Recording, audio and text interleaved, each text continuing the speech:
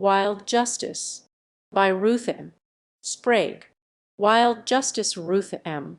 Sprague, copyright 1993 3608 425. Wild Justice by Ruth M. Sprague. Wild Justice Ruth M. Sprague, copyright 1993 3608 425. Back cover. The court and the EOC said sex discrimination. Belmont U. terminated her anyway. Belmont University had always looked upon faculty misdeeds such as child molestation, sexual harassment, or record falsification with a tolerant, if not blind, eye. Strange then that the entire administration mobilized to aim its big guns at Professor Diana Trenchant. Or was it? The inner workings of administrative jingoism are exposed as a popular teacher is given a termination hearing where the presiding officer is the accuser, the prosecutor, and the judge, and the testimony in her defense is ignored. Wild Justice chronicles the outrages of one woman's experience with an engaging mix of humor and indignation. The use of fictitious names underscores how the problems are systemic and not merely rooted in the particular persons involved in this witch hunt. I hope it will be widely read, both for its own sake and to encourage the kind of struggle that redirects higher education to serve the people and social justice. However wild. Professor Willard Miller, University of Vermont. Copyright page. Published by Twanda Books. P. OB 1227. Peralta. 87,042. Copyright 1993 by Ruth M. Sprague. Cover artist David Ovitt 1. Publishers cataloging in publication data 2. Sprague, Ruth M. 3. Wild Justice 4. 1. Fiction 2. Sex discrimination 3. University policy and procedures 4. Feminists 5. Book 93 60,721 6. ISBN 1-883,889 57. Softcover author's note. It is no accident that women continue to earn less than men. Nowhere is this more evident than in the testosterone temples of academia. Here, the ceiling is made of plexiglass. Although more women are allowed in the classrooms and even into the board rooms, decisions are still made in the men's rooms. More women obtain advanced degrees and achieve faculty positions, but few are allowed into the highest administrative positions. Rather, they are found in greatest numbers in the lower paying, most labor-intensive positions. Civil rights laws connecting compliance with federal grants are blatantly ignored or creatively circumvented by many institutes of higher learning. The courts and the EOC, weakened to the point of extinction by the regressive administrations of the 80s, are about as effective as warm spit in enforcing compliance. Using the double-edged sword of coercion and harassment, these institutions of higher learning continue to maintain their status quo. This book portrays a few of the artifice they employ. Characters, descriptions, and locations are fictional, created from the right side of the author's brain. Dedication. In fondest memory of Leah Ruth Denton. This book is dedicated to all Womankind and her supporters, who refuse to accept the definitions and limitations imposed by ancient conquerors. About the author. Ruth M. Sprague, D., a native Vermonter known to hundreds of her former students as Dr. Ruth, is retired after many years teaching nursing and medical students. She has published several scientific papers, teaching tutorials, and one novel. Vermont Tales for Fools and Other Lovers. Revenge is a Kind of Wild Justice. Francis Bacon. Wild Justice by Ruth M. Sprague. Foreplay. "You can't be serious," exclaimed Diana Trenchant, leaning toward the man sitting behind the desk. "Incredible. Why on earth would I want to fill out and turn in student feedback forms in my own course? All of my semester student evaluations have been excellent. Dr. Lyle Stone, chairman of the Nutrition, Embryology and Radiology Department, relished the power of his position as fervently as he detested the acronym NERD that had been irreparably attached to it. He passed a small pile of forms across his desk to Diana. Obviously you wanted to cause harm to the two other instructors in the course. He replied smugly. His expression and demeanor suggested a small boy torturing a bug and extracting the utmost enjoyment out of it. Harm them. Dr. Trenchant laughed scornfully and sat back in her chair scanning the evaluation forms. You claim I wrote these 5 which are derogatory toward them and the course. 5. Over 2 years and hundreds of feedback forms. How could there be any harm attributed to these particular forms when you know that both of those instructors have consistently received derogatory evaluations from the students since they started teaching the course? Diana held the offending papers out in demonstration toward Lyle, indignation rampant in her gesture. Lyle ignored her question and picked up 2 other papers from his desk which he handed to Diana, saying accusingly, "Besides those 5, here are copies of 2 you also wrote concerning the nutrition course. Together, these constitute repeated acts of dishonesty which are grounds for termination for cause." However, Lyle tried for a kindly expression and failed. "We are prepared to forget these charges if you resign." "Oh, that's the game, is it?" "No way. I'm going to talk to the faculty ombudsman about this and find out what steps to take," returned Diana, hotly, rising from her chair and starting toward the door. "You can't." As Diana turned back to look at him, Lyle continued with some desperation. "You have no recourse, no appeal. The entire academic council have met and decided already on this course of action.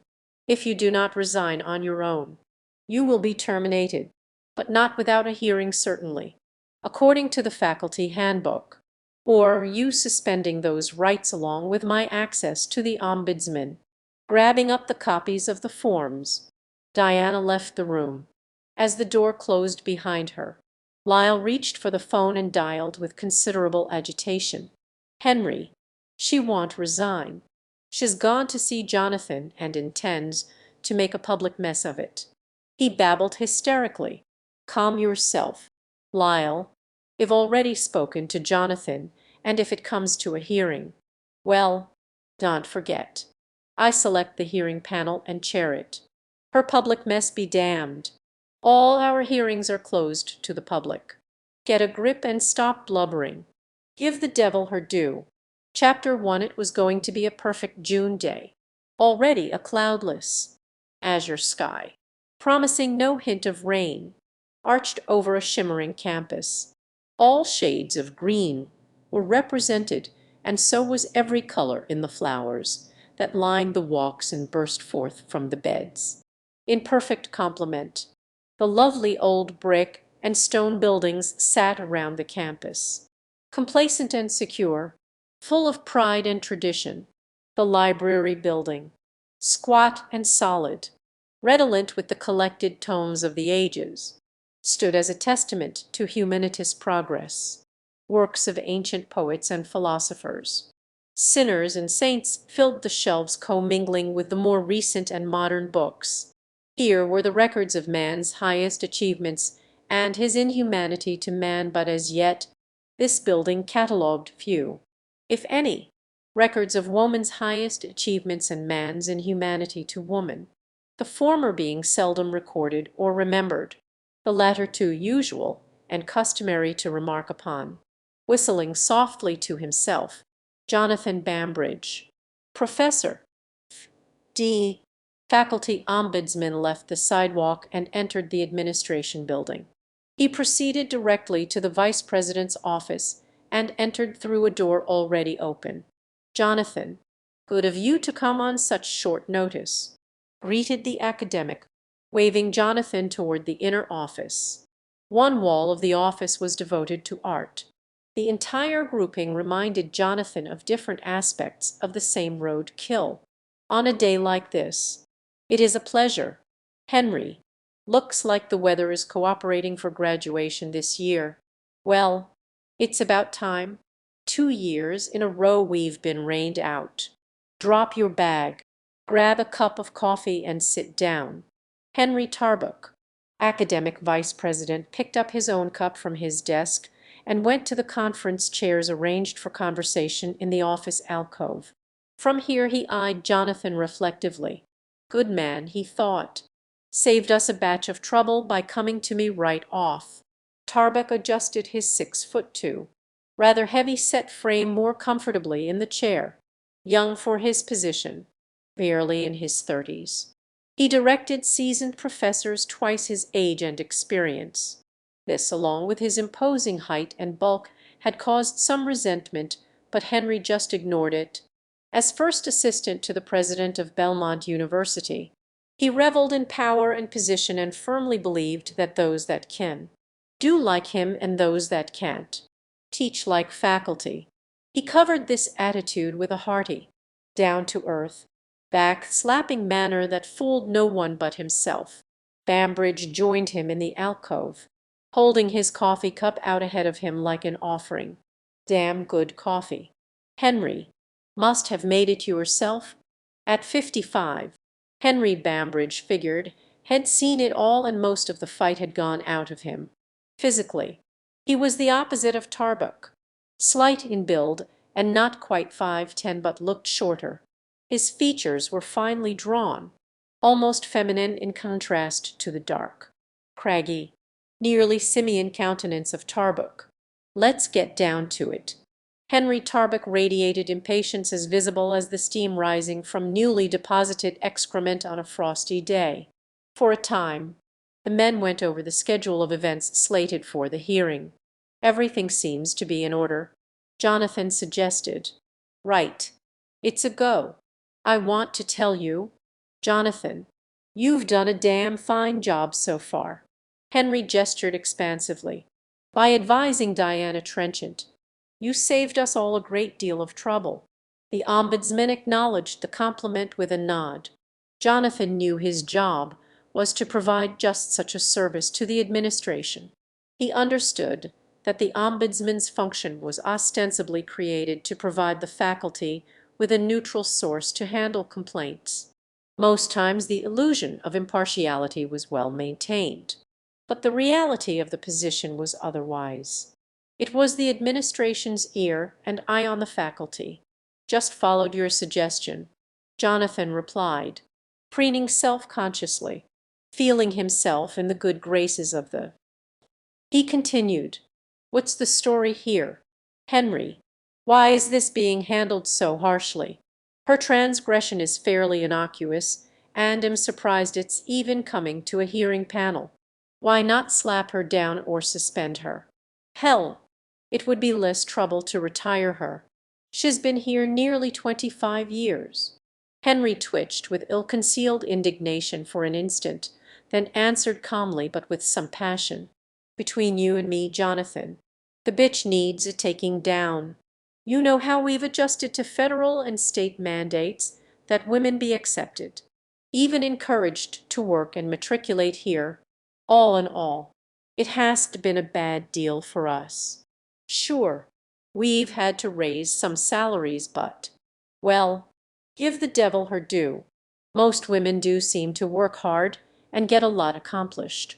They are usually fairly easy to control. Most are scared stupid of being called a lesbian and petrified at the thought that this accusation might be spread around among people they know. Or, if they are married and obviously straight, plant the suggestion that it might get around that they are promiscuous. It turns them to jelly every time." Henry laughed delightedly as he stood up and assumed a lecturer's pose, unwittingly mimicking the profession he disparaged. As he warmed to his subject, he walked back and forth across the office, adding punctuation to his lecture with his body. Jonathan watched him intently. Then there are the most enjoyable ones. fire on the make for any man, they trade theirs for any glory that may fall their way through association. As workers, most aren't worth shit, but they do as they're told. Have to watch them though, because if someone higher than you in the pecking, or pecker order, comes along, they leave you cold. Now, so-called liberated professionals, feminists, may become a focus for women's groups on campus.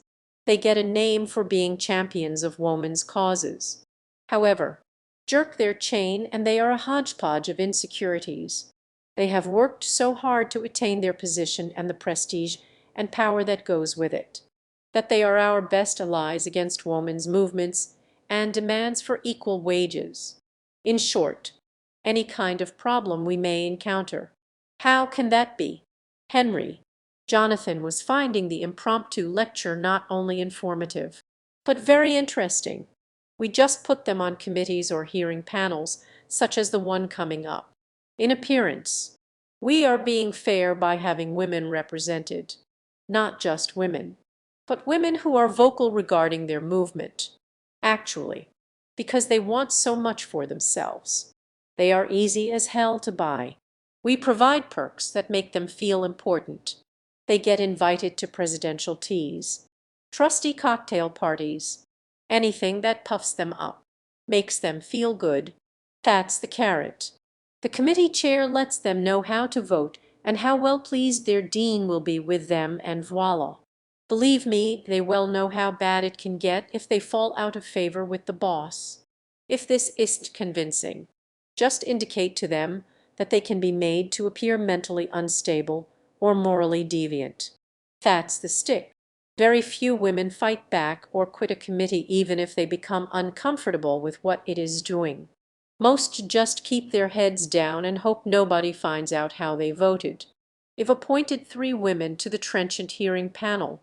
2 of them are younger women hot to trot up the academic success ladder, which I just happened to be holding. Henry paused, preening himself with obvious relish. Eager for more of this fascinating information, Jonathan queried, "What about Diana Trenchant?" She dozed, appear concerned that everyone would know she committed a crime. She refused to quietly resign, claiming that the accusations are false, and apparently is going to put on a defense at the hearing. Defense? It won't amount to bug dust. I chose the panel and I shall chair the panel, and the panel will vote to terminate her. Henry was becoming very agitated. His pacing was now fast and choppy. She's one of those troublemakers who do so well in their job that it's hard to find a reason to get rid of them. It is vital that we hold this hearing and terminate her. We must provide an example." Turning back toward the table, Henry started to shuffle the papers busily. "We've gone over most everything in the handbook on procedure, and as far as I can see, everything is proper. What do you think?" Jonathan, who was holding a copy of the faculty handbook and studying the tip of his left shoe, shook his head in agreement. "It all appears to be absolutely correct so far." "Fine. Now I'll expect you to be available during the hearing in the waiting room. This is just for appearance, for extra insurance. Things have a way of getting screwed up where she's concerned." Hoping to reopen the informative floodgates with a smattering of devil's advocate, Jonathan observed slyly, "You know, Henry, her personnel file was rather impressive. She appeared to have been an capable technician, an excellent teacher, and received high performance evaluations. No complaints for being late or absent from work. No reports of drink or drugs." Again Dave became agitated. This time he grabbed his cup and went to the coffee maker. "She gets people stirred up. That's where problems arise from. Those unexpected, unknown sources. No administrator can prepare for those kind of events. For instance, a few years ago a student under her influence embarrassed Jimbo Jones. He was nerd chair before Lyle, and put the department in an uproar. Jimbo Jones, chairman, 6 nerd faculty members and 2 graduate student teaching assistants occupied the conference room at the weekly departmental meeting, over the general murmuring and grumbling of a discontented faculty. Peter, the departmental mouth, said, "We ought to get a higher percentage raise." Jimbo, "Every year you tell us the same thing. Times are tough. The legislature wants spring for a decent appropriation. The dean can't. I know that, and have been thinking how I could cut the roster and have a little more to share among the rest of us. If you agree, I think it's time we let Diana Trenchant go. Last year I had to give her a whopping raise while the rest of us had to settle for the usual 3. And Ted at the Affirmative Action Office says we've got to give her more again this year and then still more until she catches up to or surpasses Fred's paycheck. Of course, it means that you will have to share Fred, our only other technician. Do your own research or get a grant and hire your own technician." Most of the people in the room moved uncomfortably in their chairs, looking down at the floor or out the window, looking anywhere but at each other or Jimbo. "It's settled then. We let her go." Jimbo broke the silence. "No one opposes. All right then. It's I don't know too much about these things," came a hesitant voice from the back of the group. Everyone turned around to look at the young graduate student, Holly Preston, who had spoken, in a voice getting stronger all the time. She continued, "As I say, I don't know much about this, but I thought when someone was fired that there had to be cause.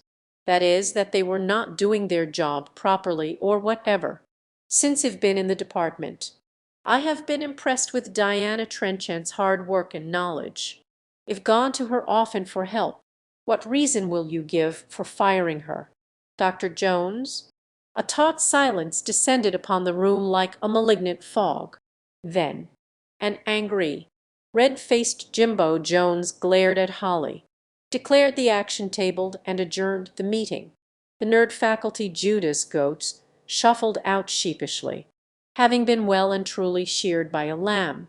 Chapter 2. Henry Tarbuck closed the file folder, then shifted his bulk to place it on a nearby table. His expensive chair started to groan in protest, then, as if remembering how much it cost, only murmured quietly, "We must be careful that this hearing gives all the appearances of being completely fair, especially after the disaster in Lyle's office." Jonathan leaned forward and deposited his now empty cup on the stand beside him. "Yes, I heard about Lyle bungling that one. First he yelled at her so loudly that the secretaries in the outer office left in embarrassment, and then was stupid enough to tell her in front of witnesses that the hearing panel was only a formality and that she would be terminated anyway." They've shrugged, obviously irritated. Admittedly, he pushed too hard. It came as a shock to him that she would refuse his demand that she resign. He lost his cool and tried to bully her into it. As new to this, taking over as he did such a relatively short time ago from Jimbo. "Well, it does appear that he had problems with her. I do see that she appears to have a propensity for causing discomfort. But other women, and men too for that matter, have been troublesome. Why the excessive anger toward her?" "First off, Jonathan, the anger is not excessive. It is justified," Henry retorted testily. "Yes, we've had critics, annoying critics, but when we offered them some redress, they were grateful. She, on the other hand, considered every concession we made as a day late and a dollar short. Utterly maddening. And what really frosts Ivorione's ass is that she is just as recalcitrant when she argues on behalf of someone else. Who the hell is she to care if someone feels unfairly treated by us? Well, of course, I'm still using the only frame of reference that I have, which is her personnel file, and from what I can see she was as much sinned against as sinner. That might have some validity up to the point where she openly and publicly challenged the president of this university," retorted Henry, waving the file he was holding in Jonathan's face for emphasis. "But not any more. You mean she picked on the Pope. Henry. Chapter 3. John T. Pope had been president of Belmont University for nearly 12 years. Because of his belief in his own infallibility, he soon became referred to as the Pope. He greatly increased the senior administrative staff, which now occupied one whole wing of the administration building. This wing was known as the Vatican, and when a person spoke of kissing the Pope's ring, it was well understood what part of the Pope's anatomy they were referring to. The slew of vice presidents, associatives, and assistants around the president were soon called the Vs. Most people believed V was short for vice president, but insiders knew it really stood for vestigial virgins. He located the personnel office close by the Vatican. It was the administration's muscle and the buffer between it and the so-called support staff. Patterned after the military, it was directed by and key positions held by former military men. The military analogy persists throughout the university structure. Upper administration and faculty are designated as officers. In order to ensure staff, President Pope had created a company union called the Staff Association to keep tabs on the members. He appointed the director of personnel an ex officio member. The current director, Greg Harrison, attended every meeting, answered questions, directed staff activities, and channeled them into acceptable areas. Yes, I do, Henry continued, glowering. A year after Trenchant got on the Staff Association, she was elected its chair, and that body turned from being a very convenient rubber stamp into a cohesive, confrontational group of people. She was re-elected unanimously for a second term, and during those 2 years she managed to upset nearly everybody in the Vatican, especially the Pope. It seems, from what I was told when I was appointed academic, that during this time a great deal of energy was directed toward damage control. Nothing worked with her. All the tried and true methods of threat or blandishment had no effect. She did seem to notice or understand that if she played ball she would become more important than the staff she represented. She and the Staff Association encouraged the rest of the staff to bring problems to their office. We had almost daily calls from the Attorney General's office because she advised women to make complaints if they were discriminated against or harassed. She even boxed in Mark, the university attorney, and just 4 years ago she made a shambles of personnel by kicking Greg, the director, out of the Staff Association. And that's not all. Under her direction, the Staff Association started to bypass personnel altogether. They investigated several grievances and represented the grievers they felt were abused by the system. They started a staff newsletter to inform everyone about their rights, especially concerning sex discrimination and sexual harassment. The staff was told to stay away from the Affirmative Action Office, which was described as a tool of the Personnel Department, and take their complaints directly to the Attorney General. They even printed her phone number, for Christ's sake. He was presented with a list of staff and faculty positions, with a notation of the total number and how many were held by women. The investigator was here to make sure the university was in compliance for $1 million federal research grant. Surprise suffused Jinathan's face. How did she get that information? Henry, I thought that was one of our better-kept secrets. The V exploded. We were exceedingly careful never to publish anything like that. Members of the Staff Association went through the campus directory to compile the list. Took a lot of time, but they kept at it. Sanafovich. Yeah, agreed Henry. Lyle gave her a faculty appointment to get her out of staff politics. He had her teaching every semester with the hope that she'd be too busy to cause any more trouble. Next thing we know, she's threatening to sue the nerd for plagiarism. You know the rest, and we have just time enough to get ready. Use the facilities if you need to. He pointed in the direction of an adjoining washroom, then opened a closet door and removed his cap and gown, which he laid across the table. Jonathan opened the case he had brought with him. As both men donned their robes, Jonathan asked, "Why is the trenchant hearing being held so soon after graduation?" "We wanted to wait until the students left. Of course. 'Five been pestering us with petitions in support of her, and we sure don't want them around during her hearing. Also everyone wants to leave as soon as possible for summer vacations." Jonathan, "We want this mess cleaned up before we leave."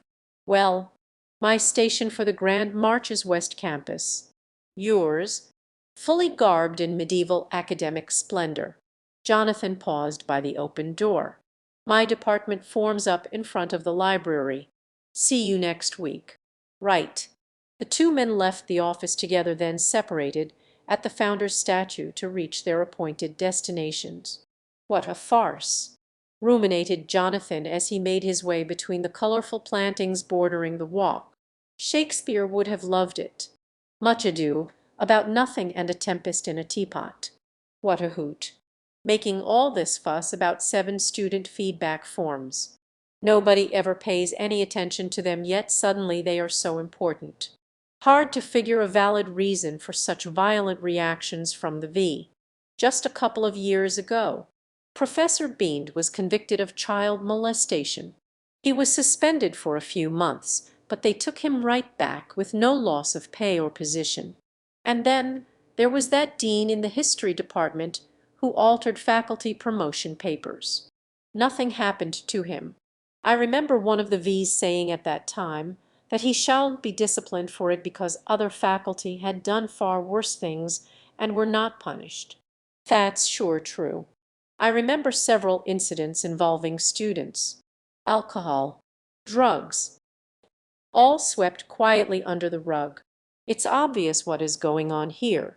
Lyle needs to pull the chestnuts out of the fire for those 2 new faculty he took on so they can be reappointed and tenured. If he can pin some of their negative critiques on Diana Trenchant, he can argue that all the years of bad critiques are suspect and nullify them.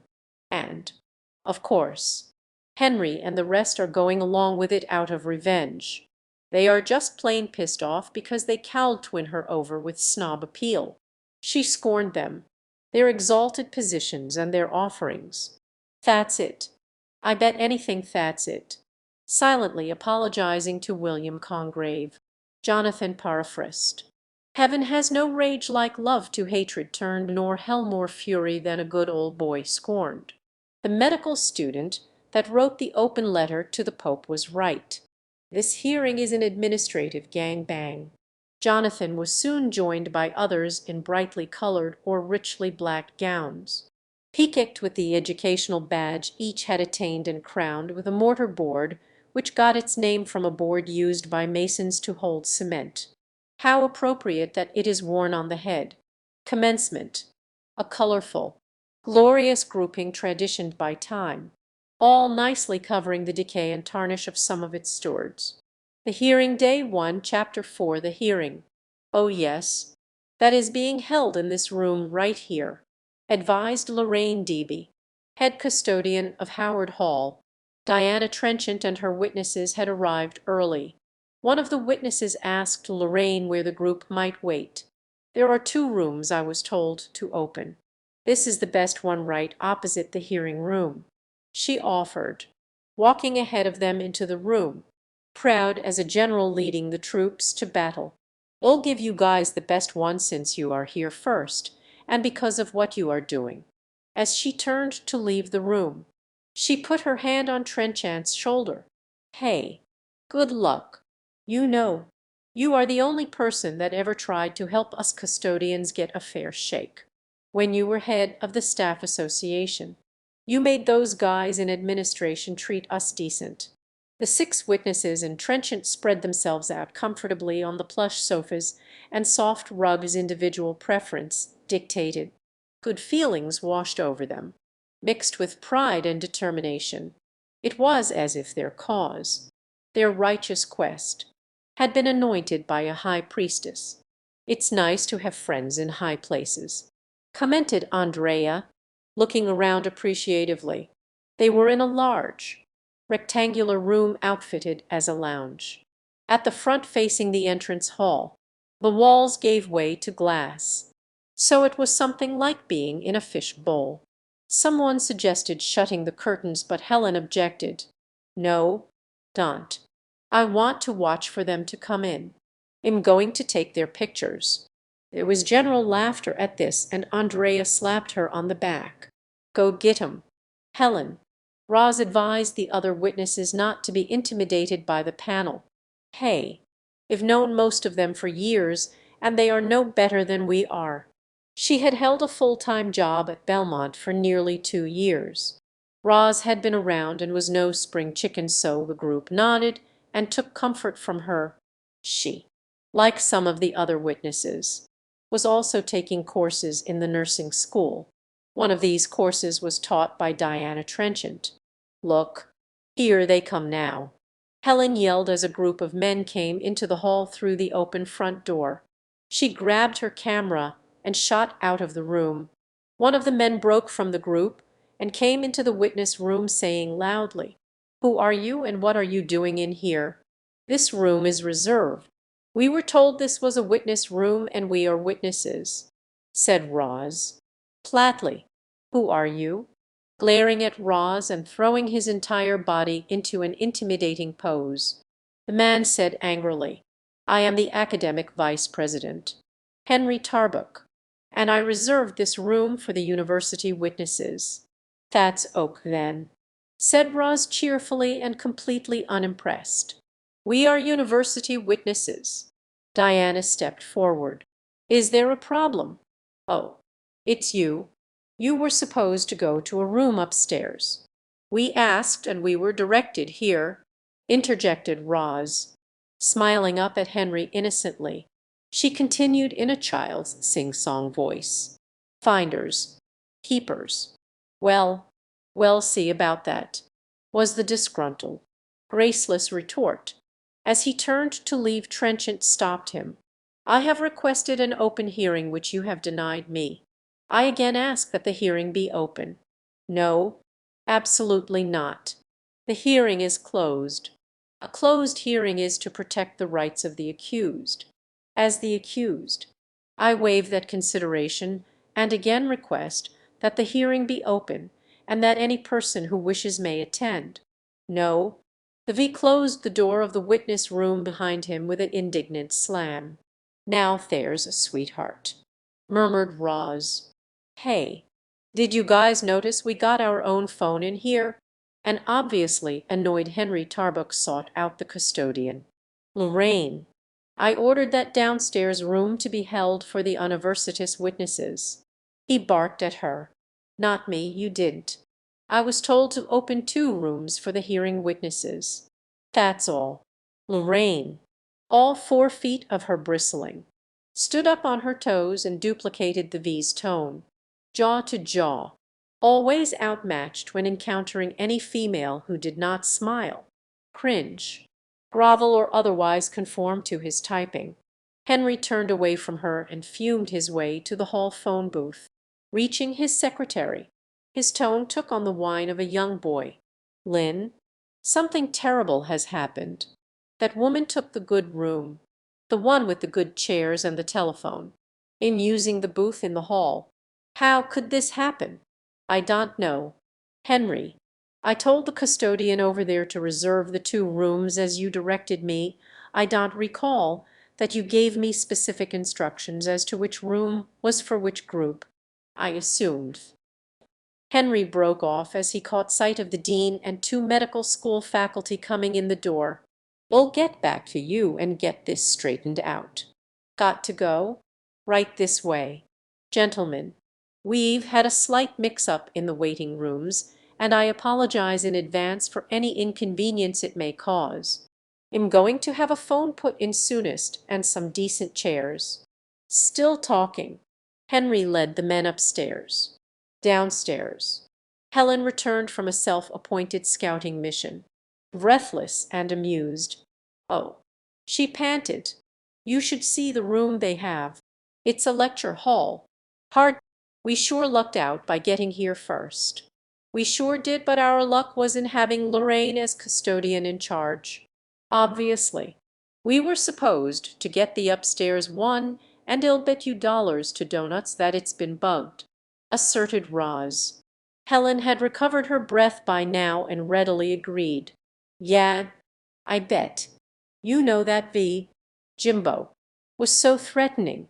I took his picture, and he came right up to me and demanded to know my name and what I was doing there and—" "Oh, as a pain in the ass all the time," Roz interrupted. "He was bad enough when he was chair of Nerd, but now that they kicked him up to a as insufferable. Drinks like a fish." "Did you tell him?" Helen laughed. "No, I just yelled 'Press' at him and got the hell out of there just a moment ago, outside. I got a good shot of 3 guys that were just coming in. I think one of them was Dean Broadhurst. One of the guys with him saw me and covered his face, just like you see the crooks do on television when they're taken to court. James, the one male witness, came in with Jean and Andrea. They were laden with Dunkin' Donut bags, coffee cups, milk and soda. It was well past the time set for the commencement of the hearing, and the 6 women and 1 man good-naturedly sat down to await the pleasure of the noblesse oblige never had functioned at Belmont, and they didn't expect it to start now. Upstairs, things were gradually getting sorted out. Harried custodians had removed or stacked most of the student chairs and brought in plush seats. A phone had been located trailing a long, snake-like extension cord that stretched out the door and back along the hall to the office it had been liberated from. The university caterers had brought in a coffee, tea, and Danish service which was in the process of being depleted by the administration's witnesses. Henry Tarbuck worked the room, spreading ersatz charm like a bee pollinating from flower to flower. Chapter 5. The door to the hallway opened suddenly and Henry strode in. He looked at Diana Trenchant and gestured toward the hearing room. "We're ready for you now," he announced with all the smarmy triumph of an interrogator leading the way to the torture chamber. The accused stood up, in silence, the 7 witnesses grouped around hugging her and each other. The watched, disgust thick as mildew around a neglected sauna, covering his face, disengaging. Trenchant started for the door. "Here, take this with you just in case you lose your perspective and need to find it," urged James. He shoved an 8x 10-inch piece of white cardboard into her hand. On it, printed in large letters, was the legend, "Beam me up, Scotty. There's no intelligent life down here." The hearing room was about 30 feet square with no outside windows. The front, facing the hallway, contained the door. The rest of the front wall was glass, similar to the neighboring witness room. But here the curtains were tightly closed, as if the room was ashamed to reveal what was to take place inside. A large table nearly filled the room, and seated along the far side of it, nearest the front of the room, sat 4 members of the hearing panel. At the head of the table, with his back to the blinded glass wall, Henry had enthroned himself. Diana was curtly directed to a seat also on the far side of the table at the back of the room. There were several chairs between her and the panel. Across the table from the panel sat Janet Parks, the court reporter, with her back to the door. She was accessorized with a recording machine beside her and a backup tape recorder on the table. Janet, as her profession demanded, tended to fade into the woodwork. Dress and manner were subdued to the point where she became nearly invisible, but not to Diana. She saw kindly eyes surrounded by a round face that wanted to be jolly and laughing. She saw a possible relief from the dominant accusing eyes. Not an advocate, perhaps, but at least neutrality. An empty chair sat drawn up to the table beside Janet, and there was another empty chair further down the table opposite Trenchant. The entire setup of the room was intentionally choreographed to promote psychological terrorism. Diana Trenchant and her witnesses would be interrogated by the panel while sitting in the chair beside the court stenographer directly across from the panel. The administration's accusers would sit in the chair which was directly across the table from Diana Trenchant, except for when she would be testifying. Diana was seated at the place most distant from the door, alone. Diana Trenchant sat down in the assigned seat and arranged her notepad and documents for easy access. For the moment, the panel was huddled together whispering, so she took the time to organize her thoughts and chill out the mounting apprehension. Here she was, 60 years old, 25 of those working at Belmont, with never even as much as a traffic ticket citation, facing a university hearing panel. Here she was, accused of forging 7 student feedback forms. The lump in her stomach and the one in her throat were trying to join together and drag the rest of her down into a black, empty tunnel of fear, resisting the pull. She looked around the hearing room and met the eyes of the stenographer, who smiled at her encouragingly. Janet Parks had attended many hearings. Her job was to faithfully record every spoken word on her transcription machine. Most of the time she plied her trade in the courts, but occasionally she was called out into the private sector. She had seen a lot of people on trial, and her observant eyes took in every detail. The configuration of the hearing room had not been lost on her so when she met the eyes of the accused, Diana Trenchant, she felt a tug of sympathy. She noted Diana's pale, drawn features and erect bearing. Here was a woman, thought Janet, who would never use makeup or any other cover-up. She has such a direct, honest look, it's hard to believe that she is the one in trouble here. As Diana's eyes returned to her notes, Janet looked at her more closely. Not terribly well groomed, she thought, noting the slacks with casual blouse and jacket. Janet recalled that Diana was wearing jogging shoes when she walked in. Obviously, she wore her cloths for comfort, not for adornment. Janet continued her inventory. Mousy brown hair, no style, blue eyes, tired blue eyes, lots of wrinkles. Those badges that life awarded to survivors. Must be pushing along into the 60s. Wonder what she sounds like. Hope she's not one of those squeaky kind. Oh, oh, the head cheese is about to start. Get ready. Henry Tarbuck, consulting his notes, then stated that the dean had accused Diana Trenchant of creating and submitting fictitious student feedback forms, responding to the dean's charge. This committee was formed, and I will now introduce them. On the end is Mr. Frank Anuse, director of the Informational Studies Unit. The V looked fondly at Frank, who nodded his bald head in acknowledgment. A tall, gangling bean-pole of a man, his head, devoid of any sort of demarcation between face and pate, appeared to float above his body like some sort of alien spacecraft. They had gotten together over drinks the day before and decided that they would play good cop, bad cop at the hearing. He, as chair, would affect neutrality while Frank could go after Diana and her witnesses hammer and tongs. If anyone on this hearing panel was more anxious than himself to smash this woman, it was Frank, mused Henry. He had good reason. It was about 3 years ago that affirmative action officer Kevin Goodman sat in his office reading a letter that had just come in the campus mail. Kevin, a black, realized that he had been awarded this position because of his permanent tan. He had thought when he agreed to take the office that he truly would be allowed to enforce federal mandates.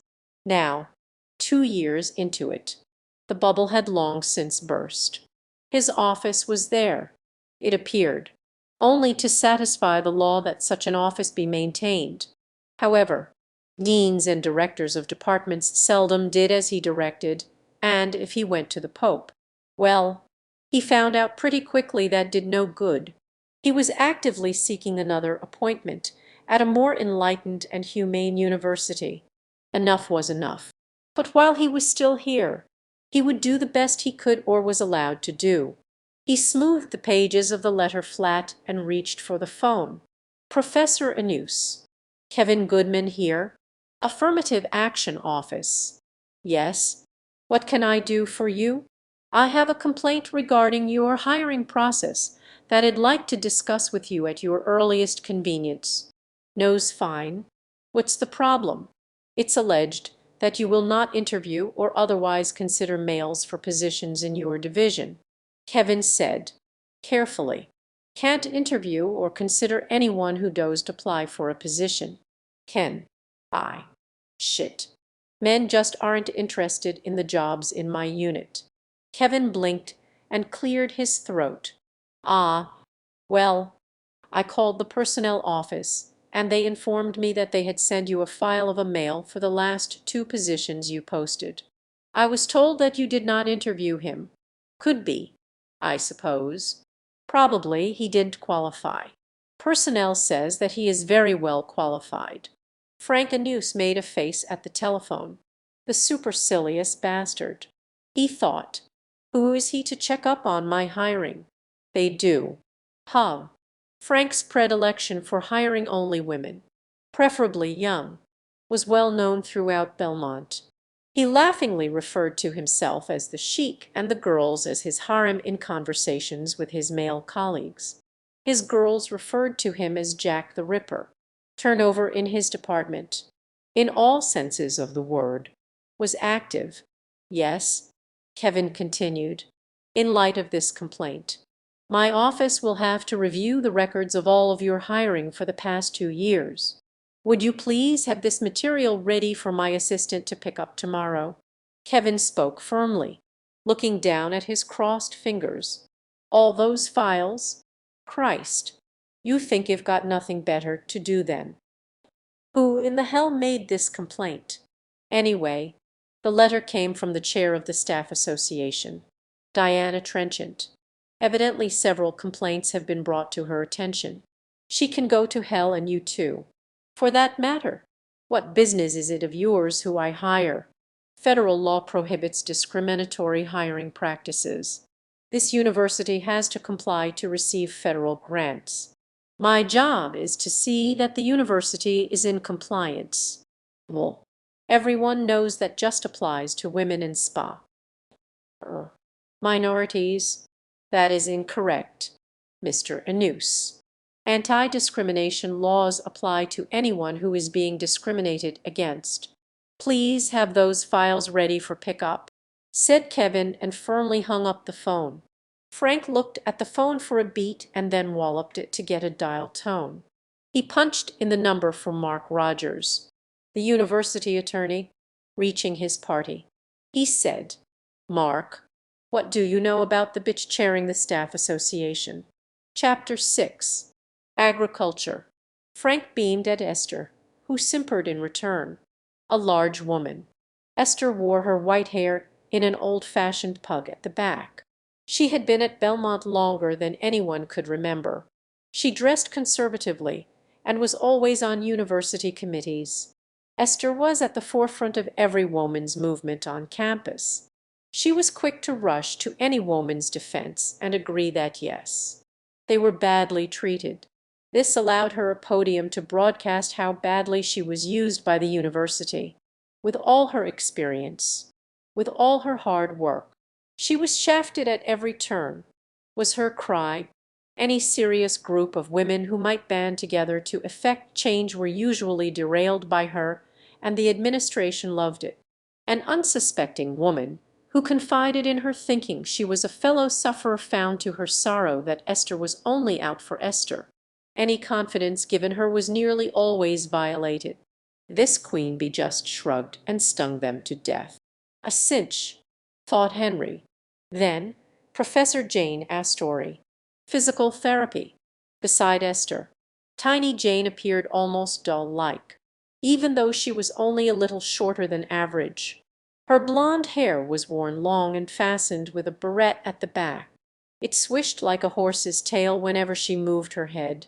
At 42, she had attained her goal of becoming a professor and now had her sights on the department chair. She was adept at playing the system, a political pro. Last, but not least, here beside me is Annette Pringle, zoology. finished Henry.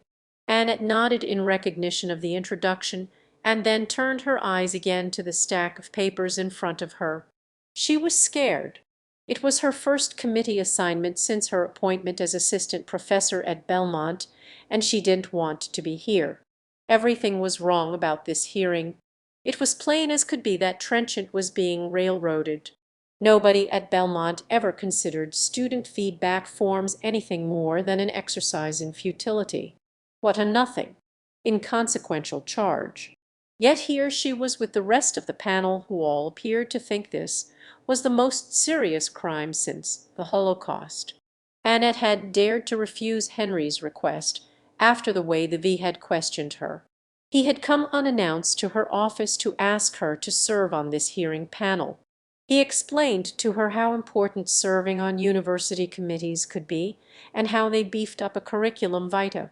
Then, right out of the blue, apropos of nothing he had said, "I understand you and your friend, Joan, live together." It could have been just an innocent remark, but Annette, with years of suspicion and threats to remember, did think so. "He knows?" she thought, and the thought stuck in her throat and choked her with fear. Her weak protests that she really didn't think she had experience enough yet to qualify for the panel had been swept aside, and here she was. Henry's thoughts were similar. He smiled in triumph. It really paid to check people out carefully. You could find out the damnedest things. Things people were afraid of getting out. Things Henry could use to control them. Still smiling, he turned to the papers before him and in rapid order. Introduced into evidence. Medical School Dean Broadhurst's letter of charges. A memo from the chairman of NERD, Dr. Lyle Stone, and the 2 files containing the materials sent out from Belmont to the document examiners. These are the items. The academic vice president and chair of the hearing panel committee asserted, holding up the files, that the hearing is about. We will commence by having the universitas witnesses sworn in by the court stenographer. The committee will then examine each of the witness. Then the accused may cross-examine them. After all our witnesses have testified, Trenchant may examine her witnesses, and the committee will cross. Are there any questions? Yes, Diana said firmly. You have said that the witness are to be sworn by the court stenographer, and I have no objection to that. However, I want it in the record that I was told both by the Ombudsman and by you, Mr. Chairperson, that this would be a typical administrative hearing and that witnesses are generally not sworn. When they are, it is done by one of the hearing committee. I was further told that recording of the hearing would be by tape recorder. I find that neither of these 2 things are true. In addition, I want it recorded that I have requested several times that this hearing be open, and the chair has refused. The Attorney General's office has asked to be allowed to send an observer to this hearing. Their request was denied, but they were promised a complete transcript of it. O. Henry brushed aside Diana's observations as if they were of no import, and continued, "Well, call our first witness." Henry rose and went to get the Lylestone, chair of the Nutrition, Embryology and Radiology Department, NERD. Lyle was seated directly opposite Trenchant, and was sworn by the stenographer, under questioning from the committee. He gave his name and position. Dr. Lyle Stone was a man totally driven by ambition. He treated people on 2 levels. If he needed something from you, he was most decent, even kindly. If not, he ignored you, quick to anger. He rarely checked facts. He took good care of himself, and at the age of 58, he regularly worked out at the gym and was seldom sick. He was, however, shorter than the average man. He tried to make up the height with bluster. This gave him not only a banty rooster approach to life, but also may have been why he resembled one. How did you become aware of the issue that this panel is investigating? Henry continued. Lyle testified that 2 years previously, Dr. Randy Fissy had come to him with 2 medical student feedback forms which he had found. Students are required to fill out and bring to the Nerd office a questionnaire-type form that critiqued each of the faculty in each course and the course itself. He explained, student feedback forms were initiated at Belmont in the middle 60s. They were designed to allow the students to evaluate faculty and courses in response to student demand that they have a voice in their education.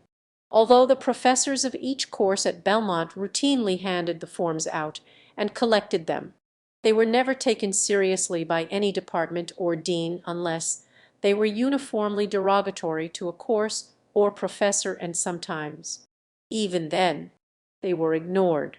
Mostly, they were treated as a joke by the departments and a lost cause by the students, who never saw any changes made as a result of their suggestions. The joke was propagated further when some wag arbitrarily added "mer" between the S and F, creating the adjusted acronym SMERF from Student Feedback Form. From that time on, the forms were printed on blue paper. He and Dr. Heathson, who teach the course, wanted me to send them for handwriting analysis because he thought they had been written by Trenchant. Lyle went on to explain at some length that Dr. Randy Fissy and Dr. Ian Heathson were young faculty who were trying very hard to make the radiology course more modern and sophisticated. These efforts, he asserted, were thwarted by Trenchant, and there was controversy and conflict because of her. When Lylestone succeeded Jimbo Jones as head of Nerd, he brought his postdoc, Ian Heathson, with him. No one on the Nerd faculty was consulted, and all of them were very upset that they were given no voice in a faculty selection. They soon learned that Ian was a special friend of their chairperson and quickly discovered that it was not wise to criticize him in any way. Ian was a real nice, friendly fellow, fairly adept at his research specialty, nutrition, which was also Lyle's, but lacking knowledge and understanding of radiology. Lyle put him in charge of the radiology course given to the freshman medical students. This act was similar to throwing a child into the water and expecting it to learn to swim. Diana had taught the lab portion of this course for several years. Ian didn't learn very quickly. He tried. You have to give him that. But he was way out of his depth. The students, as kindly as possible, turned thumbs down on him. Not only that, but on their Smurfs, they were highly critical of the lecture portion of the course, which Ian conducted, while praising Trenchant and the laboratory, especially the laboratory manual which she had written. The manual had been written out of desperation by Trenchant on her home computer. Over the years, the radiology lab manual had degenerated into such a mess that it was difficult to use and impossible to understand, especially when most of the pages were unreadable. This was before the department obtained a copying machine and still used the old-fashioned stencils. So Diana wrote and illustrated an entirely new manual, and she registered the copyright on it. She offered this finished manual to Ian at no charge for use in the course, and he grabbed it like the drowning man he was. The students had made their disgust well known to him, and he realized that he did not have the knowledge or experience to produce an adequate laboratory manual in radiology. Things got better in the course. Ian was improving in his knowledge and lecturing. There was excellent cooperation between him and Trenchant. That is, until Randy Fissy was brought in. Randy came with perhaps even less ability in radiology than Ian. But where the students were sympathetic toward Ian, they were pissed off by Randy. The Smurfs they wrote concerning him were not kind. Many reprimanded him for things he had said in lectures which were contrary to what the students read in textbooks. Hurt, angry, and unable to get at the students, he turned on Trenchant. At first, Ian tried to stay neutral, but eventually Randy convinced him that the course must be reorganized, and they had to start by redoing the laboratory manual. His solution was to change the only part of the course that really worked. Chapter 7. Now what did you do with these Smurfs that Drive Fissy brought you? Questioned Henry. At first, I just thought about them. Then I took them to Jimbo Jones, who was chair of the department before me, and thought he might have some idea of what should be done, and he, of course, knew Trenchant since she had been in the department during his tenure as chair. Lyle continued, shifting in his chair so he appeared taller. Jimbo immediately took them to Mark Rogers, who is the university attorney, and Mark sent them out for analysis. I looked through other Smurfs and picked out a couple that seemed strange. That didn't seem to me to be what students would write. And Jimbo found a couple in the nursing course, and all those were sent out to the examiner. The document examiners reported that, to the best of their knowledge, Trenchant had written the Smurfs we had sent them, so I went to you, Henry, to the administration, and it was decided that I meet with her and give her an opportunity to resign. When she refused, I wrote the dean, and he initiated the termination for cause action. Henry appeared pleased, consulted his notes, and asked if Lyle could explain Trenchant's conduct. Certainly, Lyle would be happy to. His eagerness to answer this question lent strength to a skeletal system already overtaxed with maintaining a taller posture. It had to do with the problems in the radiology course. Ian and Randy were trying to make the course better. She fought them on everything, and finally she quit the course. Said it was too much along with her other teaching responsibilities. It was about a year ago that Randy called another meeting to discuss the radiology course changes. Ian attended reluctantly. He was not convinced, but Randy swept him along, and Randy had Lyle's approval. All Ian had was a poor track record teaching the course. Randy delineated the changes he was going to make in the manual. The first one was that Trenchant's name would not appear on it. Instead, it would be the product of the course directors, Ian and Randy. He was quietly and firmly told by Trenchant that he did not have her permission to make any changes. The manual was copyrighted by her and would stay that way. He had the option to either use it or not, but he could not change it as he was indicating. As for legitimate suggestions or ideas, she would certainly, as always, welcome constructive criticism and make the necessary changes herself. This was not an arbitrary determination by Trenchant. Her manual was written expressly to teach a circumscribed area of the course. It did not pretend to be otherwise, even though more emphasis was to be given to recent developments in the field. The radiology course must still devote a great deal of time to the basics. This was because the students had to be prepared for the courses to follow. Randy announced that he would use what he wanted, as he wanted, and the meeting broke up. The accused was busy in her office when Lyle burst through the door in his customary manner of no manners. "What do you mean telling Randy and Ian that they could not use the manual and make the changes they want in it?" he yelled at her, continuing with threats of what would or might happen if she didn't do as she was directed.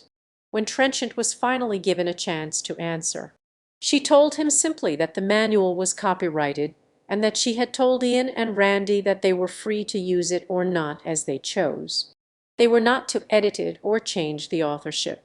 However, when his browbeating failed to move her, he left within the hour. Jimbo accosted her in much the same manner. Becoming of he had not changed Jimbo. He was still unable or unwilling to govern his temper.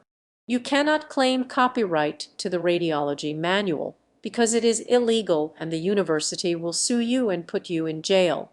After he had stopped yelling, Trenchant told him the same thing she had told the others. He left and went into Lyle's office, where they were joined by Ian and Randy. It was decided that they would retype the radiology manual, using as much of it as they wanted. To hell with that trouble making broad, was the decision of the assistant vice president. This was done without permission. They used large portions of the manual in the fall radiology course, giving no credit to its author. Diana was not the only author so honored. In the manual, and in other material that these men put together to teach the radiology course, Complete excerpts were taken verbatim from 4 standard radiology texts. No source was cited. No author was credited. Also, an entire atlas on radiology was photographed. Several copies of these photographs were made and put out in the lab with absolutely no credit given to its authors or publisher. At least one medical student was incensed by this. He or she wrote to the publisher anonymously. The accused learned through the student grapevine that the department got into serious trouble because of this, and that Dean Broadhurst was furious. Lyle blamed Trenchant for blowing the whistle, conveniently forgetting that it was a student who had written the letters. Chapter 8. Lyle droned on and on with a litany of sins attributed to Diana Trenchant, carefully circling the truth. Whatever problem the department had, she was usually responsible, he asserted. The folds of paper falling from the court stenographer's machine stacked higher and higher. Janet was beginning to look very tired. The suspect Smurfs were introduced and Lyle identified them. Yes, he intoned.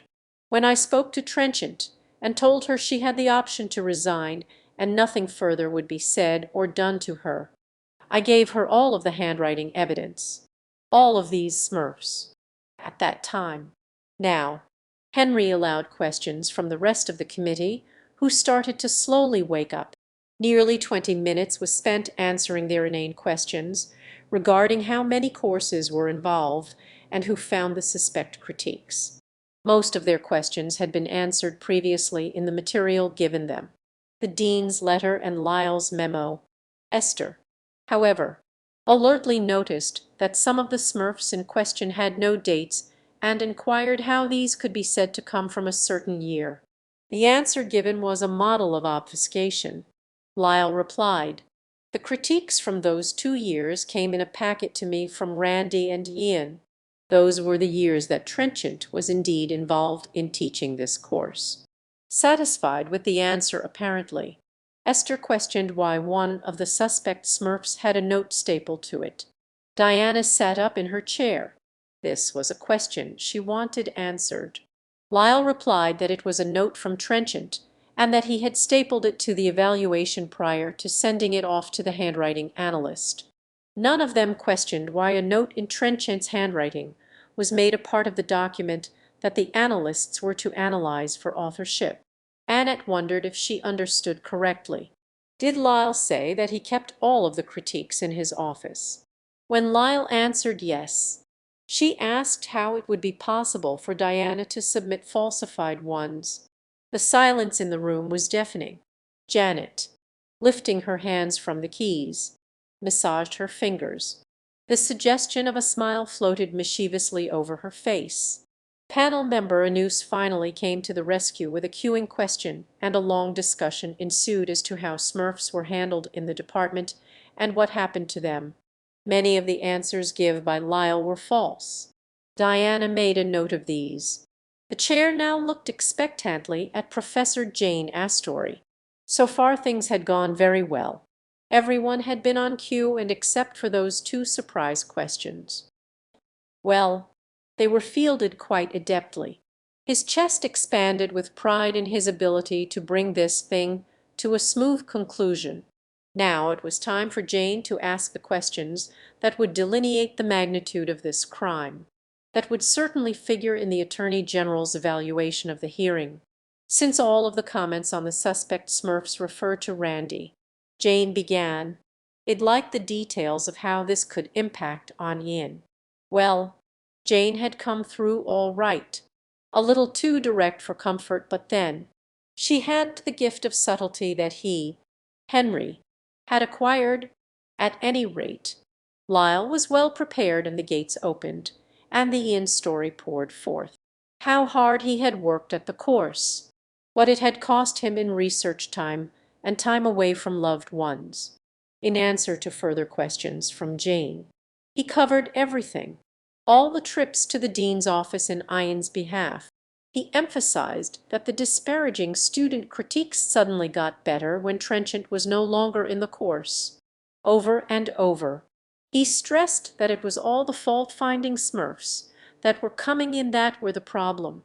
What was the reason for it? He, Lyle, felt that Ian was doing a fine job. Well, the situation had caused them many a sleepless night. And on and on. Several times Jane tried with her questions to bring Lyle back to saying how the Smurfs in question, the ones he thought Diana had written, hurt Ian. Henry had impressed on her that it was important that Lyle be given the opportunity to link the harm caused by Trenchant to Ian as well as Randy. Whatever the reason, Lyle was acting awfully dense, she thought, or else he thinks it's vital to get all this other stuff in first. If certainly given him the question often enough, let someone else try. She put down her notes, leaned back in her chair and nodded to Henry that she was finished. Frank Anuse took over the questioning. He wanted to know the reason that Ian's Smurfs got better when Trenchant was not in the course. Well, you see, these suspect Smurfs in those packets there. These few are just the tip of the iceberg. Diana Trenchant, during the years she was in the course, influenced the students to write bad evaluations about Randy and Ian. There it was, stark and real. Diana was not just accused of creating Smurfs. She was accused of witchcraft. Jane jerked upright in her chair and stared at Lyle aghast. Was he really accusing Diana that level of control over medical students? Preposterous. One woman, all by herself, had influenced hundreds of medical students over a period of years to do as she dictated. There's more to this than have been told. This is about forging 7 Smurfs. What on earth is going on here? She pondered. Finally, Henry noticed Janet, who had been trying to get his attention for some time. Well, take a 10-minute recess, and when we come back, Trenchant may cross-examine Dr. Stone. You may leave the room. We'll summon you when we are ready, he ordered, taking in Janet and Diana with the same disdainful glance. The committee huddled and Lyle Stone joined them. So much for impartiality. Janet and Diana left, both breathing an audible sigh of relief as the door shut behind them. Stopping at the soft drink dispenser, the court reporter glanced around carefully, then said sotto voce, "What a farce! Unbelievable." Chapter 9. The 10-minute break had stretched. The university attorney had advised. Diana and Janet were called back, and Diana began the cross-examination of her department chair, Lyle Stone. She asked him first to confirm a sentence written in his memo to the dean and which he had testified to before the break. Yes, Lyle answered. I did write in the memo to the dean and also testified that I gave you all of the documents used in the handwriting analysis. Diana held up several sheets of paper from the evidence packet on the table. I have found documents dated nearly 20 years ago in this material the committee has introduced as that sent to the document examiners. These were not in the material that you gave me, so your assertion that I was given all of the documents is incorrect.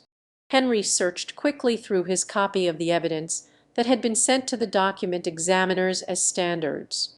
Good God, he thought, what is this creature doing? Come on, Lyle. Don't let her get the best of you. Ah, much better, Henry observed happily to himself as Lyle started tap dancing around her question. Instead of yes or no, he would repeat at length some of his previous testimony with added embellishments and avoid answering. By persistent questioning, Diana established that he had stapled her brief note to one of the suspect Smurfs before it was sent out for analysis. But it was like pulling teeth. He kept reiterating that it was stapled to a suspect evaluation, so it would not get lost. Patiently, she repeated her question, finally wearing him down. Were the document examiners given this evaluation with the note stapled on it as one of the fictitious critiques? Yes. They identified that critique as having been written by you. No distinction between the note and the critique was given them, according to their report. Is that correct? I guess so. Yes. Using a sketch of the Nerd office. Trenchant ran Lyle back through his previous testimony of how the blank critiques, the Smurfs, were given out, how they were collected, and what happened to them afterwards. From her intimate knowledge of the operation, she was able to reveal most of the lies he had told of this process when the committee was questioning him. Jane was listening carefully. Slowly there evolved the information that this whole evaluation process was sloppy and unreliable, that it had indeed been this way for years. Given that, she thought, how could he claim that such a high reliance was put on Smurfs when assessing faculty for reappointment? Lyle admitted that students had scant desire to complete Smurfs. They considered it a useless effort since little or no attention had been paid in the past to their comments. To force compliance, he explained, students were told that unless their name had been checked off on a list in the secretary's office, they could not receive their grade for the course from the dean's office. Most students bring in completed evaluation forms, place them in the box provided, and check off their names. Some merely come in and check off their names, issuing the forms. He finally admitted with obvious reluctance, this certainly puts a different light on things. Jane noted as she jotted down the information being squeezed out of Lyle by Diana. She carefully registered in neat script. 1. That the blank Smurfs were left out in the open for days, sometimes weeks, so anybody could have had access to them too.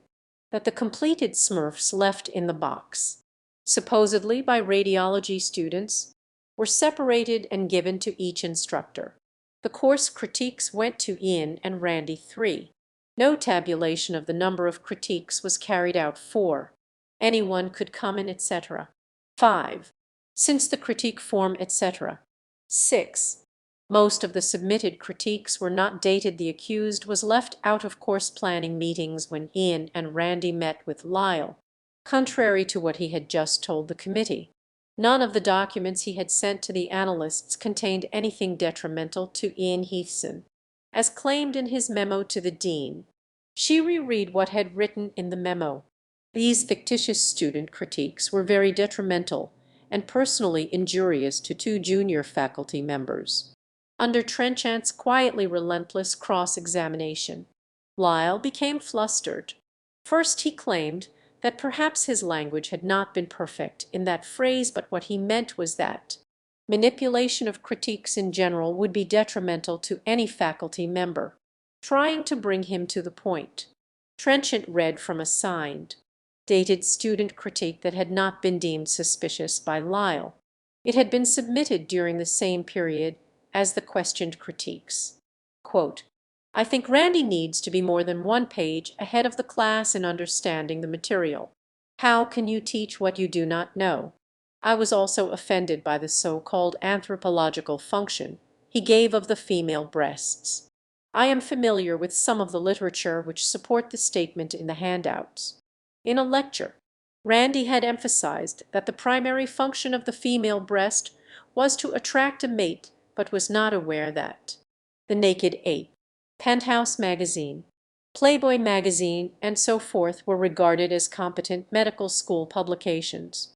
The underlying tragedy of this incident is that it demonstrates the ease with which non-scientific hypotheses are disseminated without any thought. This, I think, is a poor reflection on the department and the faculty." Unquote. Diana continued, "This is what I would call personally injurious, but I do not see this student critique among the suspicious ones, the ones sent out for analysis." Henry started to sweat along with Lyle, who was becoming increasingly uncomfortable, his tone hostile. He dodged and refused to answer directly a question asking if he always sent suspicious critiques for handwriting analysis, claiming that in this case one of his junior faculty had asked him to. Jane picked up on an item of special importance, and extremely relevant, underlining it several times on her notepad, because of the negligent handling of the critique process. There was no authentic chain of custody maintained. In addition, Neither the Smurfs alluded to as suspicious nor the so-called handwriting standards were ever authenticated. According to the testimony she had just heard, each of the so-called suspicious critiques had been discovered when the finder was alone. Furthermore, Lyle could give no proof that any of the suspicious Smurfs he claimed were found had ever been placed in the return box provided for the students. In fact, except for the few critiques that were signed, there was no evidence that any of the nearly 200 uncontested critiques relating to the radiology course were even submitted by the radiology students. Jane was simply astounded. In all of Lyle's testimony, he had offered no witnesses or evidence that could confirm his testimony that students had been manipulated by the accused. Witchcraft was insinuated, but never proven. Henry was rapidly becoming unglued, noting Lyle's declining control and fearing an incipient outburst. Henry interrupted and declared that they would now take a lunch break. How could that idiot sit there and let himself give away that kind of detail on how Smurfs were handled in his department? Henry knew that this was having a deleterious effect on the panel, and he knew that had better set things straight while there was still a chance to cover up. Chapter 10 lunch was catered in the upstairs witness room as the prosecution. Henry and the panel huddled to socialize and discuss the morning events. Henry and Frank Anuse excused themselves after the meal and adjourned to the men's room to plan strategy. "We can't say too much to the women now with the other witnesses around but when we get back. You take Esther out somewhere and ill-handle Jane. Annette is no threat. Well, forget her. Anyhow, explain how all that bullshit about the chain of custody dosed have any bearing at all. Everything rests on the document examiner's evidence. Nothing else counts." "Got it. No problem. Henry, we'll set her straight," Anuse said reassuringly. Christ, Diana really stuck it to Lyle, did she? The defense huddled too. They went as a group to the nearby cafeteria. Everyone took the trouble to keep the conversation light and encouraging. They were convulsed at the reaction of the court stenographer which Diana related to them. "She's probably attended a great many hearings," offered Helen. "What happens in the cloistered halls of Belmont U would be a bit foreign to her, even though it was practically certain by now that they would not be needed to testify until the next day." They all elected to stay. "Hey," Roz insisted, "we want to be here for you and each other. It's bad enough that you have to face them alone in that hearing room. You guys are the best. You know that," Diana said fondly. "After the hours spent in that room it's such a relief to hear human voices again." When the hearing resumed, Henry cautioned Diana about taking too much time and to stick to the issues. "We are only here to listen to information directly concerning whether you forged those Smurfs in question. You have wasted too much of our valuable time talking about non-related issues. And you pompous old windbag, encouraged that witness, Lyle Stone, to go on and on for hours on unrelated issues yourself," thought Janet, sneaking a quick, compassionate look at Diana and flexing her fingers in preparation for the next words. Diana almost snorted aloud at Henry's admonition. Composing herself, she said, "I'm finished with my cross-examination of Lyle." Frank Anuse immediately asked, "Lyle, if it is demonstrated that a faculty member falsified information concerning another faculty member using Smurfs, do you consider that to be amoral and unprofessional?" "Yes. We are assuming that honesty must prevail among peers and co-workers. That's all for now. I have just a couple of questions on recross," corrected Trenchant. Henry, caught with his mouth open about to hastily dismiss Lyle, glared malevolently at her. She smiled back at him, then turned to Lyle and asked if he insisted that all faculty be honest. He avoided a direct answer. "Well, no one thinks dishonesty is a good thing. At least I don't think anybody does. I just wondered why you didn't take similar action." that is, report to the vice president and bring charges. When the recent blatant plagiarism of Ian and Randy was brought to your attention, Diana said, Henry, forgetting his assumed role as neutral, quickly snapped off, "We really must keep the testimony on the issue." Diana smiled grimly. "Thank you. Am finished." Henry quickly excused Lyle and announced that the next witness would be the document examiner, and rose to get her. After the door closed behind him, the room was quiet, its occupants sitting in silent contemplation. Chapter 11. Something had to be done. The group gathered in the conference room were all in agreement on that. But what? The problem was twofold. What to do about the possibility that Trenchant would bring a plagiarism suit against the department, and how to wipe out years of bad smirks for Ian and Randy. You realize that we could just get rid of her by invoking the clause in her contract that designates she's first in the department fired if the department has financial problems. That won't help much. She could still sue for plagiarism. If we fired her, even justifiably, the papers would play the plagiarism stuff up. There is another way. By discrediting her first and making the student evaluations invalid. How? During my last trip to New York, I heard about some special services that were available. Special services. You mean a hit man. That won't help the evaluations. No, something else. Entirely. Give me a few weeks and then follow through with what you are presented with. It may be expensive, though. Can I count on some help in that direction? No problem. You come through on this and we'll give you all the help you want. The others present nodded in agreement and the meeting ended. He could hear the phone ringing in Anderson's office. Ah, there he was.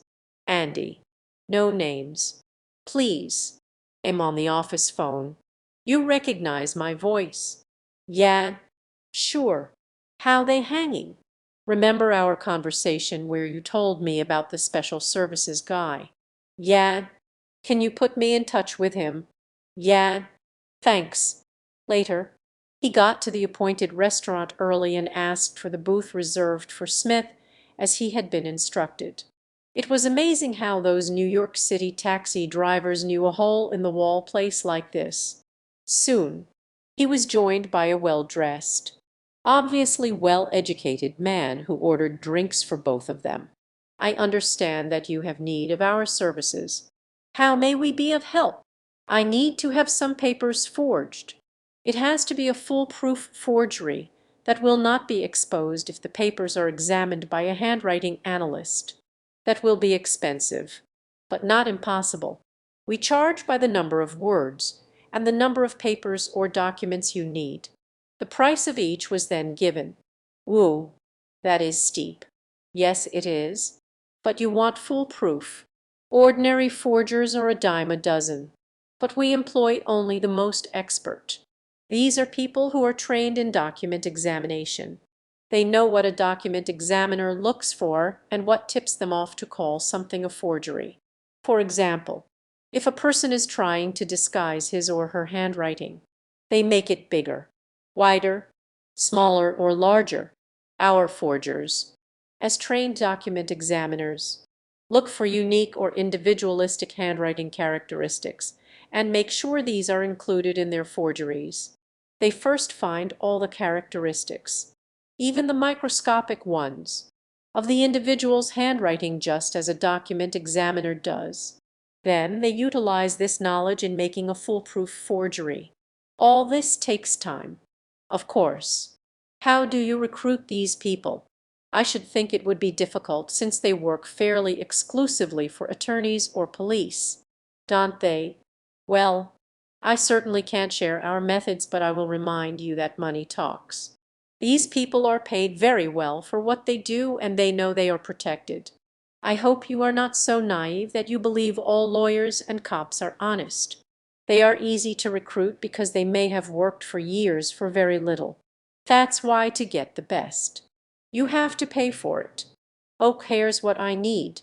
I was hoping to have a dozen or so of the following messages copied onto these blue forms, but am going to have to settle for these 3 short ones.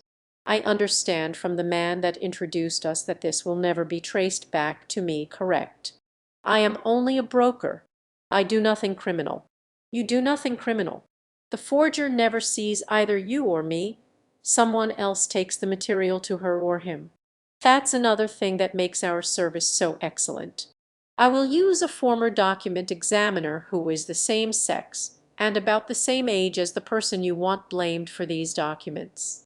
Now, the first thing we need is as many examples of this individual's handwriting and printing that you can get your hands on. We want originals, not copies. However, be sure you make copies, since you will not get the originals back. They will be consumed, perhaps is the best word for it, in the forgery process. Most commercial document examiners will accept copies of standards to work from, and this is to our and your advantage. You might get one sharp enough to be suspicious if given enough original standards to compare with our forgeries. The waiter never came back to bother them. They sat in the secluded booth and planned out the 3 documents to be. A few weeks later. Mr. Smith. Yes. Thank you for returning my call so promptly. Yes. The merchandise was as you represented. The professionals have authenticated it. He listened briefly, then said, "We are going to need 2 more. I neglected dates on the previous order, and we have to show repetition of this practice." "All right. We'll meet you there in 1 hour with the accessories and balance of payment." After hanging up the phone, he opened his briefcase and extracted a small packet of bright blue Belmont student feedback forms and a sheet with the typewritten messages that had been created to be forged onto them. He looked to see that the rest of the contents were in place, then returned everything to the briefcase and left the room carrying it. The document examiner was seated, sworn, and proceeded to give her qualifications which were concerned with her training, the number of years in the profession, and clients. Alice Stebbins was quite short. Her features gave her age as around 50 and holding. She dressed severely, in browns and blacks, which made her look perky and bird-like. Peering at the hearing panel over her half-glasses enhanced the bird image. But it was destroyed when she opened her mouth. Her voice, far from a peep-peep one might expect, was deep and strong. She had learned well that when one was giving expert testimony, one presented a confident, assured bearing. Further questions from the chair led her through the evidence, and she readily identified all but 2 of the 7 suspicious critiques as being written by Trenchant. Her language was laced with the correctness of one accustomed to giving court appearances. She prefaced much of her testimony with the caveat, "in my opinion." Her attitude of self-assuredness belied this qualification. Also, "in my opinion." Those 2 most probably were written by her. Certainty was not possible, since they contained printing, and I was not given enough or recent enough exemplars of Dr. Trenchant's printing, using 2 large easels. She demonstrated various letters and combination of letters photographed and enlarged from the standards or exemplars and from the suspect documents. This kind of testimony was familiar to Janet. She faithfully recorded the words being spoken, and knew that standards or exemplars are writing and printing that are authenticated, that is, that are definitely established to be written or printed by the person in question. Customarily, they are taken in the presence of the document examiner, so the examiner can swear to their authenticity, using these visual aids. The document examiner pointed out the similarities existing in the way the letters were formed, making her case that the documents in question, the suspect Smurfs, had indeed been written by Trenchant. Clearly, her presentation was well done, and the panel was most engrossed and fascinated by the process she delineated. The panel was eager to question her further. Like most professionals, they were deeply interested in a discipline they knew very little about. Is handwriting analysis reliable? Anus knew what her answer would be and wanted to pin this down first. But the question backfired on him. Yes, she answered confidently. The panel hassled her for specifics. These were researchers who were consistently challenged to prove or disprove their own theories and then defend them. Statistics were their life. How have you measured your success rate? What % of the time have you been right? They questioned. In other words, have the courts accepted my qualifications? No, not qualifications. Evaluations. How many times are you right and how many times are you wrong? It is looked at that way. The judge or jury look at the whole case, not just your presentation. I understand that the courts allow your testimony. I want to know the percentage of error in your analysis. Asked Jane Astori, leaning forward. None. None. Has this ever been calculated? Demanded Esther Rondel. No, but there is research going on. Jane and Esther looked at each other in blank astonishment, and then back at the document examiner, disdain and disbelief fighting each other for expression on their faces. Attempting to save the situation, News asked if the courts accepted handwriting analysis to be as accurate as fingerprints. Her answer dripped confidence. Yes. Janet sensed that the women on the panel were not about to let this polite exchange continue. The very forces at work over the eons that compelled women to differ to men rewarded them for fearlessly attacking other women. The confident, assertive demeanor manifested by the analyst would not have been questioned coming from a man, but they would not let a woman get away with it. She knew from countless demonstrations she had witnessed that women may band together at times with the force of a mob to attack another woman. This behavior was and is still produced by the same motivation. Men in power foster it and reward it. Esther began the attack. There are many letters on the display you have shown that are very different from the standards. That look very different. What? T. Those. Pointing. Those straight. Certainly some letters will be different, but with my training, I am able to see similarities you are missing, Alice Stebbins replied, confident of her own superiority. If there is a large sample of writing you may be able to see differences in each letter. The samples given me were so small that this was not the case. However, I did have enough material to compare with the unique handwriting characteristics shown in Dr. Trenchant's standards to make a positive identification. How consistently do other document examiners agree with you or agree with one another? This from Annette. I don't know. Do handwriting examiners oppose each other in court? I don't know that. I suppose you could find anyone to do anything. Assuming that there are two document examiners, it would depend upon which one makes the most persuasive argument. I see. Jane's smile was victorious. It's not a question of being correct in your analysis as much as your ability to make a jury think so.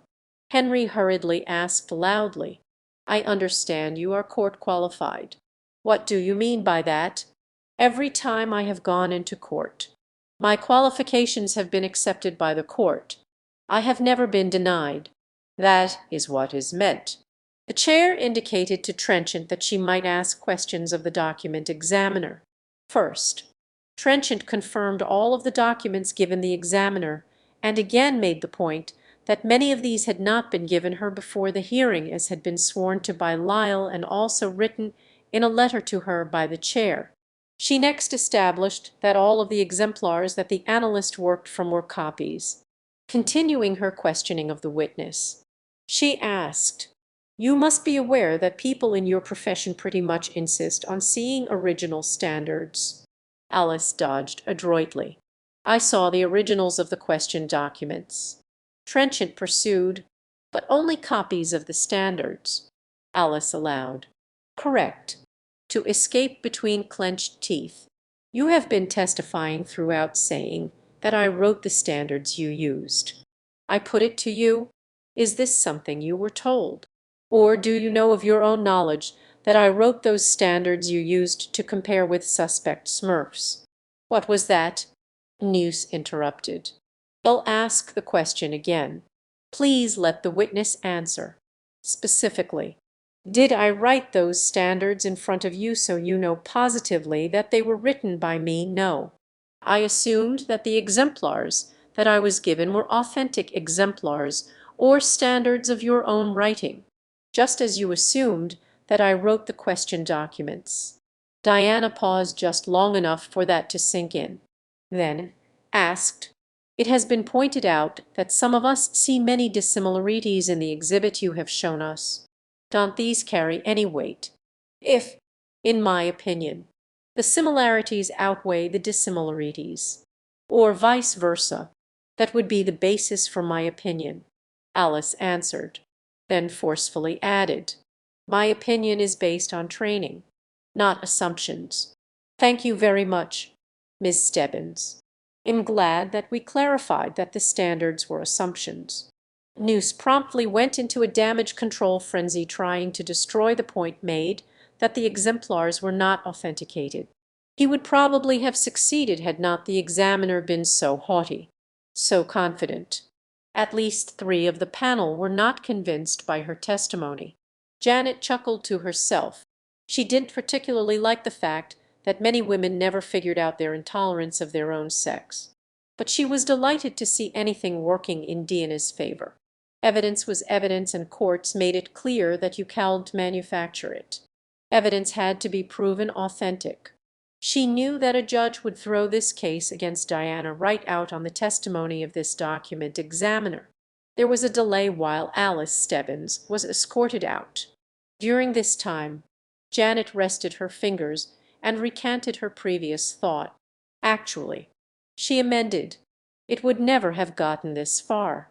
It would have stopped back when it became obvious that there was no chain of custody established for the 7 suspect Smurfs. Chapter 12. Henry called the dean of the medical school, Sam Broadhurst. She asked him to identify himself and his position at Belmont for the record, as the witness before him had done. The dean was a swarthy complected, strongly built individual. At 52, his reputation as a ruthless administrator was well known. Just as well known was his reputation for fairness. Where he was faulted was the way he backed up, no matter what. The medical school chairman, there were no women who along with him were called the Boys' Club by the rest of the medical school faculty. The Boys' Club often went on retreat. At these meetings, held in luxurious surroundings, policies and plans were decided and everyone fell into line. Or else, there were those among the faculty that believed that Sam Broadhurst demanded from the chairs, and took himself an oath in blood. This was because they invariably backed each other up publicly even though privately they didn't. Henry knew that the dean was not happy with the way the trenchant situation had been handled. The dean was royally pissed that Lyle had gone over his head to Mark and himself, instead of keeping the matter in the medical school and dealing with it there. He was further incensed that they had decided to charge Diana and terminate her before he was even apprised that the situation existed. By the time he was brought into the process, it was too late for him to do anything but go along with it. So Henry was surprised when the dean made it quite clear that he was not consulted until the central administration had already decided to terminate Diana. This was so obvious that everyone in the room realized that he was just doing his job within the system, but that didn't mean that he liked it.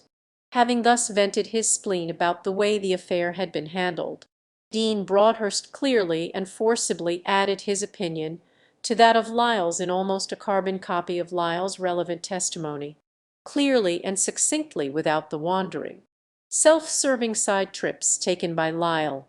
The dean cast the party line with all the skill of the accomplished angler he was. All right, well done, thought Henry, with transparent relief. At least things were going all right thus far with this witness. Esther took over the questioning and asked, would 5 or 6 Smurf critiques out of around 200 have enough weight? The dean sidestepped. The ones in question were pretty damning comments. Esther persisted. Have you seen the other evaluations? I mean the ones that are believed to be authentic student feedbacks." Here Dean Broadhurst intentionally contradicted Lyle's testimony. "No, the student comments are summarized by the department secretaries, and I see the summaries. There is also a summary of the positive and negative comments and a summary of the numerical evaluation." Jane looked at Henry to see his reaction.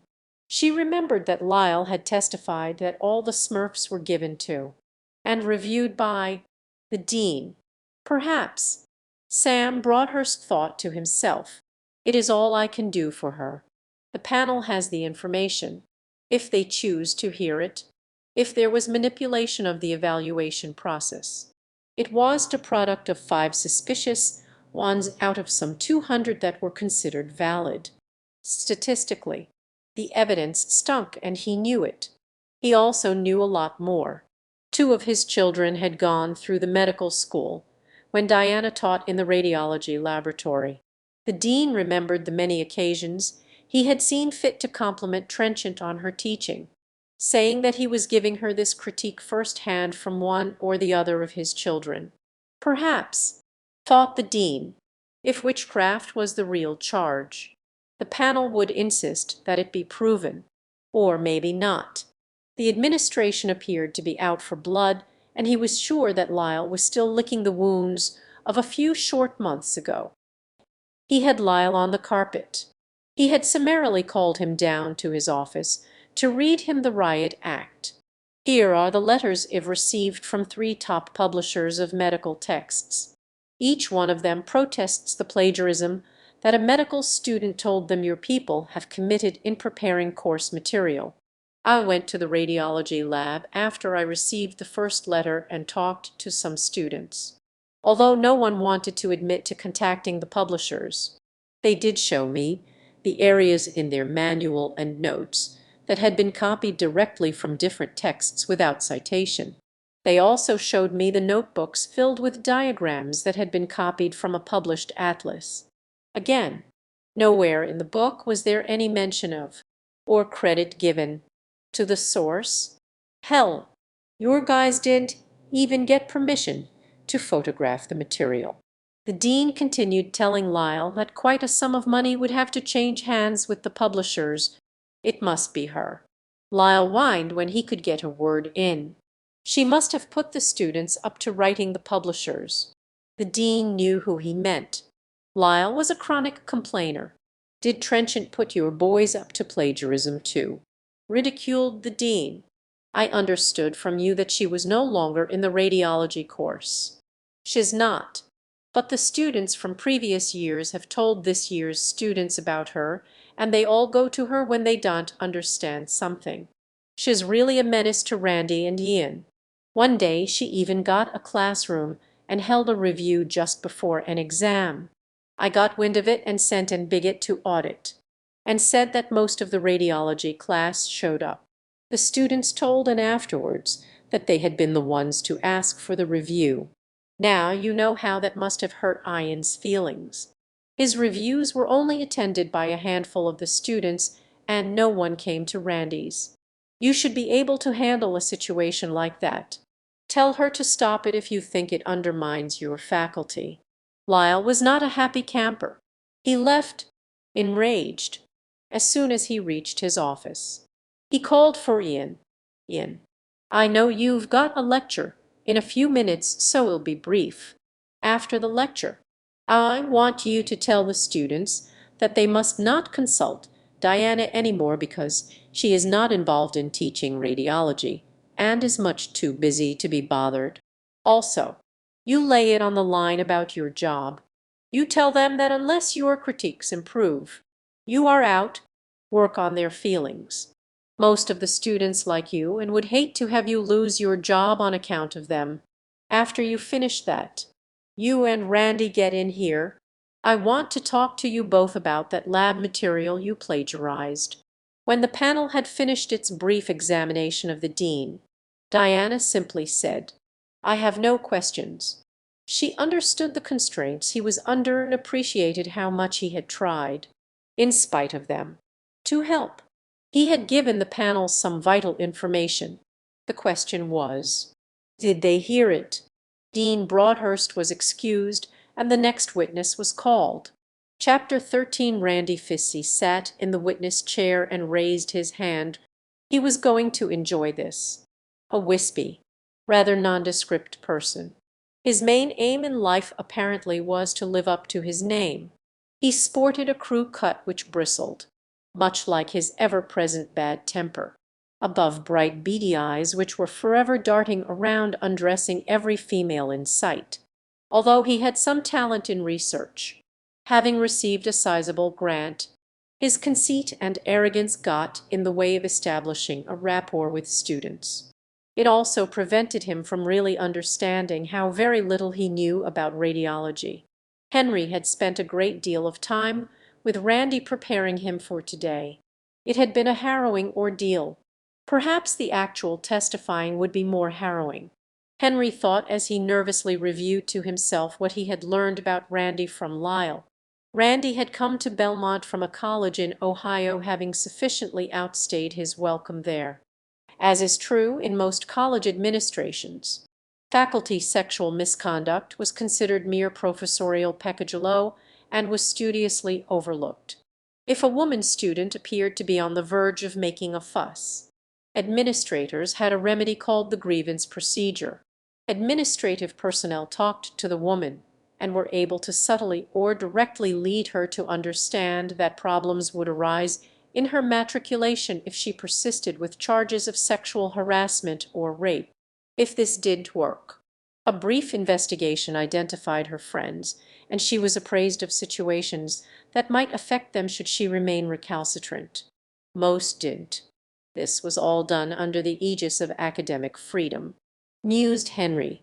The principle of academic freedom evolved years ago.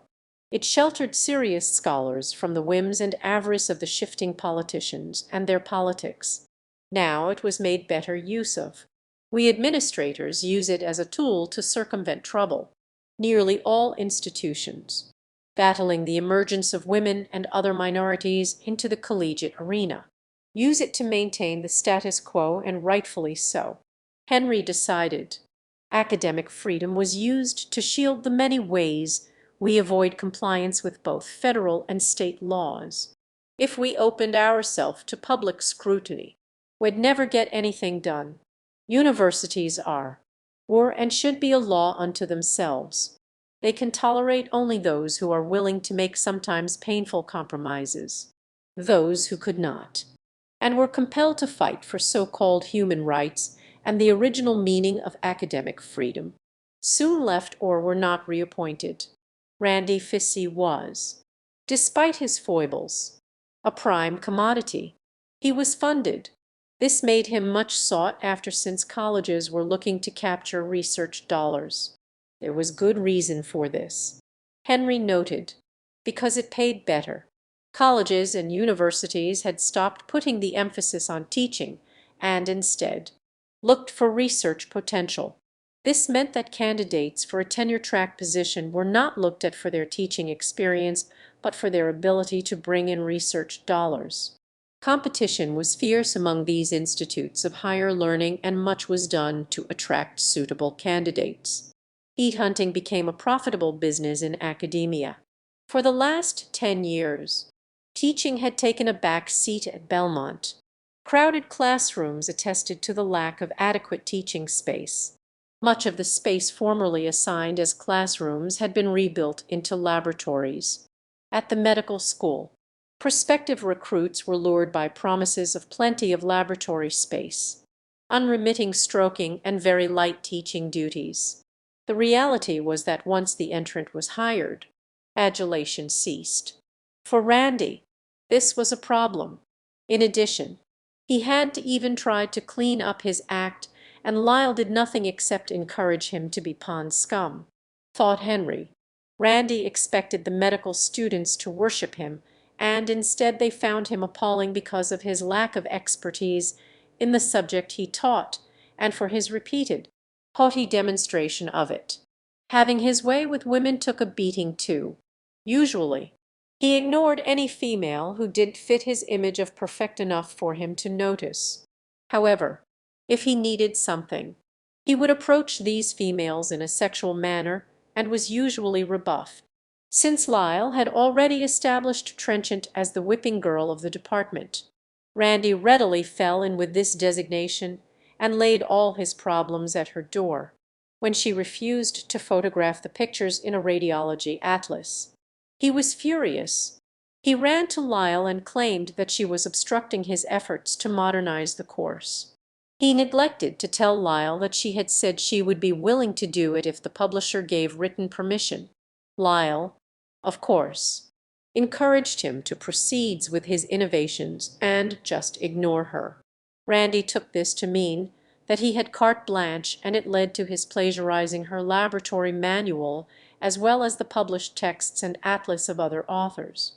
Henry brought his attention back to the hearing just as Jane was asking Randy to explain how he had found the suspicious critiques.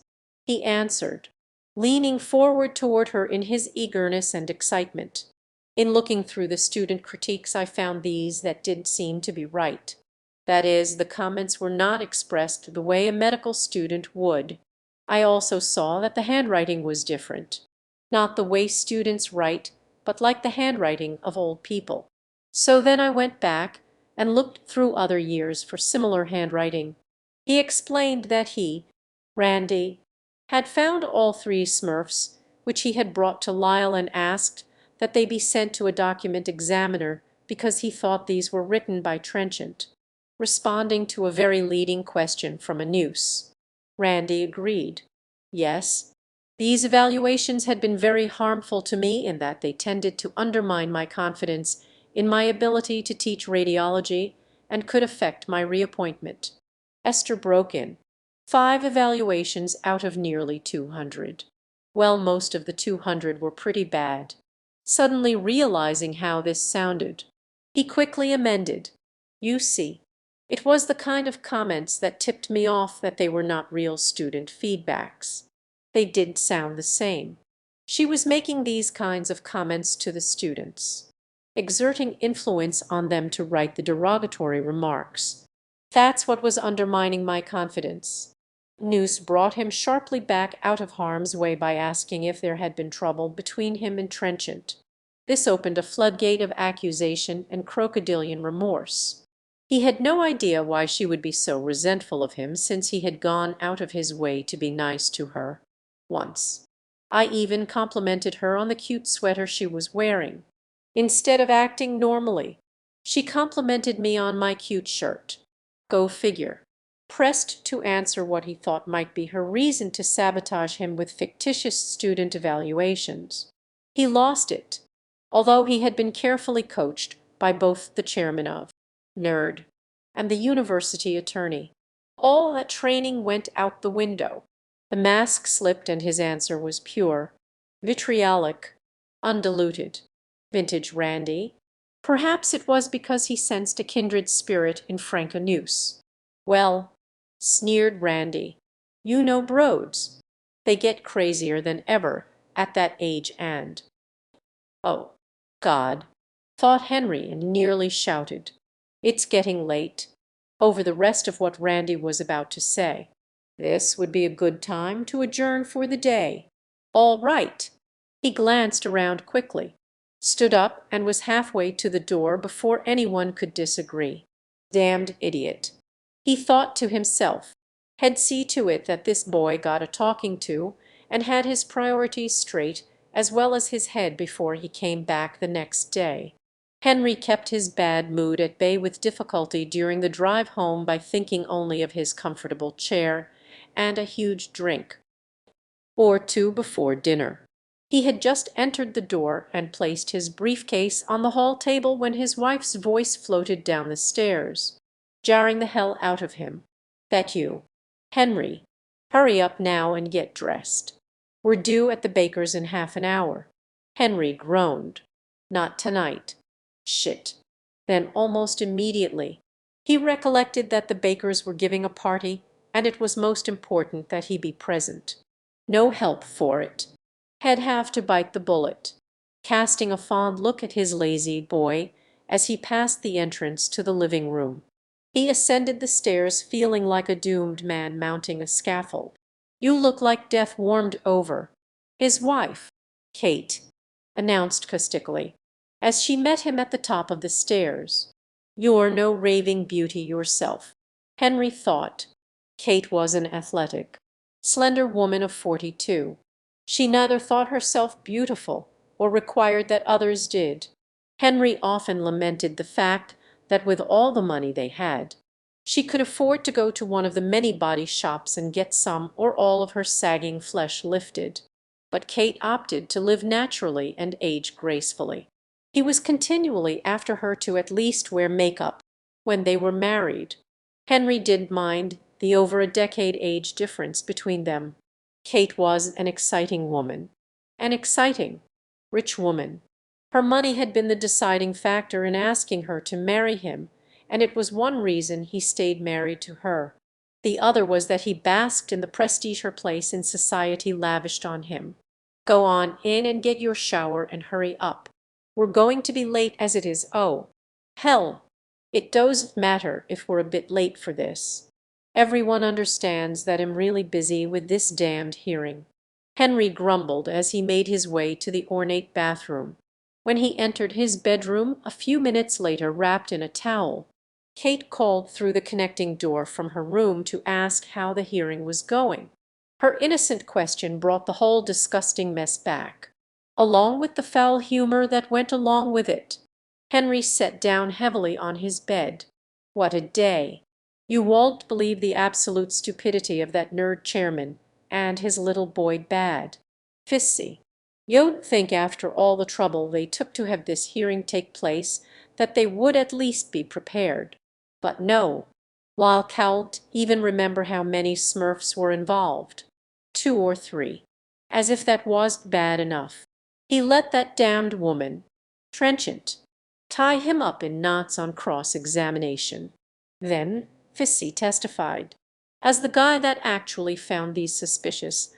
Mark and Lyle both had gone over and over his testimony with him. The trouble is, the guy is the pits. A horny, crass bastard if I ever saw one. He put on a world-class demonstration of constipation of the brain and diarrhea of the mouth. If I had adjourned the hearing when I did, there's no telling what else would have come out of that foul throat of his. Now, add to all of that, those stupid broads on the panel got teed off at the document examiner and apparently aren't convinced now that Trenchant wrote those evaluations at all. The only one I can depend on is Frankenuse. Henry buried his head in his lap and massaged it with both hands. Kate looked at him without pity. "Serves you right. You and the rest of those sanctimonious bastards trying to railroad that woman. 7 Smurfs. For God's sake, it's a greater crime to spit on the grass. As for Fissy, has got his brains in his crotch just like the rest of you.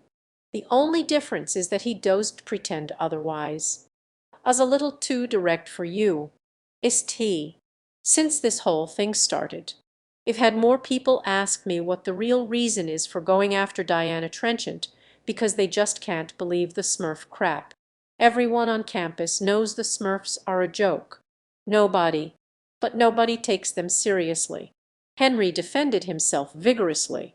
"Well, it is serious, and the Smurf thing is not all there is to it. That woman has been using her influence over the past 3 or 4 years to injure the other faculty in the radiology course." Henry defended himself vigorously. Influence. A lecturer with influence. Who did she influence? The dean? The pope? No, the students. That's why these guys in the course were so hurt by all this. Their yearly evaluation by the students, nearly all the student feedback for them, and the course they directed, were really bad. And it's her fault. She manipulated the students to write those bad critiques. She manipulated medical students. Since when? You know. Henry, you can't have it both ways. You claim that your witnesses are stupid and loathsome, then blame Trenchant when the medical students agree with you. You just don't understand. She had a chance to resign and didn't take it. Now am the one in charge of giving her a fair hearing, and am not getting any cooperation from the very people who want to get rid of her. Fair hearing, Henry, at Belmont. That's a contradiction in terms, and you know it. Hurry up and get dressed. We'll get the car and meet you out front. The hearing day to Chapter 14. All of her witnesses were waiting in a high state of excitement. Roz came in early. She was told. She wanted to be sure we got this room again today. Roz brushed aside the praise. Hey, teach. We've got some great news. The rest of the class is kicking in to make up for what we lose in wages by attending the hearing. Diana was delighted. The fact that many of her witnesses were losing time at work to help her had caused a nagging pain of remorse. Already, most of them had lost a day's pay just sitting around waiting to testify yesterday, while her witnesses occupied themselves in various ways. Studying, reading, or conversing quietly. Diana sat down on the couch, closed her eyes, and sought to compose herself, even though the panel had instructed her to be here at 9 with all her witnesses. One never knew when the hearing would reconvene. Good news indeed. What great people these were, she thought, when the whole mess happened. This class of some 200 nutrition students had rounded up hundreds of signatures for petitions sent to Lyle, Sam, and the Pope. Many of the students had gone to them in person to plead for justice, although most of the students were in the nursing school. Some came from the colleges of agriculture, arts and science, and special education. Collectively, they had filled out and filed more nominations for me to be named Teacher of the Year than had ever been received before for one teacher. They were devastated when the committee receiving these nominations threw them in the wastebasket, following the instructions of Henry Tarbuck. Then there were some that went as a group to beg help from the minority. Dan Field.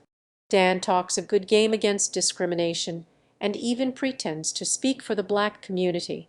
As a brilliant, fascinating lecturer, a perennial favorite with the students. They considered him to be the most impartial, open-minded administrator they had ever known.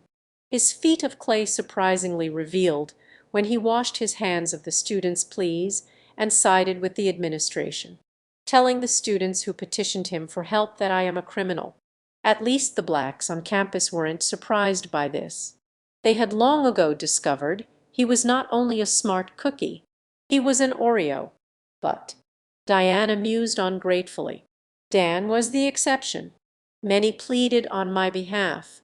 Someone once said that all it takes to stop evil is for one good man to speak up and many good men. And women did just that. They spoke up for justice and fair play. They argued with administration officials, citing example after example of male faculty misconduct over the years that had gone nearly unnoticed and never punished. They asserted that a witch hunt would hurt the Belmont image and reflect badly on all who worked there.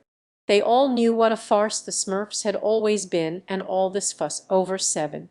Sure, evaluations were used at times by administrators as justification for not reappointing a faculty member. But even then, there had to be a preponderance of negative evaluations. It was of no avail. The administration was adamant. So much for wise sayings, but the fact that some people did try was heartwarming, Diana thought. Roz broke her reverie gently. It's time, Diana. Was it her imagination, or was the panel friendlier this morning? Diana mused as she entered the room and took her seat. I do believe, besides saying good morning. Most of them smiled at me. Maybe things are looking up. A chastised Randy returned to the witness chair. He looks ridden hard and put away wet, thought Diana with amusement, responding to a question from Annette. He avowed that the year that Trenchant didn't teach, we rewrote the lab manual. We didn't use any material from the manual written by Trenchant. When all on the panel had indicated that they had no more questions to ask him, Henry asked Diana if she wished to question the witness. To himself, he added, God help us if the little twerp does do what has been told. Mark had assured him that he and Lyle had a good long session with Randy and felt that he had now seen the light and would behave properly. Yes, please. I'm confused. Randy, you have said that you saw one evaluation that appeared to be more directed toward 1 year than both years. You answered that this was one of the reasons why you thought it was suspicious. Now these evaluations have no dates on them. Is it not possible that both are from the same year? No. How do you know that? Because I don't remember which one was from which year. But these are from 2 separate years. Did you mark them? No. I picked one out of each year's evaluations. But you don't know the specific year each came from? No. With further questions, Diana established that from the time the evaluations had been given to Randy, they had not been safeguarded in any fashion. Sometimes they were in a file cabinet, sometimes on a bench or table in his lab. At least twice.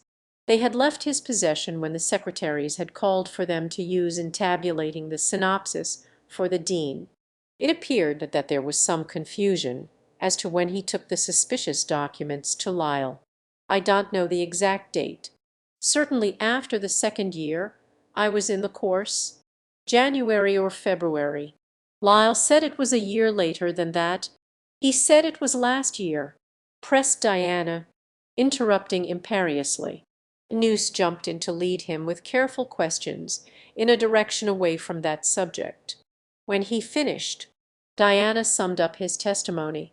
The suspect evaluations were not dated. You testified that you didn't know which one came from which year. You have no idea if all or any of the remaining evaluations are authentic. Is this all correct? Randy nodded glumly. When Diana again referred to Lyle's testimony that Randy had brought the critiques to him last year, Noose again interrupted. This time Trenchant held her ground and forcefully turned toward him, saying, "Excuse me. I believe this is my time to examine this witness. Now, Randy, you have stated that none of the material in my laboratory manual was used by you to create the manual you used last year when I was not in the course. Do you want to change that answer?" No. The accused held up 2 large manila envelopes, thick with their contents, saying, "I have here a copy of my manual and the one you prepared. Clearly marked are the parts in your manual that have been lifted verbatim from mine. In addition, I have given the references of whole paragraphs that you have copied from published radiology textbooks and used without citation in your manual. I am prepared to offer this to the panel as evidence that you are not telling the truth. This has nothing to do with the termination for cause action that this hearing is all about." Interrupted Henry. "You must keep to the subject. How did I ever get into this fix?" He thought aloud. He continued, "Since this material does not bear directly on the matter at hand, it cannot be allowed into evidence. Please continue. I have no further questions." Woo. She gave up. Henry wiped his brow. That was close. I figured she'd keep picking at him until he blew up and spat turd all over the room. Hurriedly he said, "You're excused. Randy, please tell Ian to come in before you leave." Randy shared in the relief felt by the chair of the panel. He ran lightly up the stairs to the witness room. "You're on next. Ian." He was surprised when Ian fairly catapulted out of the room, grabbing his arm as he passed and nearly hurled them both down the stairs. "What in hell is the damned hurry?" Safely away from the 2nd floor, Ian steered Randy into an alcove from where he could see the stairs. "That mark, honestly, Randy, has been driving me crazy. Talks a blue streak all the time. Ask him the date and hell discourse for hours on end before he gets to the point. Holding any kind of a conversation with him is as impossible as stopping a hurricane by shouting at it. I kept trying to get away. Once I said I had to take a piss, and the son of a bitch came along with me whizzing away in the next urinal, without missing a word. I tell you, The man should be muzzled. Well, it looks as if he isn't going to follow you into the hearing room. In. Calm down. Fire waiting for you in there. Yeah, in a minute. Tell me first. Randy, how was it? Anything I should watch out for? Nada. Randy had regained his usual swagger. Not a thing, old bean. Between us, well, give the bitch the old one too. We're waiting for you. In. Henry said from the doorway of the hearing room. Oh, right. I'm coming right along. Just had to get things straight about who takes the review session today since I could be tied up here, blubbered Yin, apologetically, as he reached the door. He turned and looked back up the stairs apprehensively. Seeing no one, he breathed a sigh of relief and entered the hearing room. Yin Heathson was of average height. His most striking features were his mop of blonde hair and pale blue eyes which flitted about, examining the room, looking everywhere except at Diana. When asked to substantiate the testimony of Lyle that he and Randy had found suspicious Smurfs, Ian told a slightly different story. He hadn't found any himself. Randy had found them. He showed them to me and I was flabbergasted. I had no reason to suspect that something like that would happen. Having said that, he reversed course and said, I always thought there was some kind of manipulative action going on with the students, because we used to get critiques that were totally inconsistent with what we were doing in the course. So we always felt there was something going on. When Henry asked what he did next, he stated that Randy had brought the suspect Smurfs to Lyle and indicated our concern. Given the packet of Smurfs that had been sent to the document examiners and asked to identify them as the ones found, he said, I can't remember. I didn't memorize them. When asked how he got along with Diana, he admitted that they got along fine until the year Randy. Stopping abruptly. Well, I noticed problems all along. Esther, who had apparently read the complete set of student evaluations for the years in question, entered as evidence by Diana, suggested that his evaluations had become more positive each year before Randy came into the course. He professed to not knowing for sure, but thought, the first year I taught was not good. The second year, considerably better, and the third, a hair better, not much. The fourth year, well, easy now, Yin, thought Henry. That was the year that Randy started teaching. As if he had heard Henry's silent coaching, Yin testified as if his life depended upon it. His professional life did. He told a long heart-wrenching tale of the terrible student evaluations he received in the radiology course.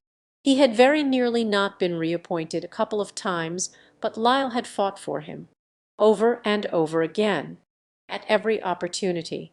He came back to the years of deleterious critiques passed in by the students. Obviously, this had to be because Trenchant manipulated the students. Some of the things commonly written on the critiques were, why isn't she lecturing? Course is totally disorganized and this is wrong because I am not a disorganized individual. The course is very well organized. Did you ever have her lecture to see what the students' reaction would be? Asked Jane. We'd talked about it. He replied. Ian continued. Along with the many comments to have her lecture, the students wrote how she was the only one who knew anything about radiology and that Randy and I should get out of the course and let her teach it. As I looked through the Smurfs, these comments just jumped out at me when I was a student. I never wrote such things about my professors. There was, however, a change in the critiques the year the accused was not teaching the course. A complete flip-flop. Ian asserted. The students liked the course and the people who taught it. Henry ducked his head and smiled grimly, thinking that these flip-flop Smurfs would damn well not be seen by the panel. They'll see to that. Ian is really stretching the truth here, since those Smurfs as talking about are more flop than flip. True, The students did lambast Ian and Randy that year as they had in the past. However, in a way, they were just as bad. Nearly every critique carried the name of the student and the date. The few comments they contained were bland almost to the point of being insulting. Most of them contained no comments, as the student just checked off the average number for each category under evaluation. Those that contained comments were all type. Well, if the panel or Diana asked to see them, he would simply say that they had no bearing on the issue. Henry returned from his reverie just as Ian was saying, which I can't figure out why, since she wasn't even teaching the course this year. Ian carefully did not mention how this year, as Lyle had directed. He had begged and implored the students to write favorable reviews on their evaluation forms, since his job depended on it. It was time to do course evaluations again. A great many of the radiology students were unhappy that they had been told to avoid contact with Diana, who had helped them a great deal during the past few months. They were told she was accused of doing some terrible thing, but that it would be forgotten and forgiven if they as a class returned positive critiques for the course. They also heard Ian's sad tale of imminent loss of job and how he had just bought a new home at Nauzim. The class officers discussed the situation and offered the following advice to their classmates at a hastily called meeting just prior to exams. Don't write your radiology critique out of anger, even if you feel angry. We don't want to cause her any more problems. Write anything positive you can think of and leave it at that. Ian has tried hard, and none of us want to hurt him. Also, use a typewriter and keep a copy. None of us wants to hear Randy fabricate results to his advantage. As most of you have heard, no medical student will be allowed to testify for her, or for that matter, even attend the hearing. Since many of you have indicated you want to do something, just remember that we've been officially told to cool it. The reality is that our future could depend on not rocking the boat too much. Peter is starting a collection to be given to her anonymously. At this point, it's all we can do. I'm sure she has additional expenses because of all this. I wish we could tell you this is fair and courageous. We can't. She is going down the drain. But it won't help if we go down with her. Susan Anders stood up. I hear what you're saying and agree for the most part. However, as one individual, I just had to do something. This is such a vicious attack on her. I have written and mailed a letter to the Pope, which I signed and am solely responsible for. In other words, none of you are involved if there is any reprisal because of it. In it, I expressed my displeasure and labeled the prosecution of Diana an administrative gangbang. The class applauded. Chapter 15. Now it was Diana's turn to ask questions of Ian. You told us that when you examined your Smurf critiques that some just jumped out at you. It would seem that had it been up to you, quite a few Smurfs would have been sent away for analysis. No, all kinds of things were written that made me think that something was wrong. I can't understand it, but I did go back through the old critiques and try to pick them out. But Randy did. Is that correct? Yes. He told me he had found 3 Smurfs among the radiology critiques that he thought were in your handwriting. Suddenly going from sober to smirk, Ian finished slyly. And he was right. Ignoring the obvious baiting attempt, Diana continued, when you were referring to the critiques that jumped out at you, I take it you meant all the Smurfs, not just the ones in evidence called suspicious critiques. She indicated the folders containing the material that had been sent to the document examiners. I mean the actual student critiques. They basically have the same kind of comments as those, replied Ian, pointing to the folders. Then you don't agree that the reason these suspicious critiques stood out was because they were so different. Isn't that the reason you took them to Lyle? Randy did that. I didn't go through all of them as he did, but he showed me the ones he picked out, and they were pretty much the same as all the others. Basically not good. Now, which one of these critiques? These in the packet. V. Are you saying were very detrimental and personally injurious and caused you undue harm?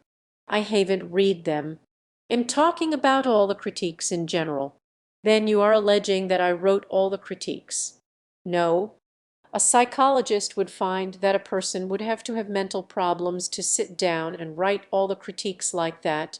What I'm saying is there is other evidence, probably intangible, that a seed was planted in a student's mind, and that seed was portrayed in some of the comments that they wrote on their own. Still trying to get the question answered, Diana asked again, this time reading from the memo from the dean.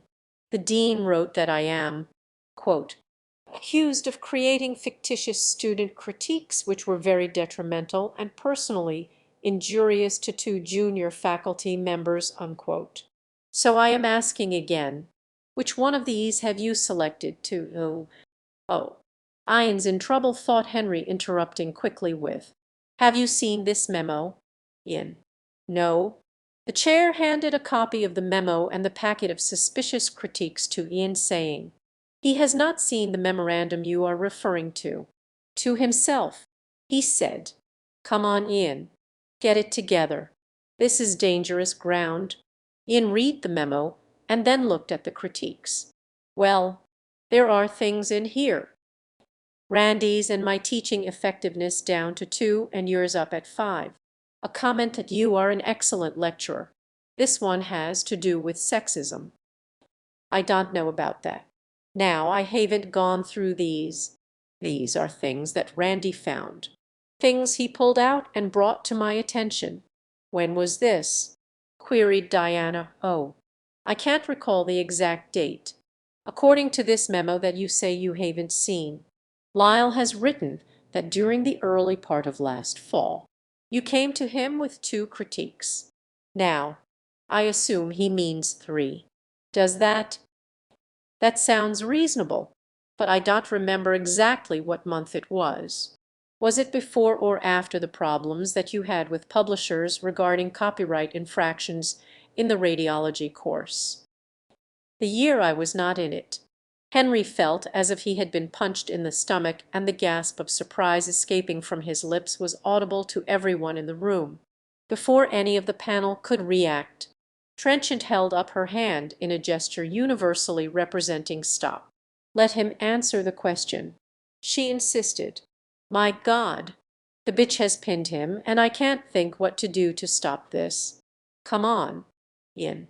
Deny knowing anything about what she's asking. Think what you're saying. Henry started to sweat. Ian seemed oblivious to the tense atmosphere. Before or after? Geez, I don't remember. Was it right around that time? Perhaps. I really don't remember. The copyright infractions happened last fall. Actually, during the first week of classes. So I don't remember for sure.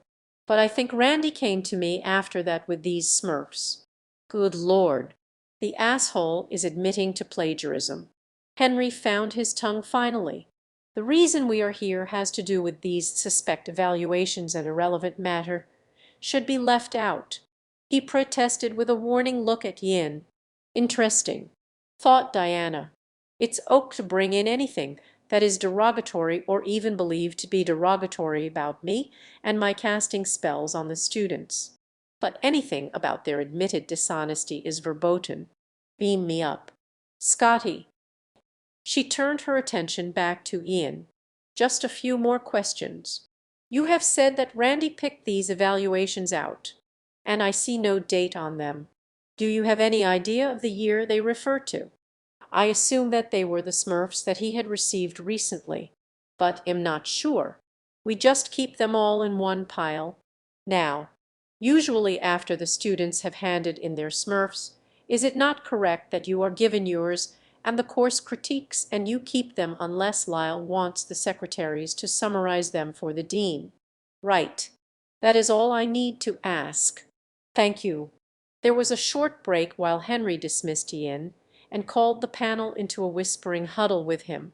Looking up, he addressed Janet and Diana, almost as an afterthought. You need not leave the room. We will be finished in a few minutes. I've got to set these people straight after what has just gone down. He thought, we're calling her next, and they have to be warned not to pursue red herrings. Chapter 16. After the formalities of swearing in were completed, the suspect evaluations were identified as being contained in packets called Exhibit 3 and 4 by the chair, and Diana was asked if she wrote them. Following her denial, Henry asked her why they would suggest that she had. She answered that she had no idea. Damn her, thought Henry. She won't rise to the bait. Next, the chair turned to Exhibit 5, which he identified as some of the standards used by the document examiners. Apparently, he had heard and taken note when Trenchant had made a point of the fact that the so-called standards were copies. One is an original, here on top, the rest are copies.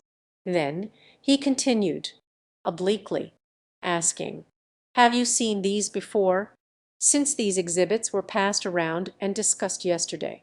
Trenchant answered, "I have seen something that appears like this. If you are asking if I wrote them, the answer is that I can't say. The one original in the packet looks like my signature, but there is no date on it.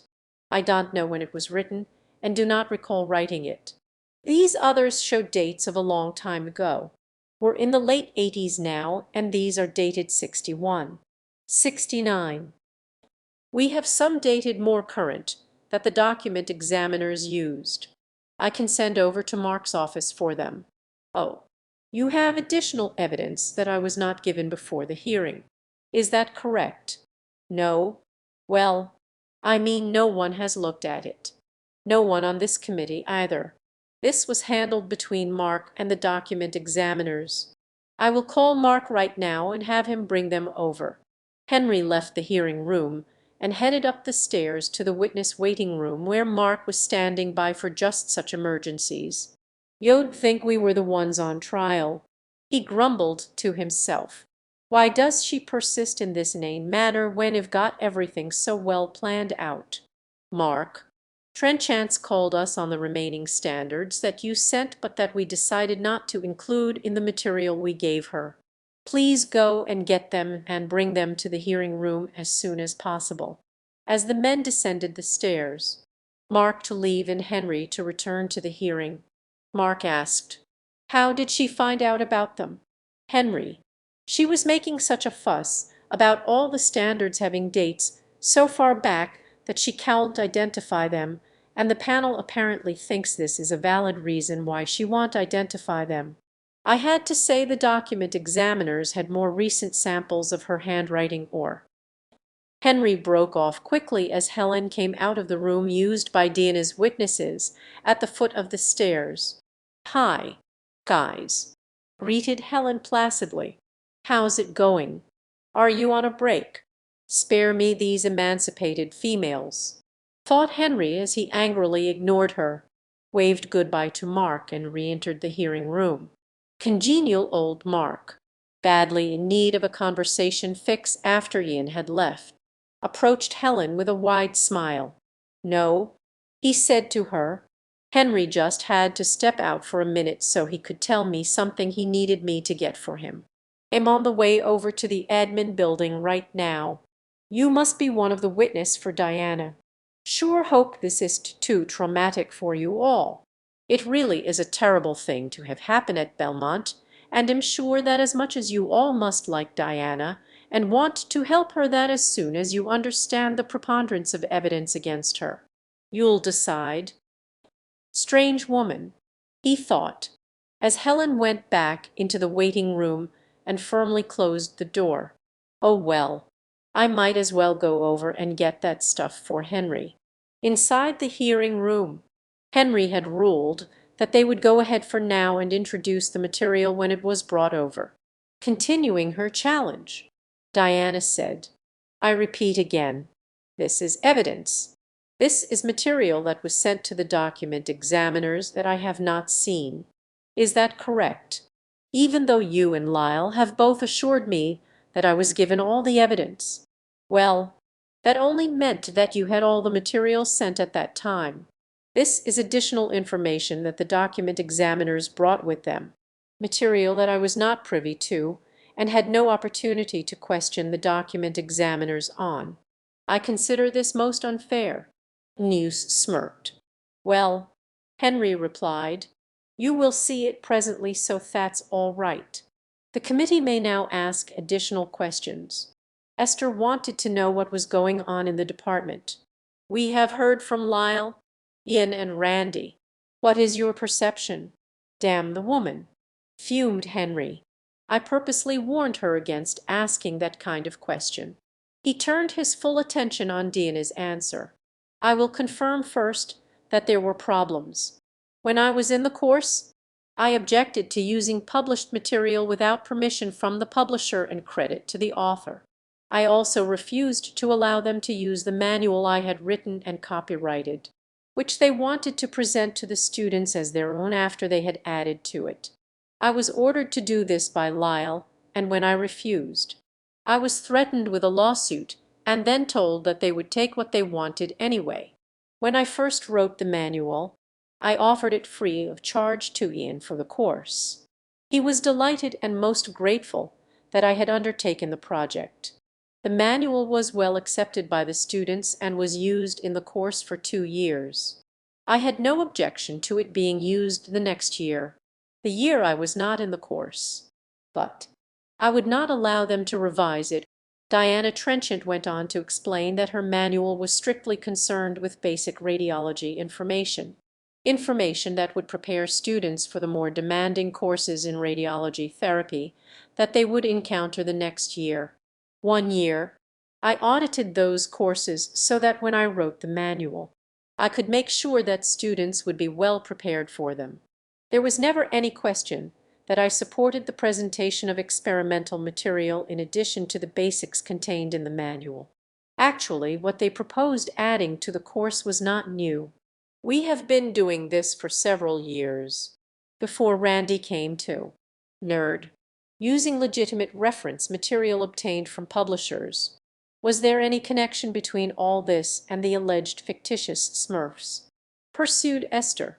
It does seem rather strange to me that they suddenly appeared at the time Ian and Randy were facing copyright infringement charges.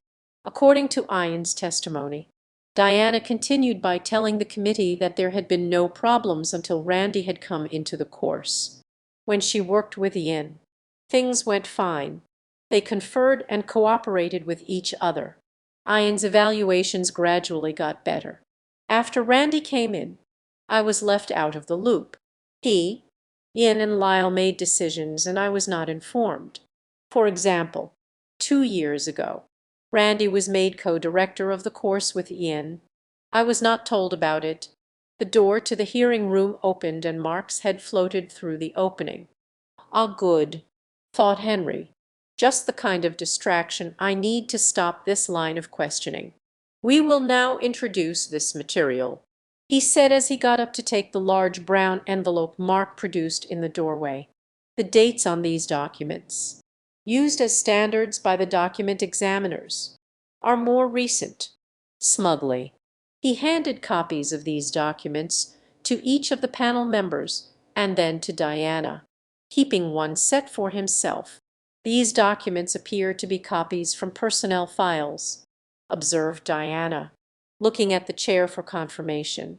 "Yes," Henry confirmed. "They were taken from your personnel file and sent by the university attorney to use as standards." "Then I would like to see the release I signed so that this material could be removed from my file," demanded Trenchant. Release. No release was necessary. Henry looked puzzled and frowned with annoyance. "Mr. Chairman, you have made note several times that this termination hearing is justified by a certain paragraph in the faculty handbook." Diana replied firmly. "In that same handbook, there is a paragraph stating that no material shall be removed from a faculty person's file without the permission of that person. If you have a handbook here, I will find the exact wording and read it to you." "Oh, I know what you are referring to, and that does not apply in this case." Henry ruled quickly and then turned to the panel and said, "We must get on with it." Are these your handwriting? I don't know. These are copies. Copies are suspicious. Noose interjected, demanding to know why. Diana explained to him that she had done a great deal of research, since she had first been charged, into document examination. Accomplished document examiners insist on original, authentic standards, except for a couple. All of these so-called standards are copies. In addition, as you will recall from her answer to the questions I asked her, the examiner you engaged admitted that she did not know of her own knowledge that I had written the standards she used. A competent examiner would have the person in question write the standards in his or her presence. That way the analyst is unbiased, and can swear that the standards are authentic. I also learned that one should never identify copies as one's writing because copies may be altered and recopied so the alterations do not show. Now these came from the administration and you certainly can't think that any alteration went on, scoffed Anus. I certainly can think it's possible. Just as I know it's possible to forge handwriting so even the experts cannot tell. No, that is incorrect. The analysts testified that she could tell forgeries. She also testified that I had written these suspect evaluations but admitted that she had not authenticated the standards used nor insisted on original standards. As far as believing that tampering could be done, I remind you that one of these suspect documents was tampered with, and Lyle admitted doing it. What? Blurted Henry. What? This one here. The accused held up the evaluation that had a 3-word printed comment on the course. Stapled to it was a note reading, Lyle, have a happy Christmas. Diana. This was given the document examiners as suspect evaluation 6. Yet clearly Lyle knew that he had prejudiced it by putting 6 additional words on it that he knew I had written. This is original writing on Christmas paper and not part of this evaluation. Yet from the report the examiners made, it was treated as part of a suspect document. Henry quickly told Janet that she could stop taking notes while the committee huddled off the record. Feverishly, he opened the analyst report and scanned the relevant paragraph. After a few moments, Henry and Frank Anus exchanged glances. Anus nodded and Henry told Janet they were back on record. Immediately, Anus sarcastically claimed that he didn't understand what all the fuss was about. He could see no tampering. Trenchant explained again. It is obvious. A known standard is affixed to an unknown document. It is made a part of that unknown document. Anus seemed to deliberately misunderstand. He continued this over and over, taking different tacks, but essentially he was bent on wearing Diana down. Careful, thought Henry. A court would say Anus was badgering the witness. Henry knew this was not proper questioning. It was arguing. But he let it continue. Oh, Anus would say in an annoying, baiting way. It was not altered since Lyle had stapled it there so it won't get lost. And I don't understand where you have a problem with this. After several minutes of this, he dismissed the whole complaint scathingly. He said that it didn't matter since the whole document had been written by Trenchant anyway. The document analyst had said so. Yes, they had. Diana agreed. Despite the fact that there were 3 printed words on the smurf, the writing they identified was only on the slip of paper that Lyle had attached. The panel was silent. Trenchant addressed them. When I was first charged with writing these critiques, I spoke to a few professional document examiners. Right off, I discovered that I could not afford to hire one to do an unbiased analysis. However, they usually were willing to answer general questions on the phone for a small consulting fee. In talking with them and reading the material they suggested to me, I came away with some interesting information. None that I talked to felt they were infallible or claimed that handwriting was as unique as fingerprints. But they enjoyed the benefits of that illusion. Both tape recordings and polygraph, lie detector evidence is not allowed in courts. The so-called expert testimony of doctors, psychiatrists, as well as various technical expertise such as fingerprint and document analysis, is deus ex machina is evidently not looked highly upon by judges, possibly because they allow no other gods before them in their courtrooms. Court certification of a document examiner means that the court has accepted their training and experience. This is seldom checked, and is fairly loosely defined by the profession itself. It does not indicate a perfect batting average for the examiner. Most analysts that I contacted said that if they were hired in this case, they would want to examine all of the critiques, not just the handful picked out by Nerd. There is always the chance of there being another individual with similar handwriting in that many samples. They admitted there were people capable of forging the handwriting of another person. They directed me to check out the literature on the Hitler diaries and the more recent White Salamander papers. What these two cases had in common was that the best, most expert document examiners in the world were fooled, because these were sensational cases. They were highly publicized. Most forgeries get little or no attention from the media, but the fact remains that a good forger can fool highly qualified document examiners. Oh, yes, there is one more thing I want to question here, since most of the documents you have listed as so-called standards or copies. These copies are mostly memos addressed to people in the department. If they are authentic, why aren't they originals? If I had written and sent those, it would have been the originals. If it made a copy, it would have been kept for my files. My God! Henry screamed to himself. Why do I let her go on with this? Well, of course, it's because those women are listening and look interested, so I don't dare cut her own testimony off too often. They were not happy with the way Frank was badgering her, and I didn't want to alienate them any further. Aloud, he said, "Does the panel have any more questions?" Getting no response, the chair called a short recess. When Diana entered the waiting room, her witnesses gathered around, full of support and questions. All in all, it went pretty well.